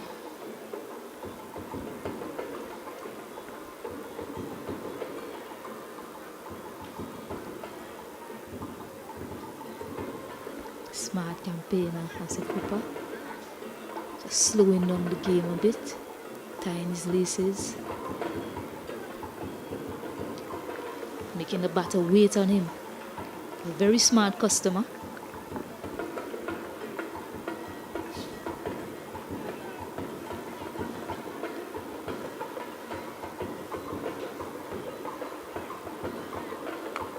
This one is hit high and hard.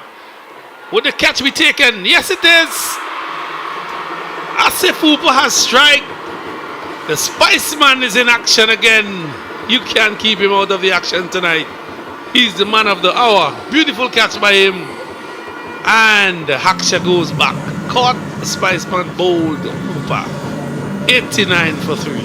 Yeah, Asif Hooper seems to be the man with the ball for them tonight. Picking up his second wicket. Looked to be that wide line plan again. And Haksha looking to drag it to his favoured leg side. Getting a top edge. And Fletcher just running around. Yeah, that's it. Try to drag it to the leg side. A wider delivery. In fact, that was the 6.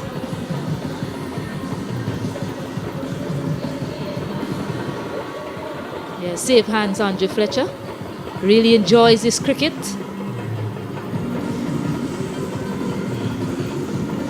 With a dance, out goes you. The Spiceman at his best. Loving St. Vincent and the Grenadines is a Spiceman. Scored 100 in that VPL. Comes to this tournament. 800, you said? 200, man. There you go, there you go. Back-to-back hundreds in a T10 game. Spectacular. He's loving St. Vincent and the Grenadines, the Spiceman. Brings the action to the cricket here as the crowd enjoys himself. Mixed crowd it is, the young, the old, middle-aged. Happy to have them out here tonight. As you can see, Stacia, no sleeping. No sleeping. No sleeping in the back either. Our co-commentator Andrew Mason is up. He's enjoying the cricket. He's loving it here tonight. It's great entertainment and show between these two teams. Really good cricket here. 89 for 3. We in the 9th over.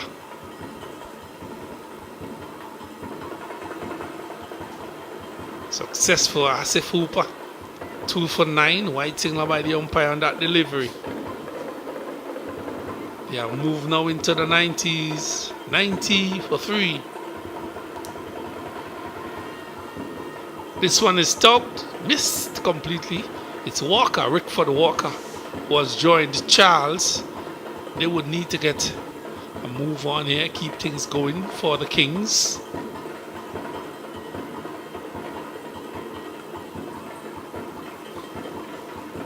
Easy single.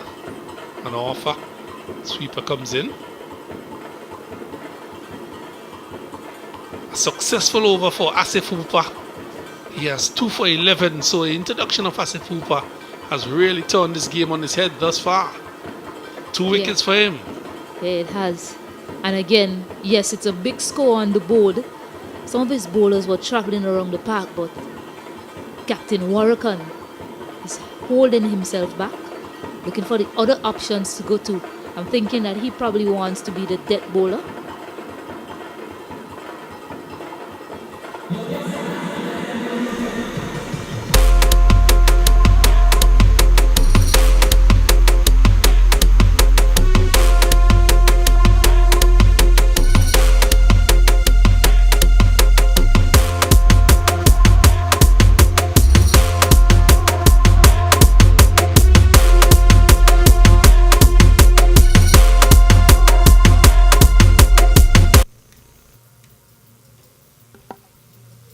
91 for 3.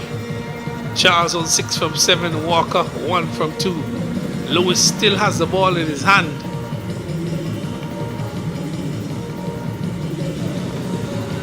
Team has been taken away at this time by who? The skipper. Warwican. Jamal Warwican, vice captain for the West Indies team. Now comes into the attack. Now it looks as if he's going to, is that Elron? Going back to Elron Glasgow? Which I think is a very good move. Basically 2 new batters at the crease. You need to get your less experienced bowler out of the way. With a target of 217, you never know what could happen really. And I agree with him. Get Mr. Lewis, get Mr. Glasgow out of the way. Yeah, also with the floating power play overs to come, you always have to remember those overs. I haven't seen a lot of teams capitalized on them. From my recollection, they've always brought about a wicket. But Glasgow into the attack. They were going with Otney Lewis to bowl out, but they decided to give Glasgow another over. So he's coming around the wicket. Bowling to Rickford Walker, Officer Walker.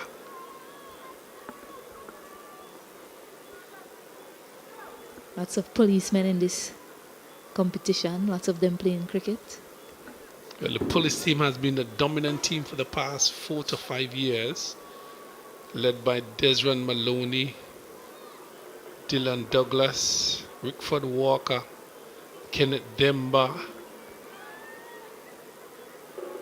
Good delivery. Ooh, that one squeezed out to square leg. Well bowled, Elron. Yeah, top delivery there from Elron to the new batter, Rickford Walker. Captain will be encouraged by that. Might see him getting a third if he can continue like this. But I had a feeling you like saying that, didn't you? Being a policeman yourself. Say how much they've been dominant, the police team. Yes, they have been in all formats. T20, 50 overs, 2 days. All right, you can stop bragging now, Kenroy. Salvan Brown who's doing the honors behind the stumps. Regional champions as well. This one is hit high and hard. Somebody's getting under it. He takes a catch. Oh, he carries it over the boundary. Bad miss there. The hand goes over the head. He carried that one into the boundary. 6 runs. I can't believe that it was the Spiceman that dropped that catch. He made good ground, yes, but he just didn't settle. Perhaps misreading it as well. He's not too happy with himself. It's just like when you've been given tea and there's a little jugs on the top of it. And went for 6 as well. He would have loved to take that catch. His countryman, Dijon Charles, wasn't settled. This one is guided down to third man. A deep point. He's on a boundary. That's Hasif Hooper. Yeah, So 99 for 3. getting that wicket now would have been trouble for the Kingstown Kings. Dijon Charles looks as if he's getting himself settled for a big one. Something similar to how Fletcher operated.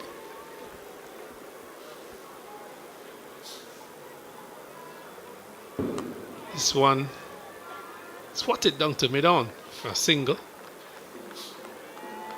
That brings up the 100 as well for the Kings. So good response, 101 for 3. Walker on 3 and Charles on 13 from 9. Yeah, it's a no ball as well from Elron Glasgow. The second no ball being bowled by him tonight for the Whalers. Was saying the Spiceman can't do any wrong tonight. Unfortunately, he spilled that catch. And also went for 6.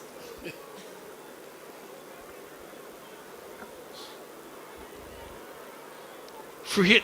Oh, beautifully bowled. Well done by wicketkeeper Brown. Wow. Excellent cricket.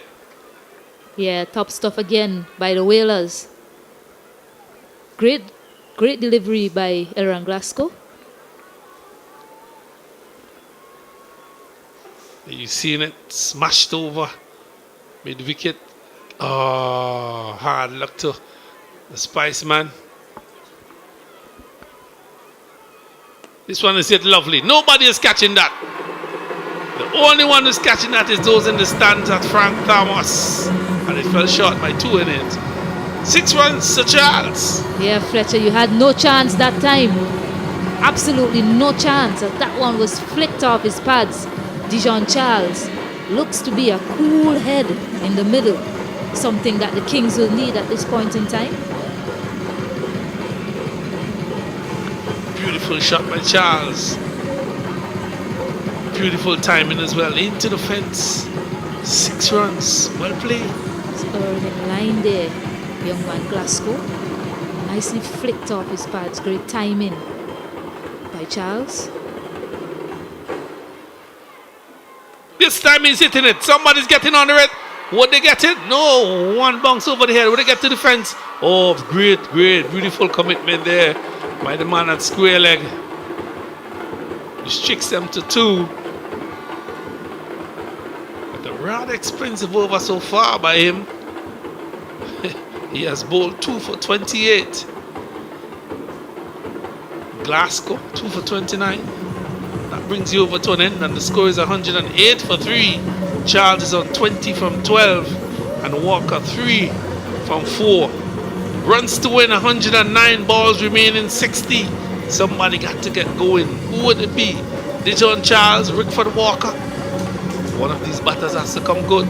We are midway in the second half as we welcome back the man from Barbados. Flying Fish Man, Cuckoo Man. The stands is still there as players will get some refreshments. We will take a break here as well. Scorecard runs. Pinar 4, Aksha 34, Maloney a brilliant 41 from 18, and Charles is not out on 20, Walker not out on 3. Really good knock there by Maloney, exciting knock, and really Aksha supported him with the 34 from 26. Bowling for the Whalers, Lane 2 overs for 25, rather expensive. Lewis 3 for 27, 1 wicket.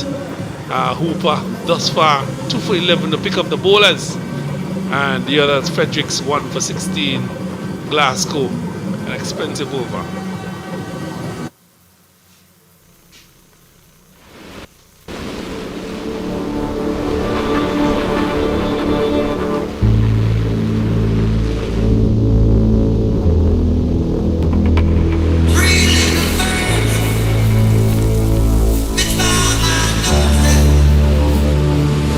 When people look at us, they might just see an all-inclusive beach resort.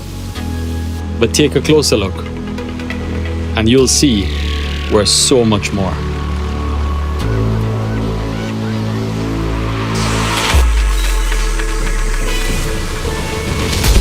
Everything we do, from the design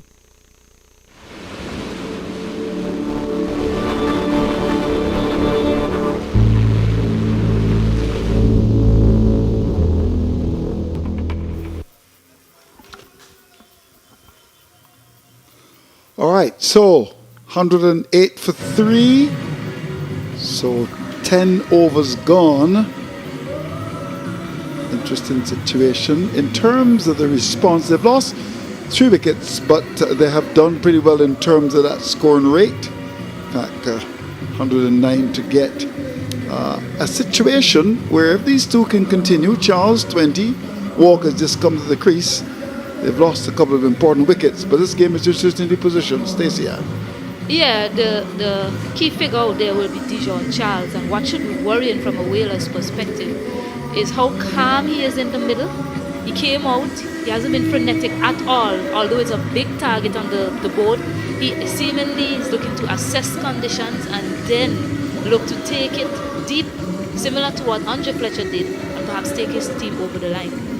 Yeah, well, the party stand is going quite nicely, and I imagine what's going to happen at the end of this game. In the stand, we're going to have some wonderful entertainment. Those in this party stand supporting some, of course, the Whalers and some the Kings. I would suggest the game is maybe just about even Stevens. It's a big total to get, 217, and I think the next 5 overs or so could very well determine what will be the outcome of this match. But at the moment, the rate is good, and that target is 217 for victory. Charles looks a good play. He's got 20 from 12. And Walker has just come to the crease.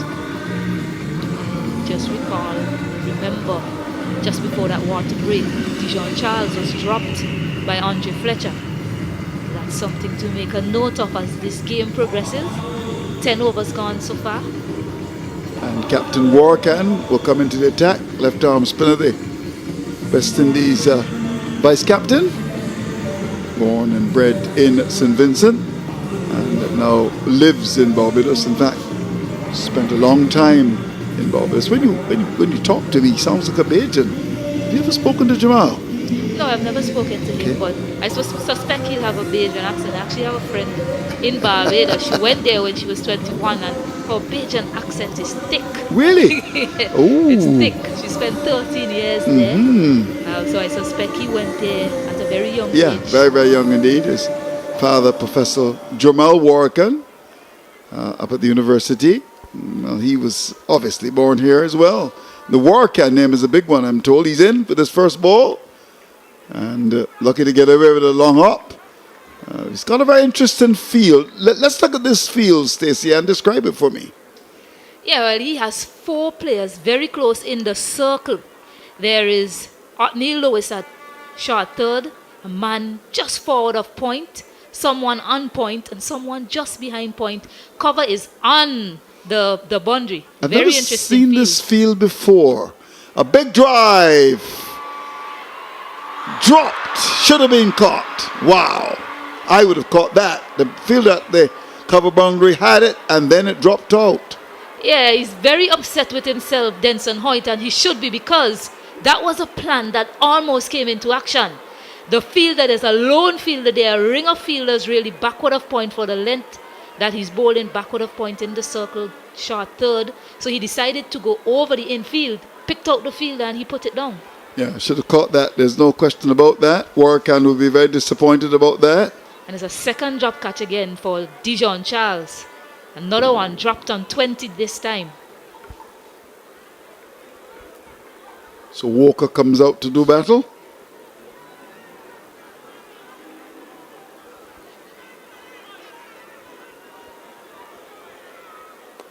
Yes, in the air, up towards the long off area. It's saved. Long off, coming off the boundary. Extra cover as well. They converged, but batsman got away with it. Might have been slightly beaten the flight.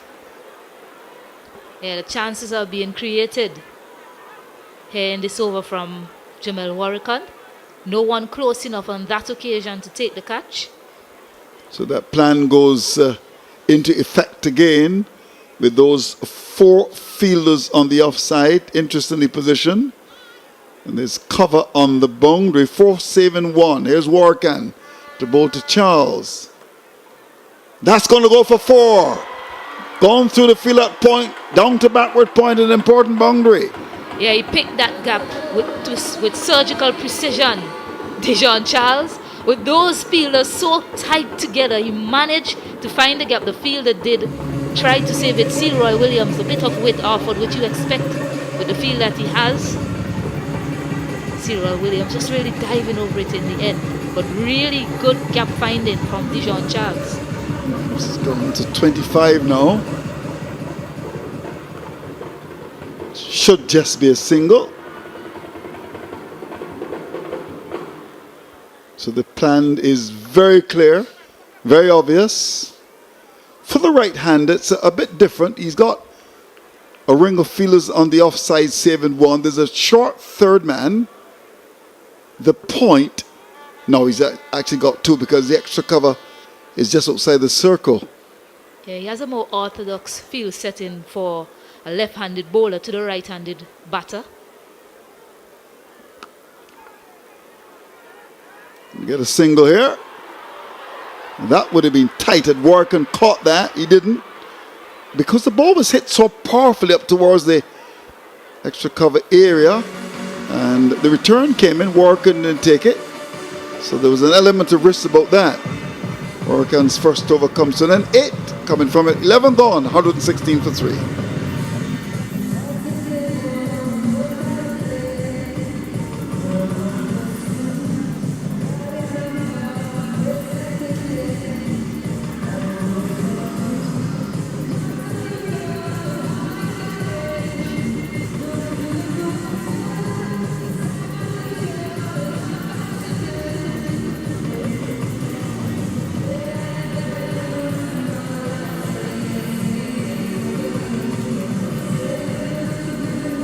Yep, they're happy to be here at Arnos Vale. Beautiful facility. And St. Vincent must be very proud of what they've been able to put together. This Emancipation Festival cricket. Lots of promotion as well. And lots of interest. Crowds have been good. Day 1, day 2, day 3, the biggest. By far, as you would expect for the finals on the 4th night. And I can tell you that I would imagine, now I know you know this ground pretty well. I'm sure that our cameraman will be able to maybe help us as well. Now, in terms of the crowd, what do you reckon? You think we got what, 4,000 or 5,000 here or more than that? Talk to me, Stacey. My co-commentator just slipped up all and said about 67,000. I think 67? I think he meant 6,700. Okay, all right. Roughly about that he's thinking. Close to 7,000. You sure he said 67 or 69? He said 67,000. Then he would be taking a 649. Yeah, I would think, what, in the region of what? 4,000 or 5,000? I mean, you tell me, you know this ground well. Let's start with the double-decker. It's got 60% full. Yeah, a lot more people in the stand actually. If you notice where the majority of the people look to hang out at double-decker. So Lane is in, and that swung away. Chance for catch! Oh, he doesn't catch it. It was a great effort. Came off the boundary at mid-wicket, had it, and then it dropped out. Yeah, now then Grenadines Whalers have counted 4 missed opportunities in the last over or so. Similar chance to what he had when it was that no ball, and this time as he went down, his elbows hitting the turf, it just popped out. So Rickford Walker now gets a life. 4 missed opportunities in the last over and a ball. Yeah, lots of lives here, more lives than that cat, as they say. 117 for 3. So Walker's got 6 runs from 7 balls. Charles, 26 from 16 over number 12.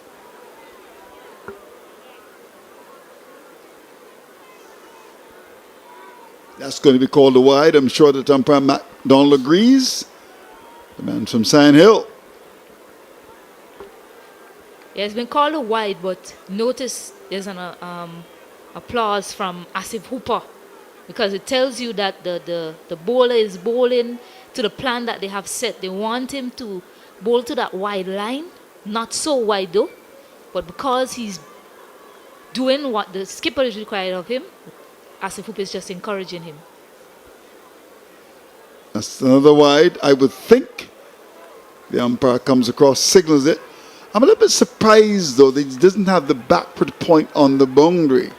Because when you look at, you got the short third man, you got the backward point, the extra cover bit off, but there's a fielder on the cover boundary.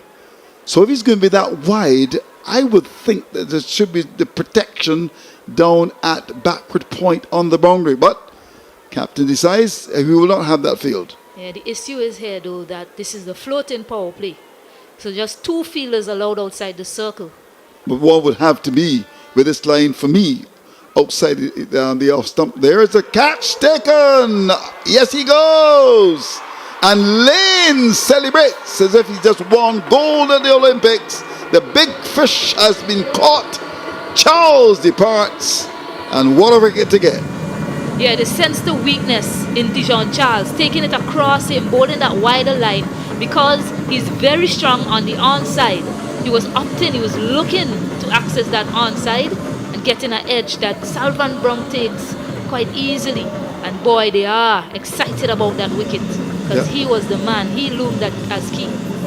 Yeah, good observation there because, of course, when you have the predictability of bowling so wide, as was the case, there he was, swinging, big edge. Keeper taking the catch and celebrating. It's a gamble that they had to take in order to get the wicket. It's a weaker area for him, so they kept bowling it there. Yes, it's in the power play over, so they can't have the extra protection of the third man or point on the boundary. But it paid off well for them in the end, picking up a wicket. It looked to be a defensive ploy, but in the end, it brought about the wicket. So kudos to Grenadines Whalers and their plan coming to fruition. Interesting you say that, and I do agree with you. Appearing to be a defensive ploy. It's almost like a spinner bowling to a batsman with a silly point forward shot, but he's got the long off and long on for the release shot, and people think it's a defensive position, but it's not. Actually, it's very attacking. And on several occasions, because they're so afraid that the fielders around them, they execute, well, essay, the big hit, and sometimes often they're caught down it long off or long on. Now, Pope comes to the crease and will have to live up to his name, I would imagine. I also did say every time the floating power play has been taken, a wicket has fallen, and here you go again. So here's Lane, the medium pacer, to bowl to Pope. This could be called a wide. There have been so many. A no ball, wow. Called by umpire MacDonald. Free hit. That was naughty of the young man. Yeah, he overstepped here. I get continuing with the wide plan, but perhaps it's a new batter in. You only allow 2 fielders. So think like you're bowling in the power play, because this is what it is, essentially. He opened the bowling in the power play. He looked to hit those hard line and lengths. So set the field accordingly. Work with the 2 that you have. Set them in the positions that you need to. Perhaps long on and mid-wicket. Bowl a bit straight. It's a new batter in. Instead of looking to continue going wide to him, which resulted in what would have been a wide had it not been a no ball. So the free hit is an offer. Can Pope cash in? Well, he's going to be caught. But of course, that's a free hit. Some of the supporters of the fielding team thought he was going to be out. And they started to celebrate.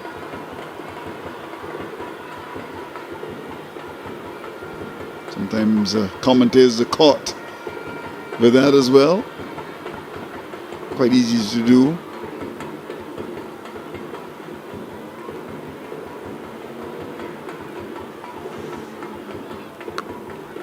Walker goes over mid-wicket, just a single. Just got to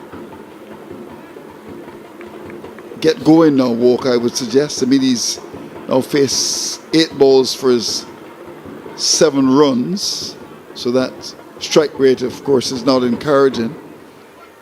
And they got to watch it. It's now 95 from 50 balls, but they've got 6 wickets in hand. Oh, those girls are happy and enjoying what's offered here at Arnos Vale. That's a hit. That's a mighty hit. That's going, that's going, that's gone. Over long on. That's a biggie. Maximum. Yeah, and this is what I was talking about. Too predictable. That line that you're bowling. And Tijon Pope was already walking across his off stump because he predicted that is what the bowler was going to do. So change your length, change your line. Look how far away he was. Yeah. Bowled it wide, smashed it. has to be thinking better than this. Let's see how he responds, the young man, to this. That would have been pretty marginal. Full. Should have really crunched that to cover. Instead it went by. Nice juicy full toss like those beautiful Julie mangoes at the Prime Minister's house. The over comes to an end, 128 for 4.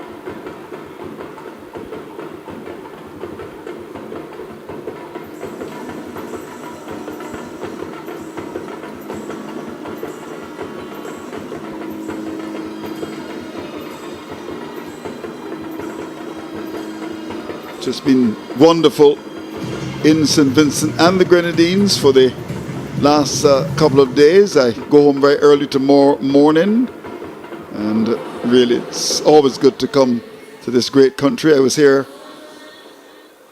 around December. You were talking about drop catches, and they've been very, very, very costly. No question about that. Here's the first, and have a look at that. In and actually went over the boundary for 6. So double trouble, double pain, if one cares to describe that. Now that one was in the air and well, he off balance, and that's gone away for 6 runs.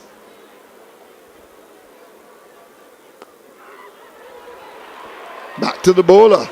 That was easy as Sunday morning on a Sunday night.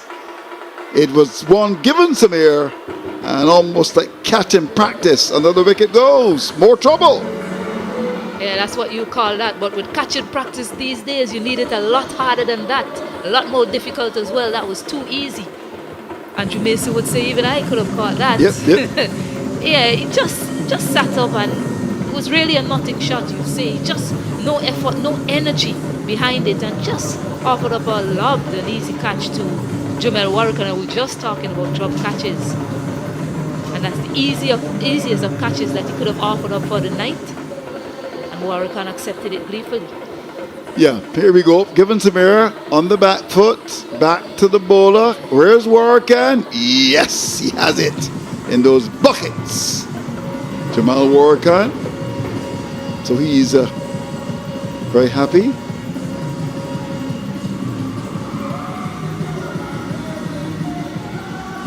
So out comes Keswick Williams, who reckons he can bat better than Carl Hooper or Brian Lara or Alvin Calichuran. He's got a big heart. He's a big talker as well, Mr. Williams. He comes out at a time when his side is in strife. And he comes forward as if he's looking to save a test match. I'm looking around on the field for Andrew Fletcher. Where is he? Where is he? I'm sure he's going to be taunting him. He's at long on. These two have had such good friendly banter tonight. Yeah. I'm saying give Andre Fletcher the ball for the next over when Keswick is on strike. So Keswick Williams examines the field carefully. The captain.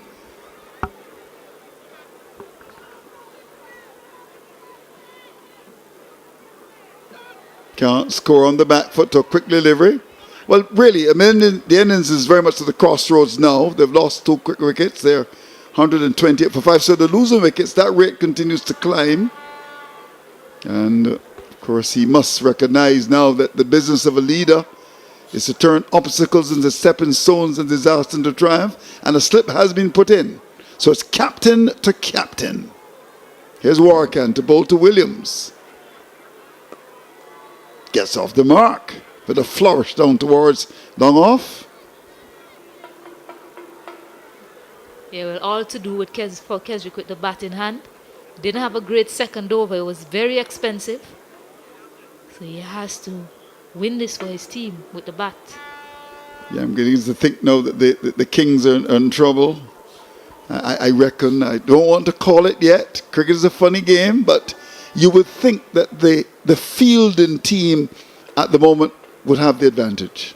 Agree with that? Yeah, and as I saw the scorecard, I thought, you saw Shakib Al Hassan name there, but it appears as if he's not in this match tonight. Certainly would have been coming out before the likes of Keswick Williams. One would think so, yeah.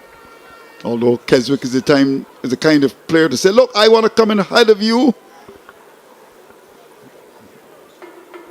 Yeah, but they need to get some energy. Pope has struggled.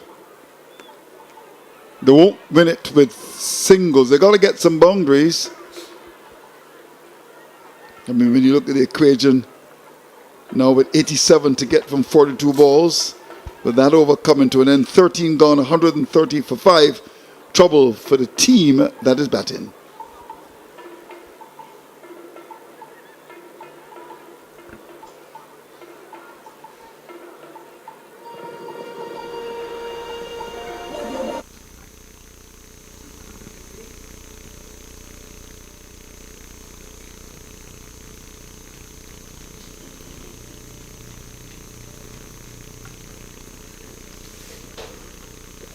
So, as we come down the home stretch of this battle in the Emancipation Cricket Festival, contested under the lights at Arnos Vale in Kingstown and not Kingston, St. Vincent. Here's Lewis to continue.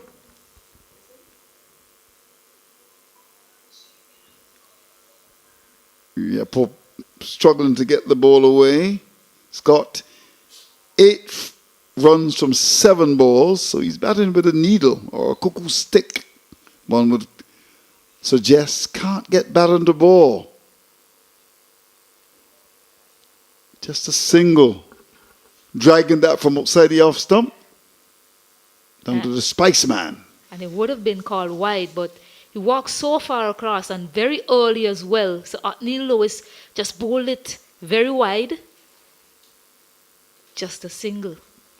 The crowd is rather quiet now because I think they recognize that the Kings are struggling, their supporters, so they're just wishing and hoping like Dusty Springfield here that they can come to life, full of energy.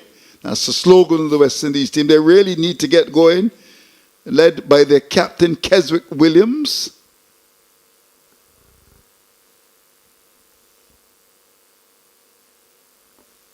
Just a single. Yeah, he fancies himself as an all-rounder, I'm pretty sure, Keswick. Talks about his batting a lot when he's on commentary. More than his bowling. Yeah, he does. Can you believe it? I listen to him all the time. And when you talk to him, he reckons that he should have played more for the West Indies too. It's very well played. They look for second on the misfield. And that's the value of running the first run, Stacey Ann. That first run hard. And they did that and they got 2.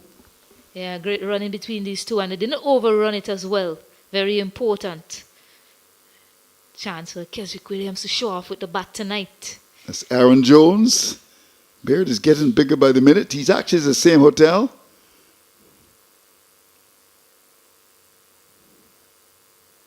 Star player, of course, for the St. Lucia Kings. The CPL is just around the corner, Stacey Ann. Maybe sometime it may come to St. Vincent and the Grenadines. I know next year it's going back to Jamaica. And we hope that certainly in the future.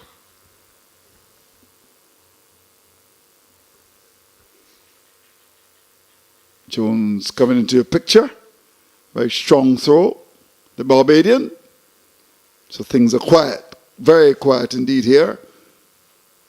14 gone, 135 for 5.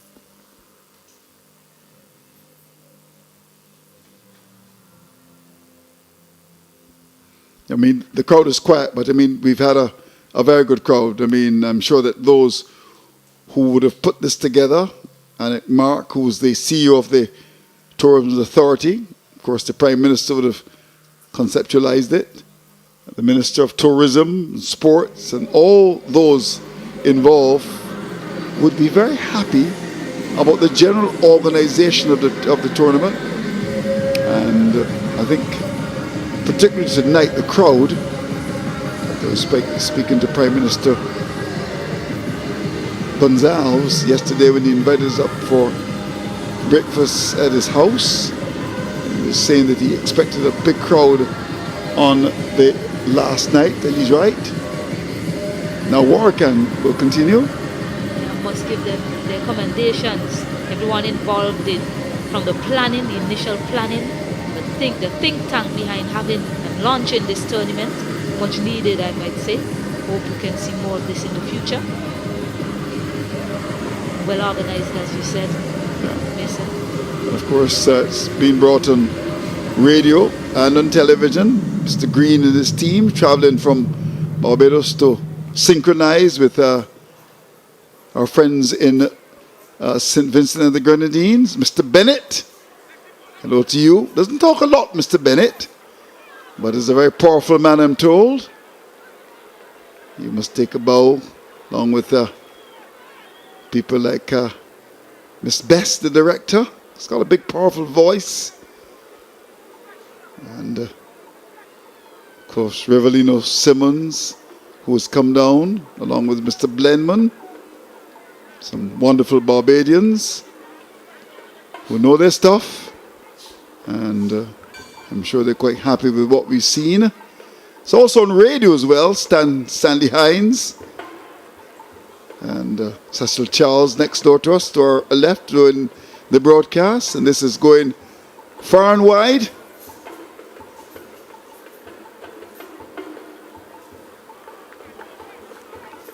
In fact, I got someone from Zimbabwe, a friend of mine, actually from Jamaica, now lives in Zimbabwe, checking the action on the social media pages.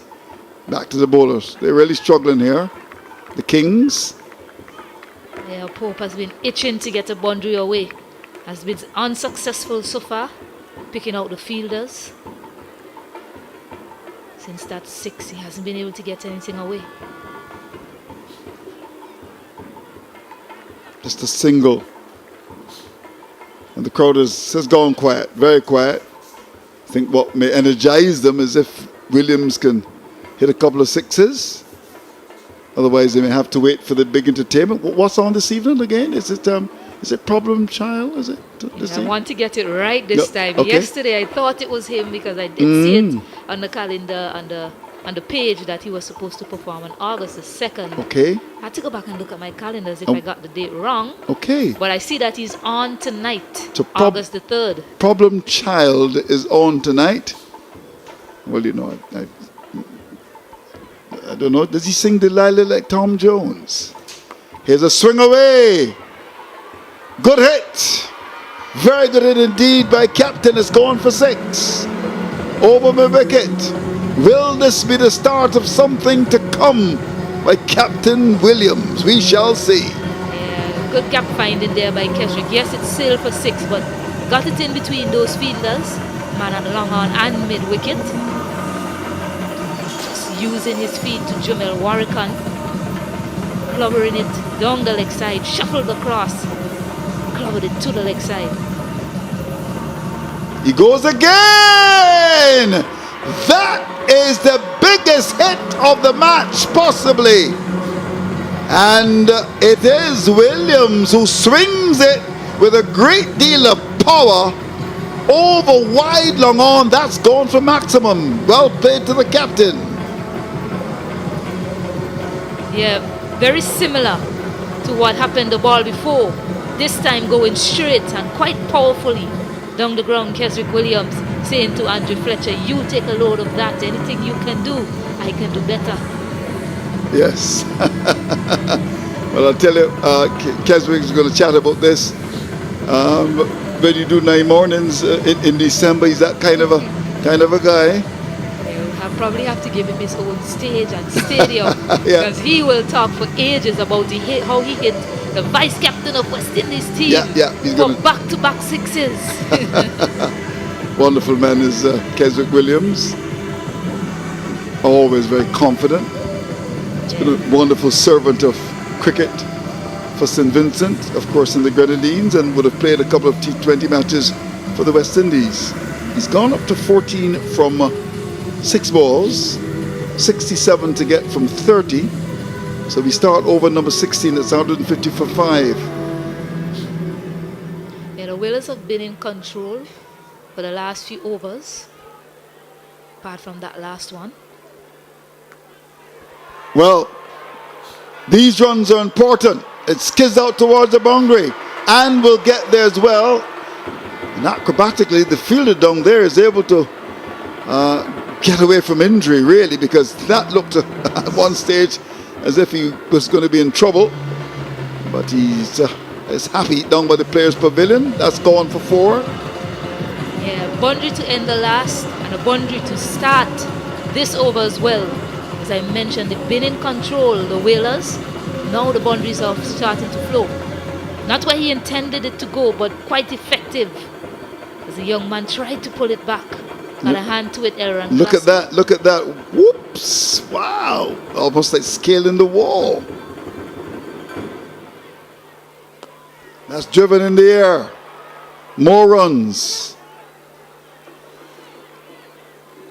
Just a single. Williams thought of going back for that second.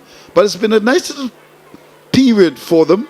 The Kings, the last couple of deliveries, they've been able to get a couple of boundaries. They got to keep going. 62 from 28. The odds are stacked against them. But of course, they're Kings and would want to live up to their name. Yeah, they're going to continue to fight here. The Kings. Captain is at the middle.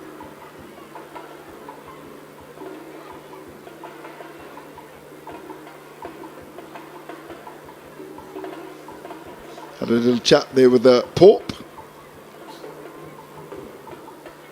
And just maybe saying to Pope, well, just stay with me. I know you've struggled, 20 from 17, but I'm going to do it. I'm going to bring the bacon home for the Kings of Kingstown. Yeah, he's already signaling his intent with his setup, Keswick Williams.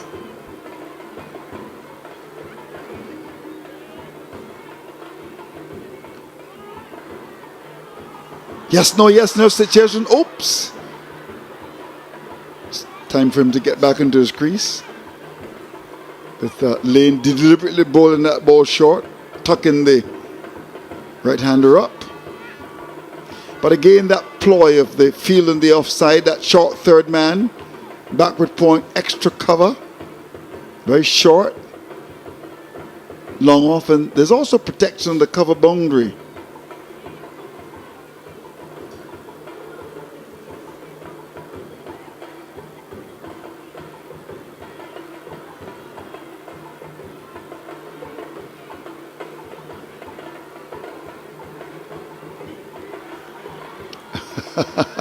Williams looking to be cute. Yeah, the length is key here from Jeremy Lane. Not allowing him to get under any of those deliveries, just operating with that shorter length. Williams trying something, but he isn't as dexterous as Andre Fletcher to get it over the infield and flicking it with the wrist like we saw with Andre Fletcher earlier. Lots of movement in the crease. There we go. Yes, I think he's telegraphing it really, because I think had he just came inside, that would have gone down the leg side of the wide with Nicole. Instead, he moved away towards square leg and the ball hit the pad. Yeah, and the bowler as well. Really good from him, following him. He gave himself room this time away from the stumps to the leg side before he was getting in line with the ball, shuffling across to the offside. That time he said, I'm going to give myself room. And Jeremy Lane just followed him. Just 6 runs from this over so far. Really impressive stuff after that over from Jamel Warrican. That was expensive.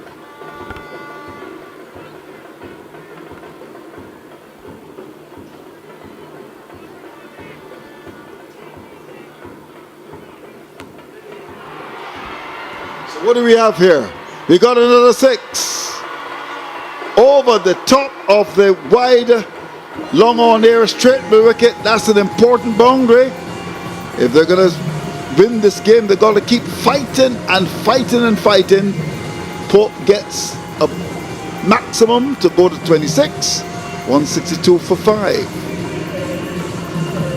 Yeah, that wide line again to Tijon Pope, shuffling across and smacking it over Andre Fletcher's head. 62 now for 5, 16 overs bowled. Yeah, so 55 to get from 24. And of course, on social media, the cricket tongues around the world are wagging because the West Indies have lost again to Pakistan. 189 for 4. West Indies 176 for 6, losing by 13 runs. And you could imagine what the discussion is. But at the moment, 162 for the loss of 5, 16 overs gone.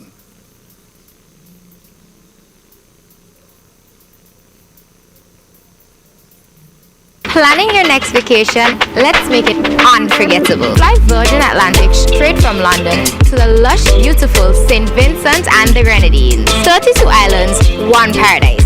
We'll see you soon. Well, I just made my booking, first class on Virgin, to come from England to St. Vincent and the Grenadines. Wonderful ad, short and sweet, very impactful.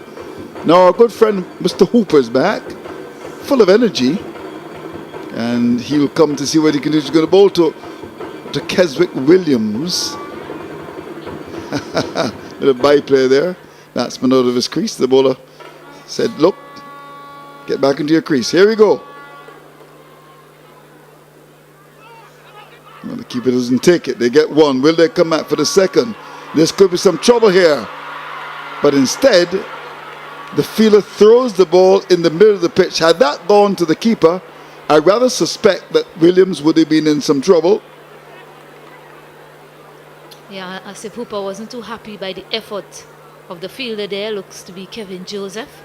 Can't be too hard on the young man. He rallied in the throw, but he wanted something a bit more accurate there, Asif Hooper, to get that wicket. That's very wide of the off stump. Yes, called wide by the umpire. Won't be tricked by the keeper. Keepers do that. The ball is very wide. You whip the bails off, trying to distract the umpire, but umpire Ned was spot on. Good call, umpire. Another wide delivery. Will that be called a wide? Let's look at the umpire here. Oh, it actually hit the bottom of the bat. Well, he didn't signal anything. So, obviously, it hit the bottom of the bat. But it was very wide, the off stump. Clear pan to bowl wide here. Can Pope get into stride here? He's been quiet. Little man, left-hander, with the size of Alvin Kallicharran, who was honoured. And of course, good to have a legend like Alvin Kallicharran in the country. Firmly struck down towards long off. Just a single. They need more than that. They need boundaries. Yeah, the spin operating now, and Pope hasn't really been able to get the spinners away. The majority of his runs are boundaries or hit off of Jeremy Lane, who's the pacer. Just watch to see how he goes to the spinners that remain in this innings. A 6 now from Williams would be good. Then another one. We shall see. Here's Hooper to bowl to him. Very wide. And gone. Stumped. Brilliant work by the keeper. There was Williams drawn out of his crease. Hooper celebrates. And his side, the Whalers, are in total command here. 167 for a loss of 6. Yeah, simple piece of stumping there for Salvan Brown. He fell into the trap really, Keswick Williams, because Asif Hooper has bowled that line and that length to him throughout this over. That occasion he decided he lacked patience. It was very slow, decided to come at it, and the very wide delivery accounted for his dismissal. Brilliant piece of stumping by Salvan Brown. So there goes the captain. I mean, this is good work, you're right. Yeah, very, very slow delivery. The wide one coming as well. Oh, it's as if he managed to get his foot back just in time. Well, I mean, the umpire gave it. Good work by the cameraman. We'll ask for an increase in your pay with that kind of work. Let's see that again, because based on what we've seen there, well, looks as if the batsman actually got home. Well, it was so quick, and we were complimenting the umpire. Here we go. Ball goes by to be taken by the keeper. Foot is down quite nicely. The bails have come off, and on the evidence there, I'm afraid umpire McDonald got it wrong. Wow. He's firmly back in his crease as well. I don't think umpire McDonald would want to see that on primetime sports tomorrow night. And is it VC TV tomorrow night? VC3 TV. And that's the wide. Yeah, it's a no ball called by the umpire. It was on the other turf, actually. Yeah, it is. Yeah, that's why he called it a no ball.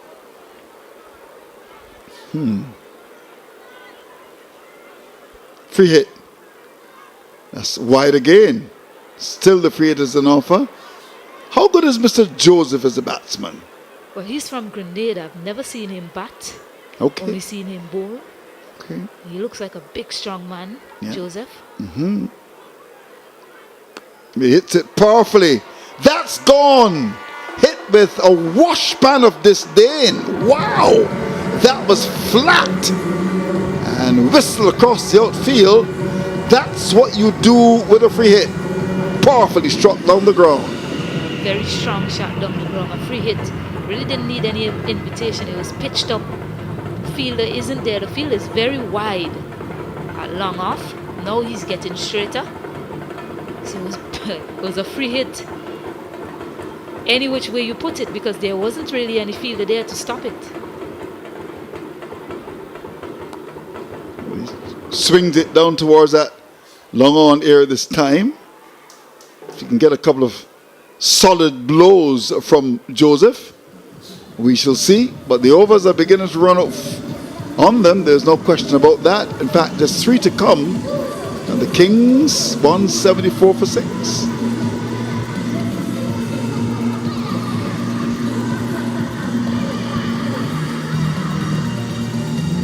Yeah, Pinard, I mean, at the top, making 4. I think that was a big wicket to get.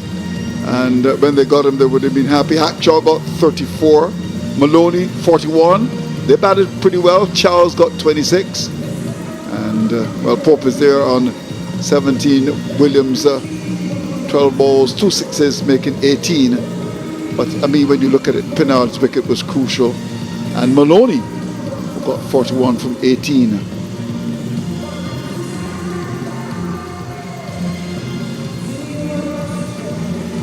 Yeah, the bowling card. Yes, some expensive figures, but the Lewis stands out, as well as Asim Cooper picking up 3 wickets. Going on the 8th, Jamel Warrican as well on the 9th. He's picked up 1 wicket. The other wicket takers, Jeremy Lane as well. So not bad going here by the bowling. They need to find a way to finish off well. 3 more overs remaining.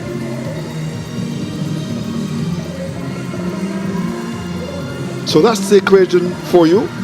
Ladies and gentlemen, boys and girls, 43 to get from 18. And, well, it seems as if it's much better to watch the Emancipation Cricket Festival than any of the cricket that is going on currently. This has been exciting for all of us. And, of course, a lot of us coming from Barbados to ensure that everything worked out quite well. The fusion of Caribbean talent coming to the fore. That's short. That's swung away lustily. It's gone over the wicket. Down by the double-decker. That's gone for 6. Is there the start of something big? We shall see. Yeah, this game isn't lost on the Kingstown Kings. Interestingly, from the Whalers, they've introduced a new bowler at a very critical juncture of the game. Imran Joseph is in. They require now 37 from 17 balls, and he looks like a strong man as only thinking one thing. Yeah, you're right. The fact the boundary was big. Can you imagine if they can get maybe 15, 16 from this over? Well, then we have to send for Tanti Morrow from Trinidad. Oh, he's bowled him. The length was good. And Hoyt celebrates. That's a big wicket to get. Further trouble for the Kings. Yeah, that's a good reply from Denson Hoyt. I think the Whalers fan got scared for a moment with that big six of Imran Joseph. But again, you're right. The length was right. It was attacking the stumps. The line was key. And Imran Joseph makes a short impact, just 11 off 5. He's been bowled by Denson Hoyt. Yeah, he doesn't like, he's kicking the bat.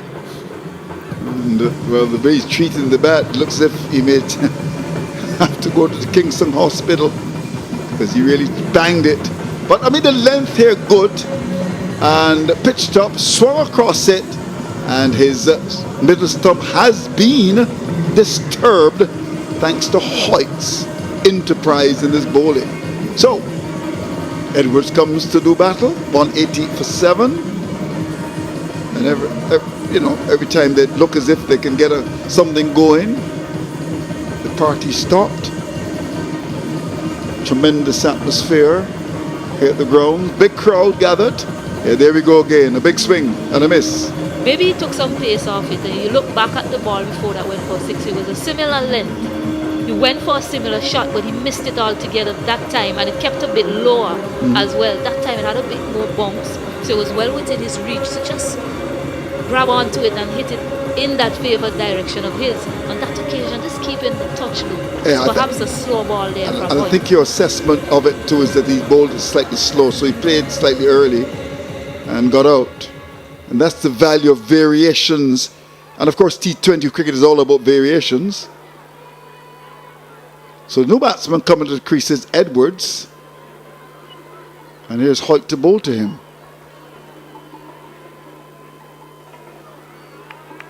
That was pretty wide at the off stump. The umpire didn't call that. Yeah. And Edwards is saying, wow, umpire McDonald. I think that was wide, actually. Yeah, Gerald Edwards. I think Hoyt got away with that. Yeah, he definitely did. Definitely did.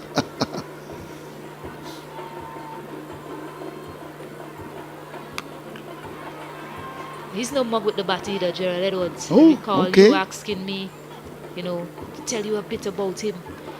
Had a few training sessions with him. He trains with Coach Cleaton Bonnet these days, along with some of the girls in the back. And I can say for sure that he's a very hard worker and he's always willing to learn. So that's a hallmark of a good future cricketer. Once you're willing to learn, you will always gain that knowledge that you require to go forward. And he's taking it in. Gerald Edwards. They need a boundary here. Walking right across the stump, just a single. Don't know if you need to move so early, because then you're telegraphing it and it becomes predictable and the bowler can make the necessary adjustments. And that's what Hoyt did. And he was able to put it away. Maybe just move at the time when the bowler brings the arm over. But the movement is pretty predictable. It's again wide of the off stump. Umpire McDonald has a look and reckons it's not wide enough to be called a wide. Every ball that goes by and a run is not scored, it presents a bigger problem for the Kings. So, 18 gone, 182 for the loss of 7.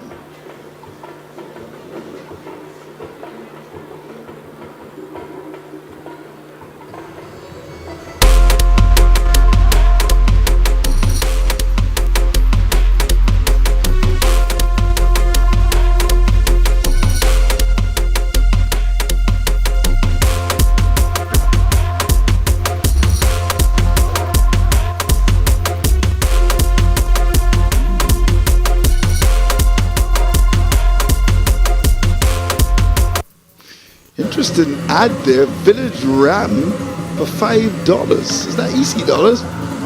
Village Ram. Okay. I don't know what it's all about. Village Ram.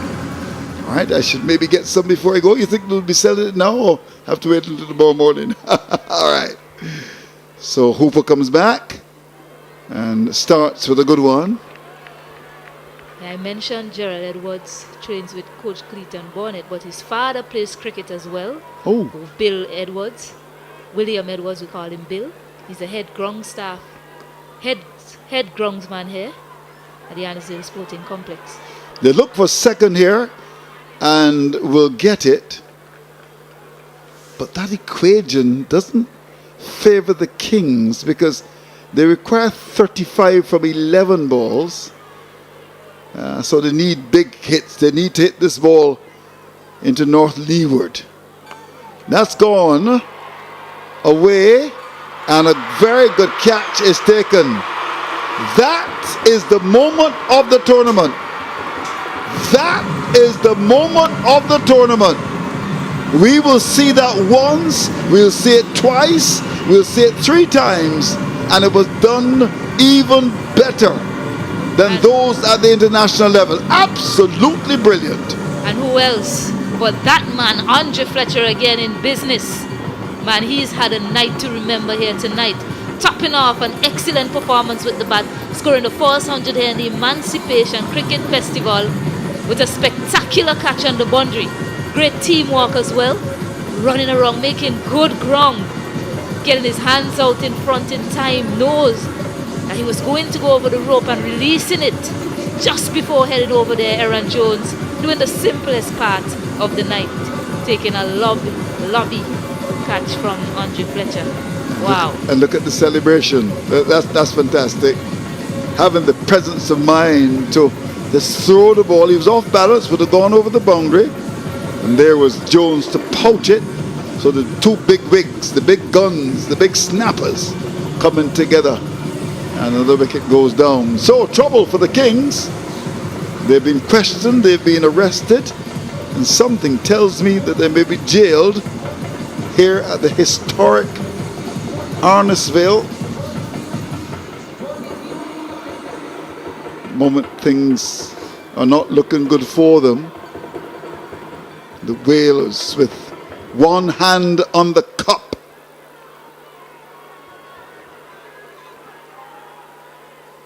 And that man, Hooper, has been brilliant. He's picked up 4 for 25 now. So just 8 balls, 33 runs. That's going to be called a wide. Yeah, he's come into this game as a Hooper, immediately making an impact, and that's what you want from your local players. Not a wide, just coming back from that Windward Islands tournament. He was a skipper there. He was great support to Andre Fletcher, scoring 17 runs and now backing it up with 4 wickets. And already 9 wides, make that 10 wides being bowled. So that's what, an over and more than half really, so 10 wides. Thanks to a lovely score.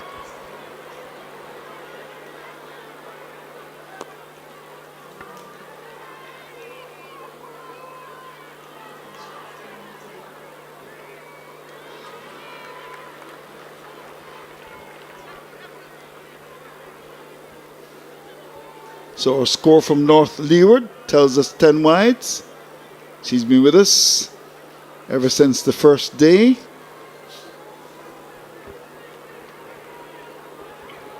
Yeah, an uphill task for the Kingstown Kings. 29 to get from 7 balls.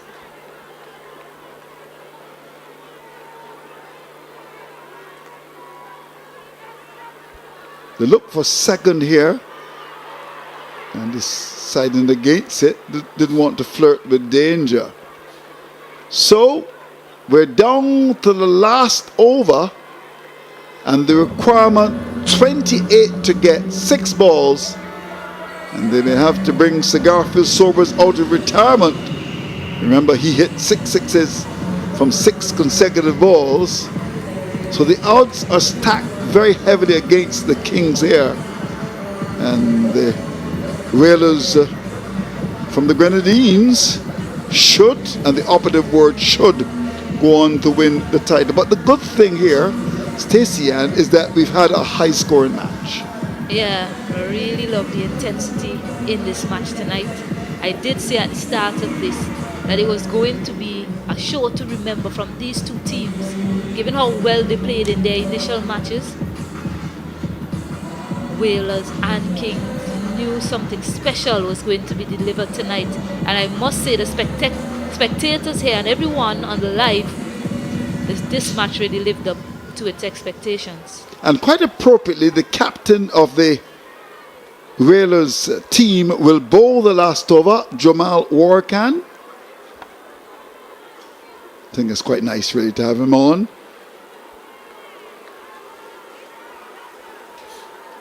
Vincentian now lives in Barbados. So we start the last over.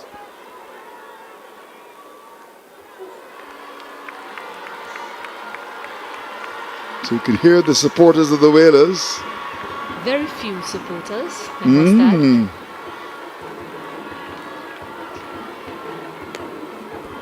Kingston Kings had a big support here tonight. A number of persons purchased shirts. Really? Green shirts. Yes, I saw a number of them in the crowd with that green shirt on. Well, they'll be disappointed, but I think overall, I mean, it's been a good tournament. We've seen some good cricket. One or two low scores. It got better yesterday, and then the finals. I mean, you want a finals like that. Obviously, we'd want it a lot closer, but 216 and our team 190 for 8, and could get pretty close to 200. Yeah, this has been the best match of the tournament so far. That's my opinion, anyways. Yeah, I think so. I agree with that. Lots of runs, and the game seesawed. Didn't know who was ever going to win this match at one point in time.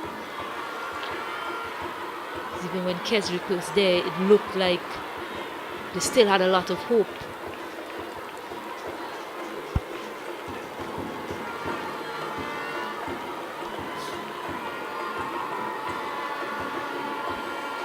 So we've just got 3 balls left, and of course those in the crowd, so happy to be here.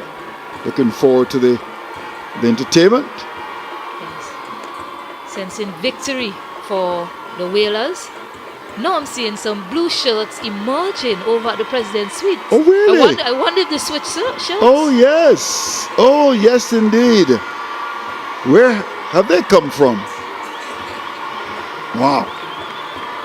So there are 2 balls left, and the Whalers supporters are happy.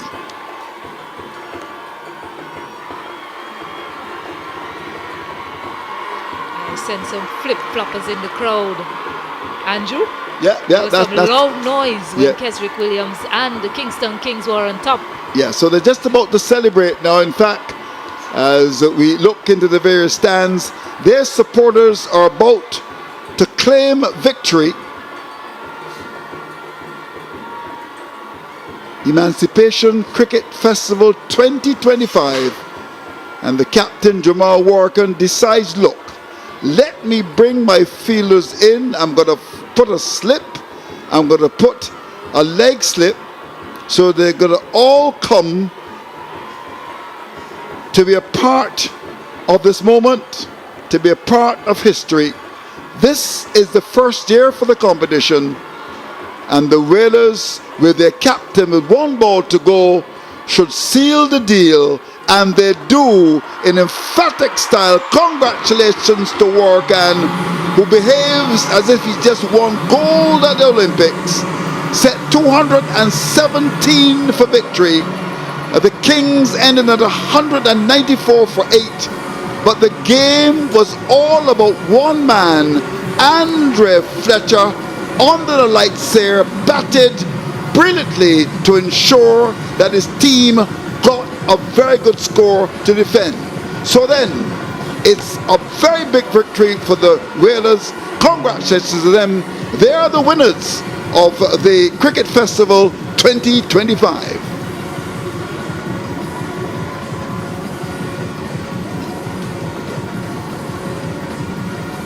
Yeah, excellence from the Grenadines Whalers, emerging victorious in this final.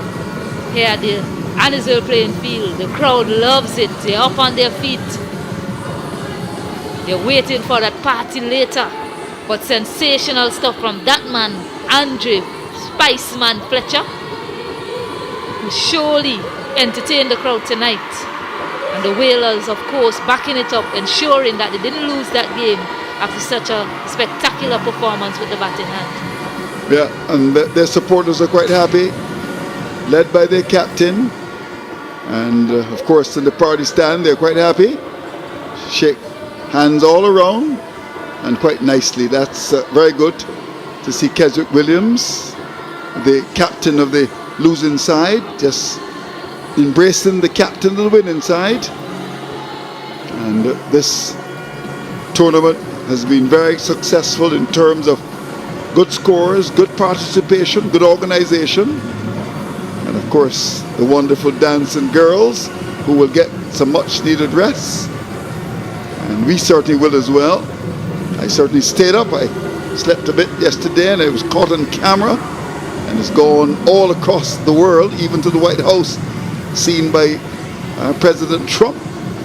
And I will say to you that I was very much awake to see the Whalers take the crown. Yeah, someone had to win it tonight. Spectacular drone scenes there from above. Digital shark, scorecard, over spinner was dismissed early. And you felt like him being dismissed, half of the hope was gone very early. Casmus Action, Desiree Bolodi and Charles really chipped in and kept the hope alive. Tijon Pope and Keswick Williams at the back end as well. But it all was just too much to do for the Kingstown Kings.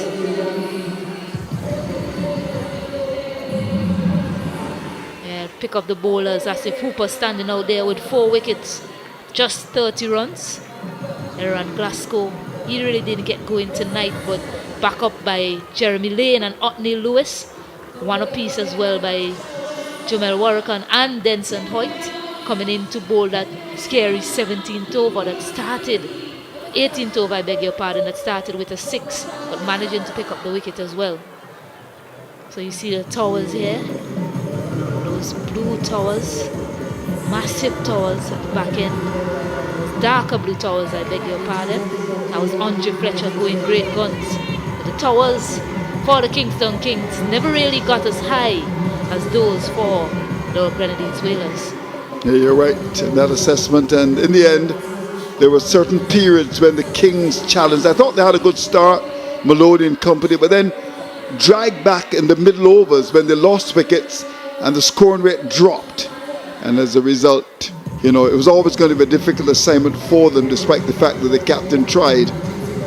It just felt that 217 was going to be too much for them, and they lost the game. 194 for 8, chasing 217. So look at that, preparing for the big presentation of the trophy. Earlier we saw the legends here. They've enjoyed it thoroughly. We're still at the same hotel, and every morning they would come down at breakfast and talk about this tournament.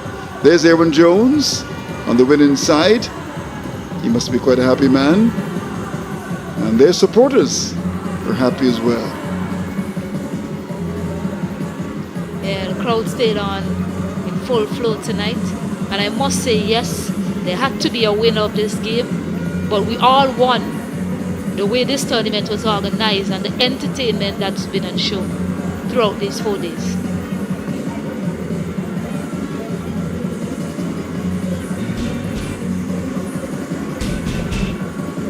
Yeah, a drive up towards that mid-off area, catch taken, low down. And that was a mix-up, that was a controversy. Some said he should have been given out, some said no. And that was a big wicket, Jones. There's a big swing, catch taken down at long on. Look at that celebration. Too short. And in the air for a bit, keeper takes the catch. No problems at all there. Lovely flick away in the onside. Powerful drive. And here we go. With Lewis struggling really. And then the big moment came along with some wonderful stroke play by the man who won it. Celebration time for a brilliant 100 from Andrea Fletcher. And then Jamal Warrican taking a simple catch ball that was pitched up and driven up towards that mid-off area. But always trouble really. Good catch taken by the keeper, standing up. Always good to see that happen. And there's the big hit down towards that long on area. They had to really get going, I mean, because the rate was against them in terms of something over 10, and that was a chance. Went into the boundary. That's a drive. Again, a couple of catches being put down. Keeper is in business. Big edge taken by the keeper. Back to the bowler. That was so simple. Warkan getting very close to the end of this match. As that ball was played back to Warkan. Should have been forward. And then the keeper stumping. Finger went up. Getting closer to the end. And good bowling. Slow ball producing the wicket. And then this was the moment of the tournament. Brilliant. Spiceman in the action. And then the celebration started. Quite appropriate. It was the captain who bowled the last over, Jamal Warkan, to seal the deal for the Whalers. Yeah, quite appropriately as well, calling in all of the fielders. You know, I watched the game one time. Asif Hooper was the captain, and the team needed, I think, 22 in after the last ball. He called in everyone and put everyone, all 10 fielders in the slip cordon. Really? Well, 9 apart from the bowler. It was such a funny sight. As he knew, no matter what happened, you hit it for 6, you hit it for 4, game over. Yeah. So the scorecard here, Andre Fletcher, wonderful 100 from him. The highlight of this scorecard, Asif Hooper, Anthony Lewis and Aaron Jones supporting him. Trevion Matthews to pick up the bowlers on that end. 1 over though, 10 runs, 1 wicket. Oba Spina as well. Well, he's ready to pick up the bowler. 4 of them, just 20 runs. Imran Joseph adding support. You have when Kingstown Kings batted, they only managed 194 runs. Desron Maloney, Haksha, Tijon Pope all looked to take the game away. Dijon Charles, but unfortunately couldn't get over the line. Wonderful figures by Asif Hooper, Denson Hoyt, Jamel Warrakan, and Anthony Lewis all chiming in and making sure that Grenadines Whalers came out on top. Yeah, always a difficult assignment to get over 200. It wasn't just 200, it was 217. And they made a good fist of it, there's no question about that. But the mountain was too much for them to climb. And really, when you look at it, it turned out to be a good victory for the Whalers. When you do an assessment of this tournament, you think the best team in the competition won? Yeah, I'll say that. Kingstown Kings certainly look like favourites after that first game, but I did say getting to the middle order will be very important in this game because Obaspina, he started well, he scored 52. I think Dijon Charles came in at 3, he scored 44. You didn't get to test out the middle order. Tonight, that happened, and you really saw that it was very difficult for them to chase down any sort of big target. Well, they were inserted. Kedrick Williams won the toss and decided, look, I'm going to bowl first. But he came up against Andre Fletcher. Yeah, Andre Fletcher. I mean, just can't speak enough about how he constructed his innings. He's a man that likes to go at the bowling very early, but you realize that a lot relies on him to take it very deep, and he did that quite well. So, yes, it may look as if he was taking his time, batting too slowly. But he knew exactly what he was doing. And as I say, I keep saying this, timing is everything. And he timed his innings to perfection. Not just the way he was timing the balls, hitting them out of the park. But the moment he decided to launch an attack against the Kings bowlers. Yeah, in fact, just wanted to look at his innings, because I thought it was calculated. I think he recognized that he had to bat deep. You know, he didn't in the first game. And he set his stalls out. And as he got over 50, then you could see the real Andre Fletcher and a burst of energy, lots of runs, and then got to that 100 in grand style. Yeah, and he's a competitive cricketer. So he's in a final and he wants to win. That's the sort of character that he is. So he knew that he failed in that first game and he owed it to his team to come up big tonight, and that he did. So, a big victory for them. Of course, we got to pay our bills. Time to pause for business cause.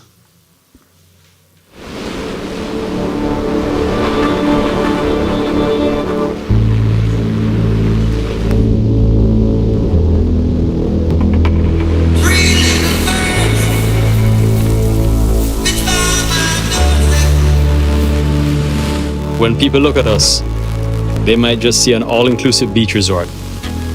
But take a closer look, and you'll see we're so much more.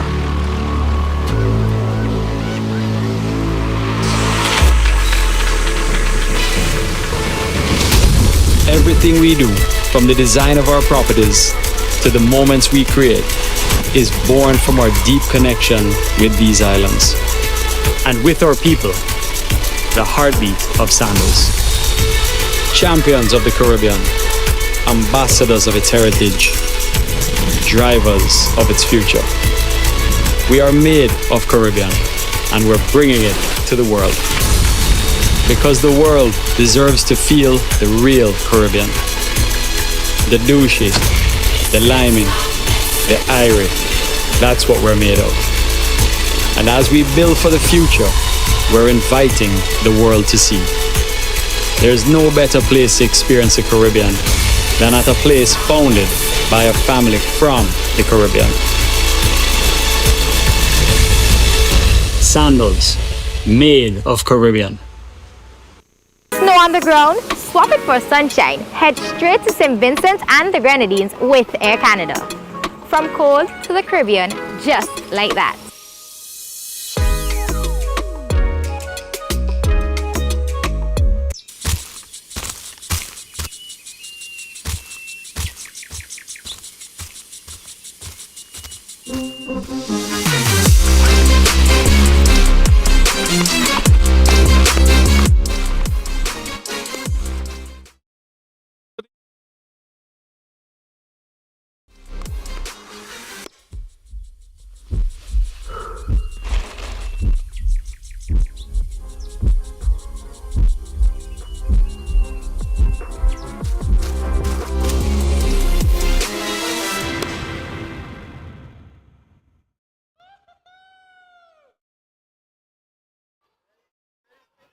Keswick?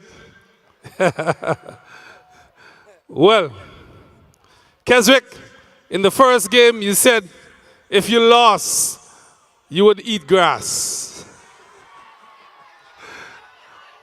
What is it you're eating tonight?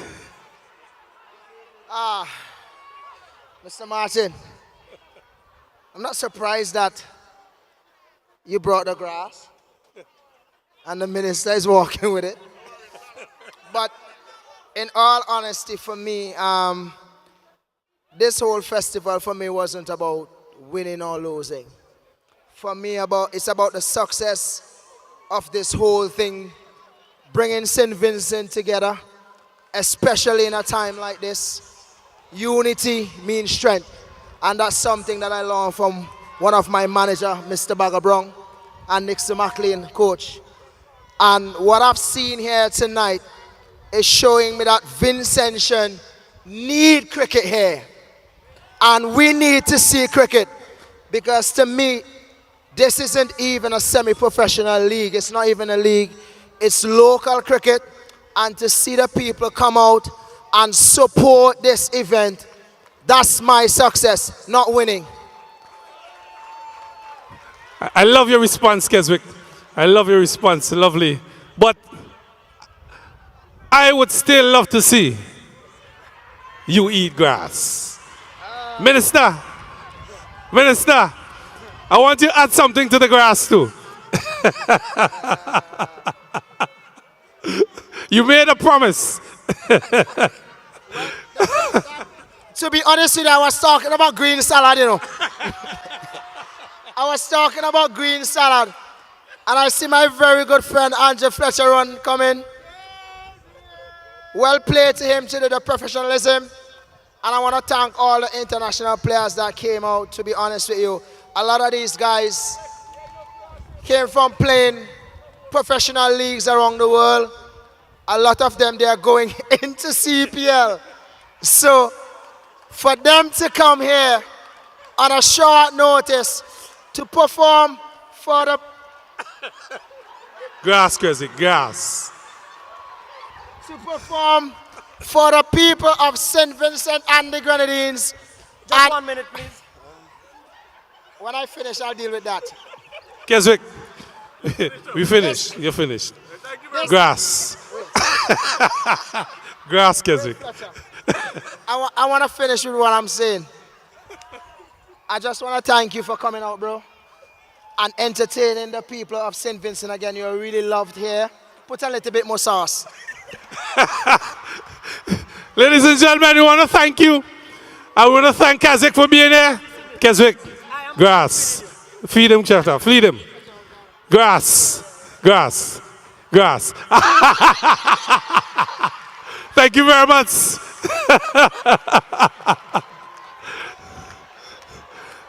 We want to invite the winning captain, Mr. Warwican. Somebody say, I'm going down. Where we going? Where we going? Congratulations, Warwican. A well-played game.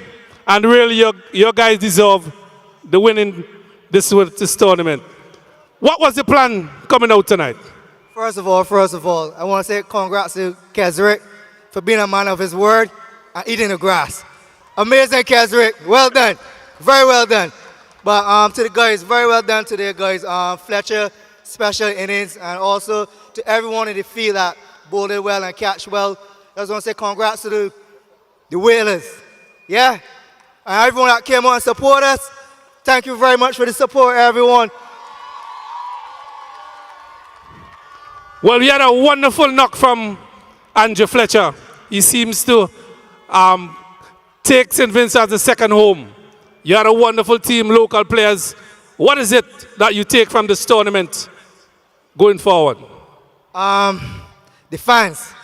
This feel like you're playing a CPL game or international game. The amount of people that came out and supported was amazing. The atmosphere was wonderful.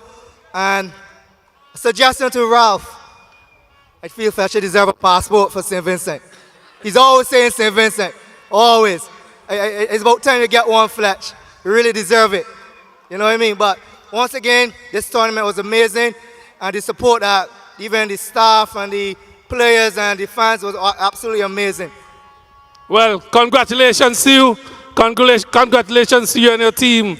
And we say, Whalers! Somebody say, Whalers! Congratulations, well done. Great job. I want to invite the Minister of Sports, the Minister of Tourism, and also the President of the Cricket Association to join me on stage for the presentation of medals and trophies for both teams. Mr. Carlos James, Mr. Orande Brewster, please join us here on stage. Mr. Dungal James, are you here?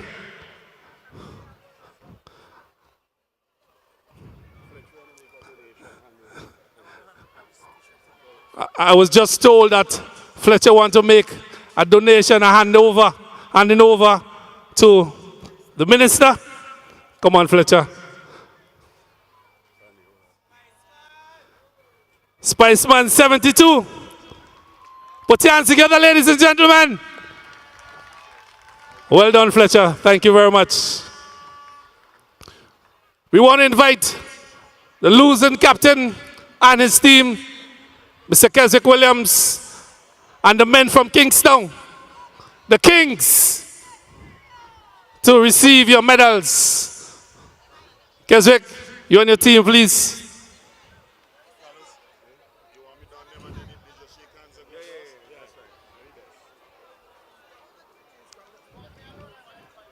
Everybody.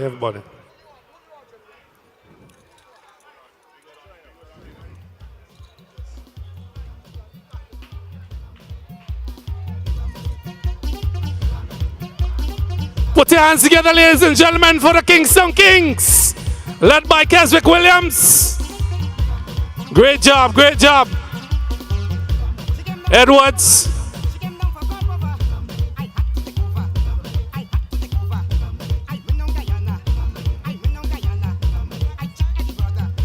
Well done, guys, well done. Where the Kings fans? Put your hands together for the men. Come on. Lovely tournament. They fell short by a few runs. But they played a fantastic game. The Kingsmen, the Kingsmen.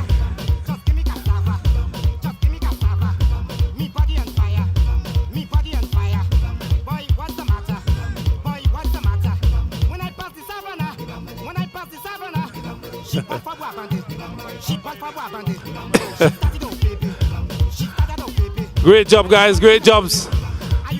Somebody say, we going down. We going down. Whalers. We want to invite Captain Warwican and his team to join us here to receive your medals and your trophy. Winners of this inaugural Emancipation Cricket Festival. Put your hands together for the Whalers!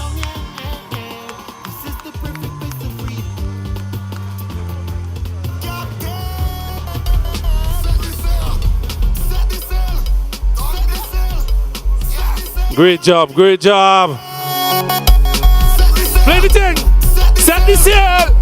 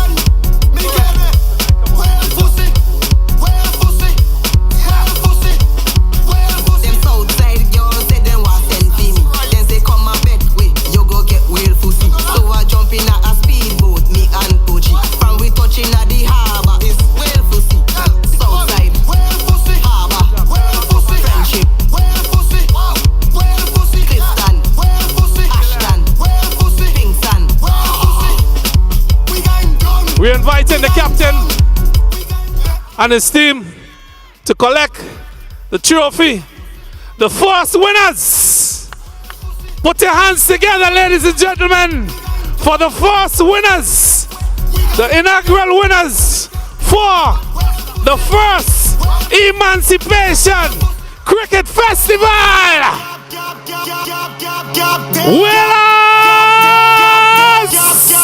Vincy people, come on, selfish. Come on, you can't see wheel.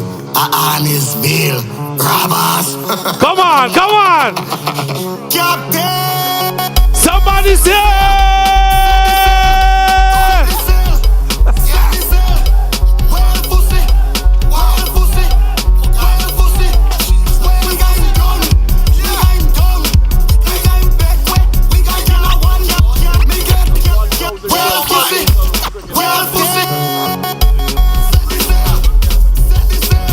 Well, we ain't finished yet. There's a check of $1,000 donated for local cricket teams here on behalf of the ECF. $1,000 to the winners, the Whalers. Come on, put your hands together. And just to let you know, this check will be donated to a local cricket team for development purposes, youth cricket. All right, so put your hands together for the Whalers. Jacko, Lion.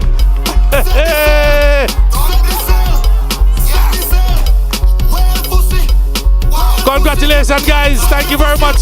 It was a wonderful tournament. And well done to the Whalers.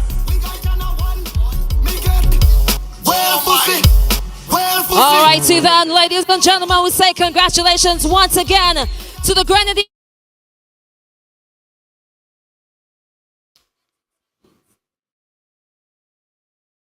All right, so congratulations to the Whalers for winning.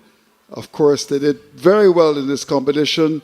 The two matches they played, they won 216 for 5, led by that brilliant 100 by Andrea Fletcher, and the Kings falling short 194 for 8. Game being watched by a big crowd. The action continues. Party time with Crystal. Crystal, where are you?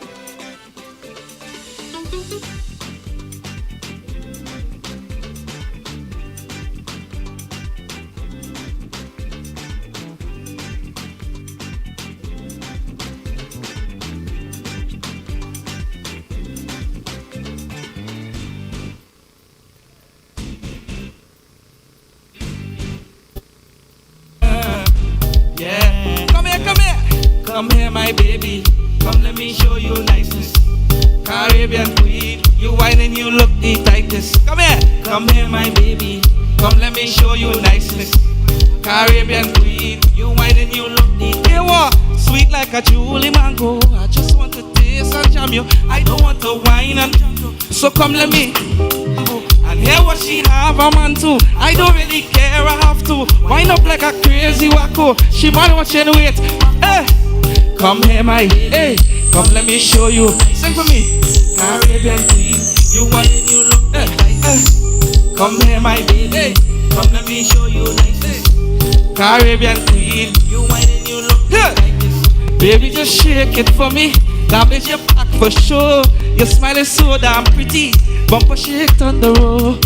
I love the feeling that you're making me just want some more. Give you 100 grand, girl. I'll take you on a tour. Come here, my baby. Come, let me show you. Caribbean queen. Yo, stadium. Come here, my baby. Come, let me show you. Caribbean. So I love my Trini women and I love my Bajan girls. Don't talk about my PC beauties. They are Caribbean pearls. Bumper it big and fat. Pretty face hair with curls. Come to the islands now. Know you will love both of us. Come here, my baby. Come, let me. Oh, baby. Caribbean queen, you whining you. Oh, baby. Come here, my baby. Come, let me show you niceness. Caribbean queen, you whining you. Sweet like a Julie mango. I just want to taste and jam you. I don't want to wine and jam you. So come, let me slam the bamboo and hear what she have a man too. I don't really care, I have to wind up like a crazy wacko. She might watch him. Come here, my baby. Come, let me show you. Caribbean queen, you whining, you look the. Come here, my baby. Come, let me show you niceness. Caribbean queen, hey. You whining, you look. Come here, baby. Sweet like a Julie mango. I just want to taste and jam you. I don't want to wine and jam you. So come, let me slam the bamboo and hear what she have a man too. I don't really care, I have to wind up like a crazy wacko. She might watching. Hear me. Come here, my baby. Come, let me show you. Caribbean queen, you whining you. Oh, baby. Come here, my baby. Come, let me show you niceness. Caribbean queen, you whining you. Hear me, baby. Oh gosh. They got my cricket fans. All they looking nice. All they looking. Would you? They got my cricket fans. All they looking real good.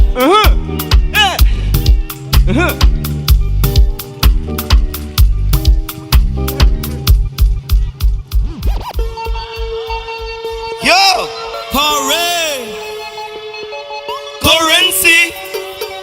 Let me tell you about this girl I know. This girl of a back shot, where she love back shot. This girl of a back shot, where she love back shot. This girl of a back shot, where she love back shot. This girl of a back shot, where she love back shot. This girl of a back shot, where she love back shot. This girl of a back shot, where she love back shot. This girl of a back shot, where she love back shot. This girl of a back shot, where she love back shot. She talking. No matter what you tell she talking back.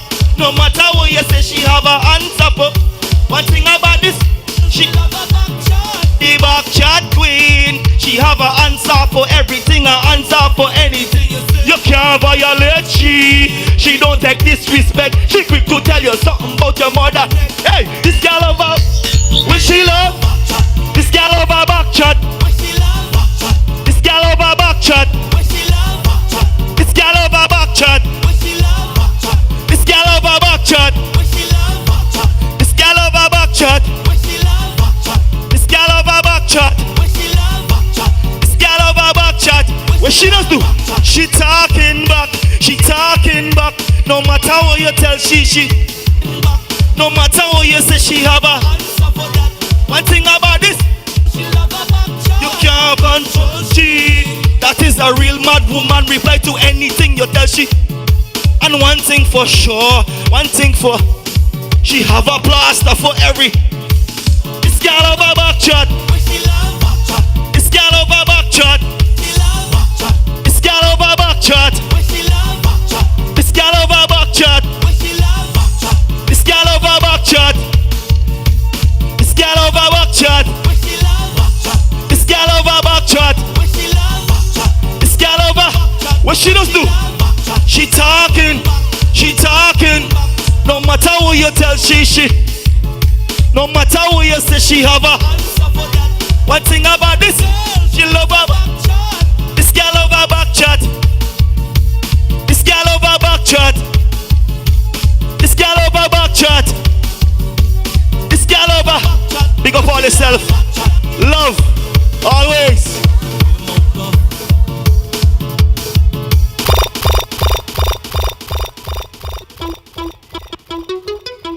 Yeah. Stadium! Stadium! We going double decker. I want to hear you sing. Nobody can hold me. Everybody sing. Sing. Nobody can hold me. Sing again. Nobody.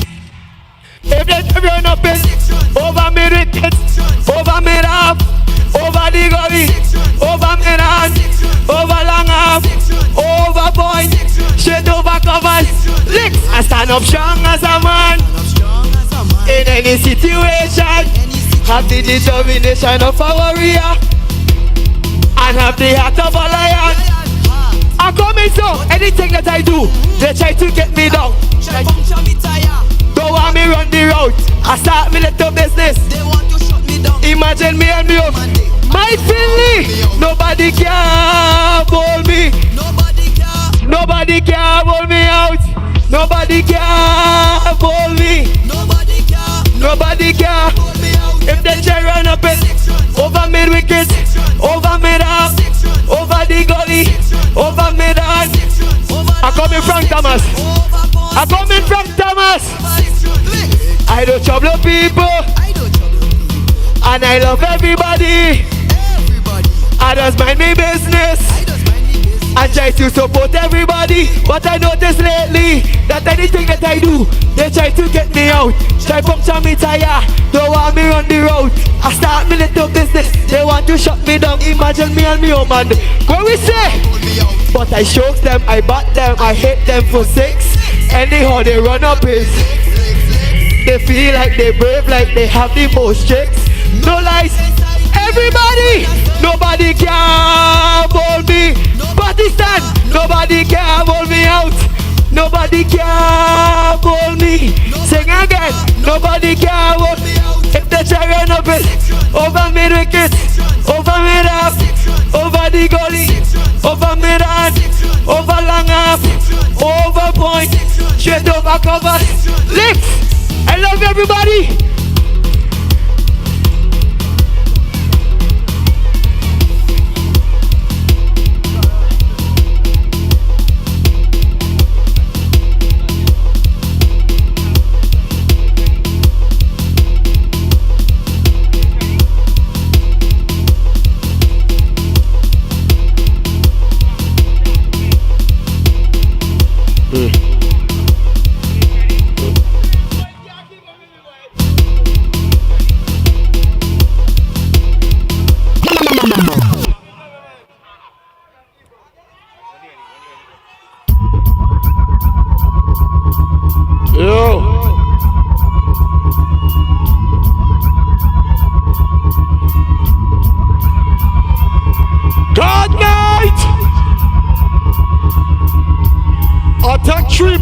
reach here. I ain't come for nobody stand up and watch me get up off all your feet. Somebody say yeah, yeah. Over here had the most vibes. Over here had the most vibes. Let me go bless. Yo. Yo, L, L, L, L, yo. Yo, L, L. Over here. All the way the woman them line up. Man, them can't handle them. All the way the woman them line up. Man, them can't handle them. All the way the woman them line up. I want this to some energy. All the way the woman them line up. Ready? 1, 2, 3. Give me a wine on the ground there. Give me a wine on the ground there. Give me a wine on the ground there. Give me everybody start to say. Up top, sing. Ready again, boys.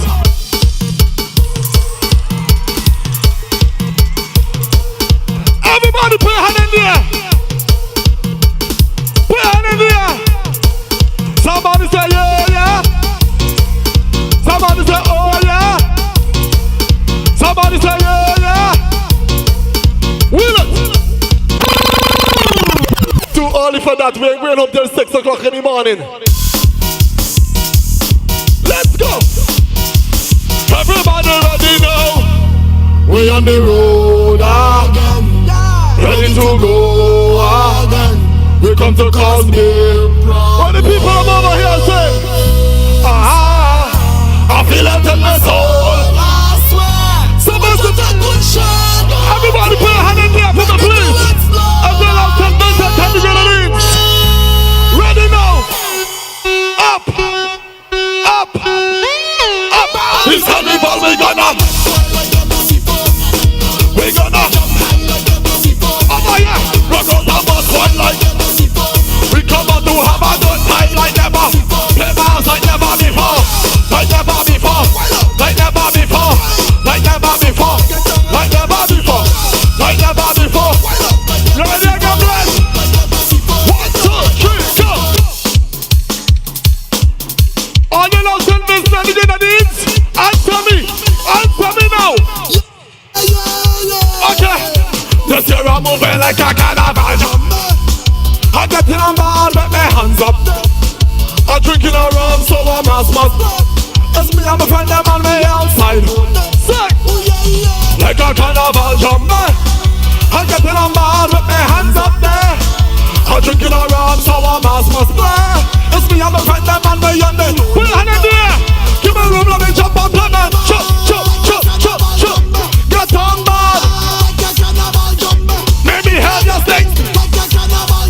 Action in ya, bacchanal in ya. While everybody start to jump. Carnival jump me. Carnival jump me. Carnival jump me. Carnival jump me. Carnival jump me. Blaze it ready again. Give me a next thing. 2, 3, go. All the ladies make some noise.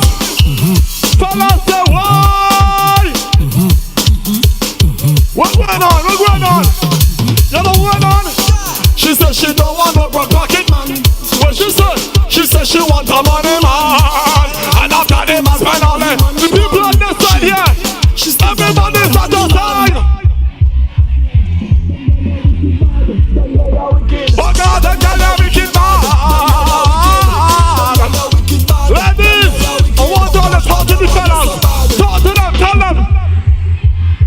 All you tell lie. You better do what? Because why? Yes, let me go again, one time. Big up all of me real friends. If you're here with your friend, put your friend hand in the air. Put your friend hand in the air right now. Start to sing. Whoa, whoa, whoa, whoa. Yeah, yeah, yeah. All the 71st night for me if you're ready, friends. Sing it. There was a woman back in the end. I will never ever run and leave them. Real soldiers will not deal with me. Go tell them to fire on a fake friend. We don't want nothing to do with them. Sell me out once you cannot sell me out again when I touch road. Put your friend hand in the air. Put it up. Anybody else see me jumping with? soldiers, real soldiers, real. Let's do it again and then splendid tune. 1, 2, 3, go. What's the best island in the whole Caribbean? Now Vinci. Now Vinci the best carnival in the whole Caribbean. What we tell them? My liquor stronger, drink it down like water. I party harder, stamina lasts longer. Baddest in the whole country, take a life. We don't have no competition. Got us way at all, got us way at all. Right now potatoes dimension. Got us, let me tell them about Vinci Carnival. Tell them, we don't have no competition. No competition. We don't have no competition. No competition. Who the bad light? Not me. Who the bad light? Not me. We don't have go again, please. Ready again. No competition. What's on the party? Let me tell them about Vinci one more time. And so we bad. Just bring the rum. All the sleeping over here. All the sleeping. They call it me rum jumpy. Man, say me hat. They call it me rum jumpy. Man, say me hat. What be tossing them? Rum jumpy take over the hood. Hold on the house. Why? Rum jumpy take over the whole. Give me a signal now. Hear what rum jumpy said to do. Mash up the stage. Mash up the stage. Hold on, stop on the stage. Let's do it again. Let's do it again. 1 drink of liquor. 2 drink of liquor. 3 drink of liquor. 4 drink of liquor. It don't matter how you try, you say you. How will you bring an next bottle? Ever can drink more than your friend? Ever can drink more than your friend? And say sober. I'm drinking more than you. More than your sister. More than all of them. Do me a favor. If they brush your teeth before you come here to something. Say, hey. Do it. Pass the liquor. I'm coming over here. Let's go again. Ready again. Hey. My name is.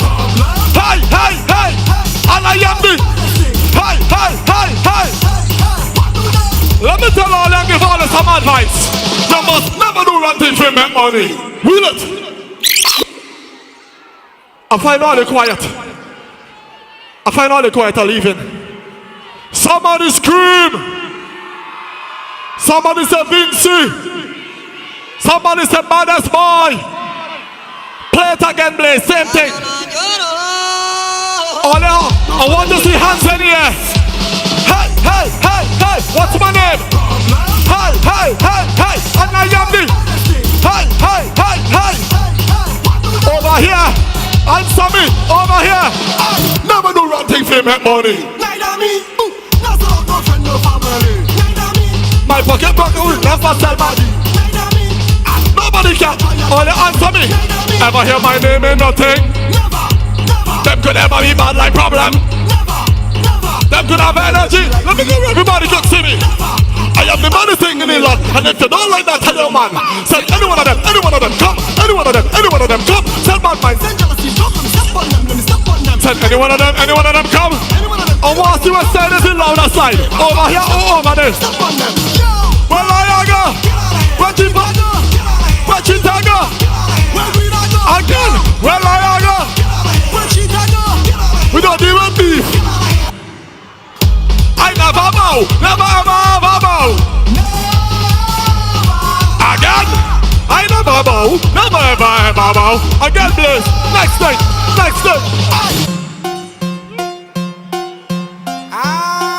They say over here have less people, but over here have the most vibes. They say over here have more vibes than over here. Over here have more vibes than over there. Let me see some signal. Put your hand in the air. Jump! One set of crazy people jumping up in it. All kind of different things they have in there. They jumping up and down, they don't give a damn. Carrying on like them. We're hand in the air. We go mash up everything like we have in show. I tear down everything like, I like the screw right here. I like the screw right here. My pussy right here. My pussy right here. Put something up in the air, give me please now. Put it up. We gonna mash it up on. Hey, tear down man. We gonna mash it up on my marker. Tear down. You see the screw right here? And the screw right here. I don't like a bit of people here, so do what I do it. Do this. The cameras in the place. We don't handle behavior. Saturn's in the place. Fuck it up in the powder. The cameras in the place. We don't handle behavior. Blaze, go on again, Blaze. Go on again, Blaze. Oh, man, I want big up Skinny. I passed King in the airport when I come in down here going Antigua. He said to this tune, Jesus Christ for the walk. Look at people be. Give me a loop. Give me a loop. Play me low. Play me low. Well, some people didn't hear me when I say I take 3 planes and a boat for each year. I ain't taking 3 planes and a boat to reach here for nobody to stand up and watch me. If it have 1 person in this stand over there, that is okay. If it have 3 people over here, that is okay. Now, this is the island on which I was born. If you're born in St. Vincent, say yeah, yeah. If you love SBG, say yeah, yeah. So when the tune play, we're going to push Vinci to the wall like this. Everybody, when the tune jump in, just push Vinci to the wall. There's one Vinci, we love one another. Play, Blaze, play. Are you ready? 1, 2, everybody know Jesus Christ. Everybody pump it up. When you see me coming, you know it's danger. We better than you and all of you. And we no afraid. We no afraid, we no afraid. We no afraid, we no afraid. We no wheel it. All in rest 15 minutes to get me right. Why is it about this boy taking more than that? Not true. Somebody said true. We ain't going to work tomorrow night. Tomorrow is a holiday. Mr. So. All you don't get fire and blame, you know. If all you have to go and walk, go and walk. Blaze, run it. And I'll come into work. Hey, I can't see. Why? Nothing wrong with my eyes. I just can't see myself come into work. Why the old man fat boy? I'm not doing what? Don't tell me about work. Me and some pretty bitches. I don't care. If you're not going to work tomorrow, put your hand in the air and wave and say, holla. I know. Holiday. Give me the next thing, please. Running out of time. 1, 2, 3, go. All it takes is 1 and 2 tune. Let me see what side had the most vibes now for real. Over here. Somebody say, ooh, ooh. Over here. Ooh, ooh. Hey, you see me? Alright. In the most beautiful carnival diner. I jumping up in the burning sun. And I don't care if the rain come down. Well, that don't stop me from having fun. Why? Cause I am a watch up there, watch upstairs. No sleep at all. Party animal, a party animal, party animal. Wheel it. Wheel it. Play. Play the man. Anybody drinking water? Anybody drinking alcohol? Oh, it's like go. You see when I drink it, let me tell all of something. I don't give a if all of me money done as long as one in the head. Is it too much? One thing to kill you, so what? Leave me alone. I don't give a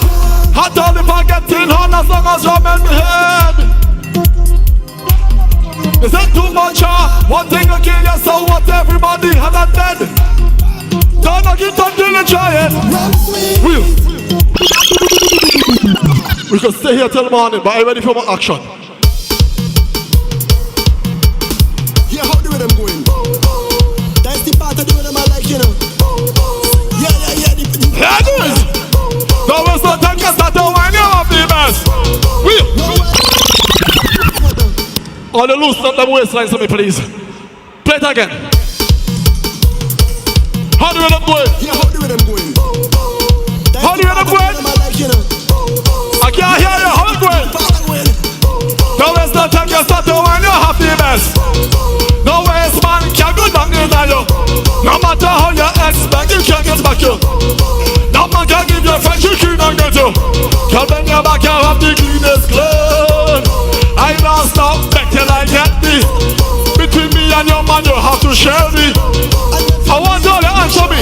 What's the sweetest part of the rhythm? This is the spot inside the rhythm is the what? Can you remind me of this? Give me the next thing, please.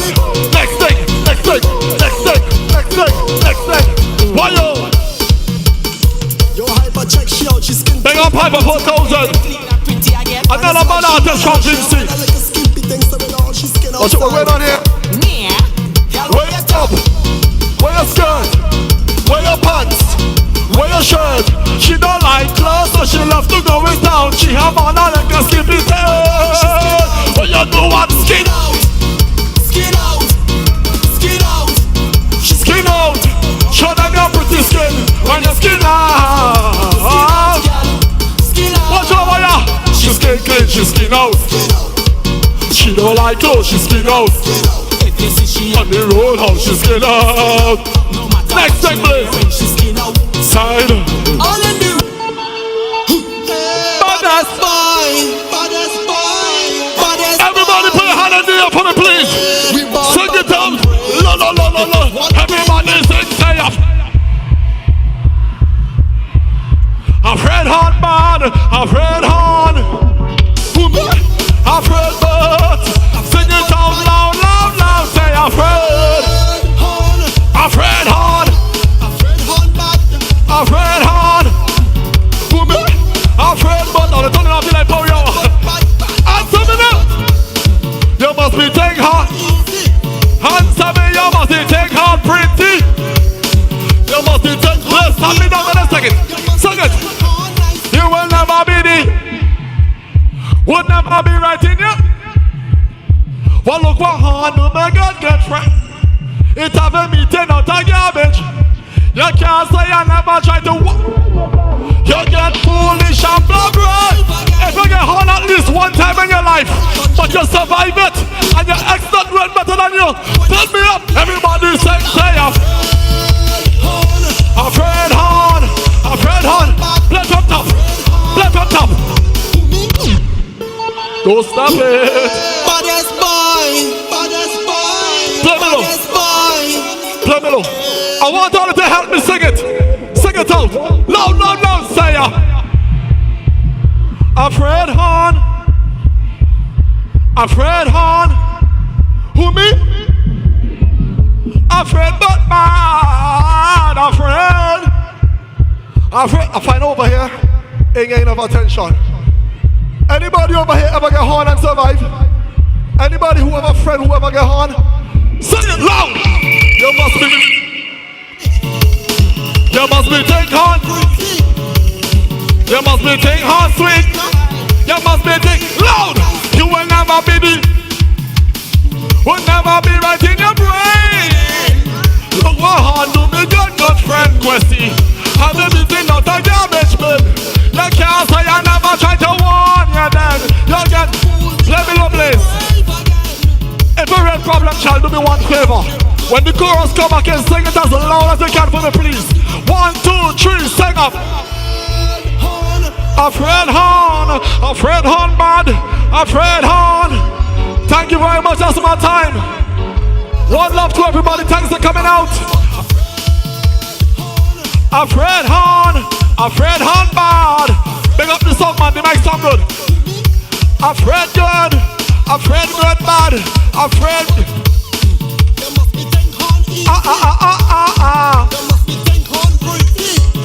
Thank you very you.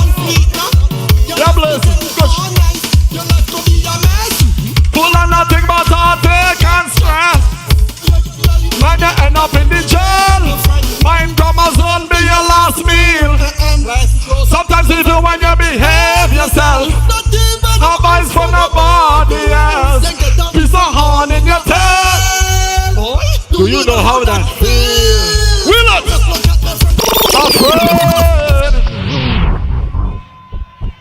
Everybody get home safely.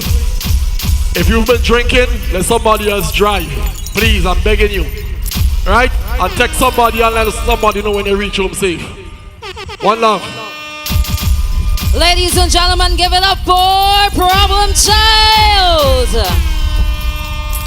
Problem, quickly. How you feel about performing at ECF tonight, this morning? I had to make it happen. It was testing, but I had to make it happen. Yeah, we made it by the grace of God. Amazing feeling, I love it. I love my people, I love my island. We'll do anything for them. All right, thank you so much. Amazing performance as usual. Thank you. There you have it, Problem Child. And at this time, we're going to wrap things up. Thank you so much for coming out to the Emancipation Cricket Festival, the first of its kind. They say that it's going to be an annual event right here at Arnos Vale Stadium. Do get home safely, and thank you for watching online. Take care. Yeah.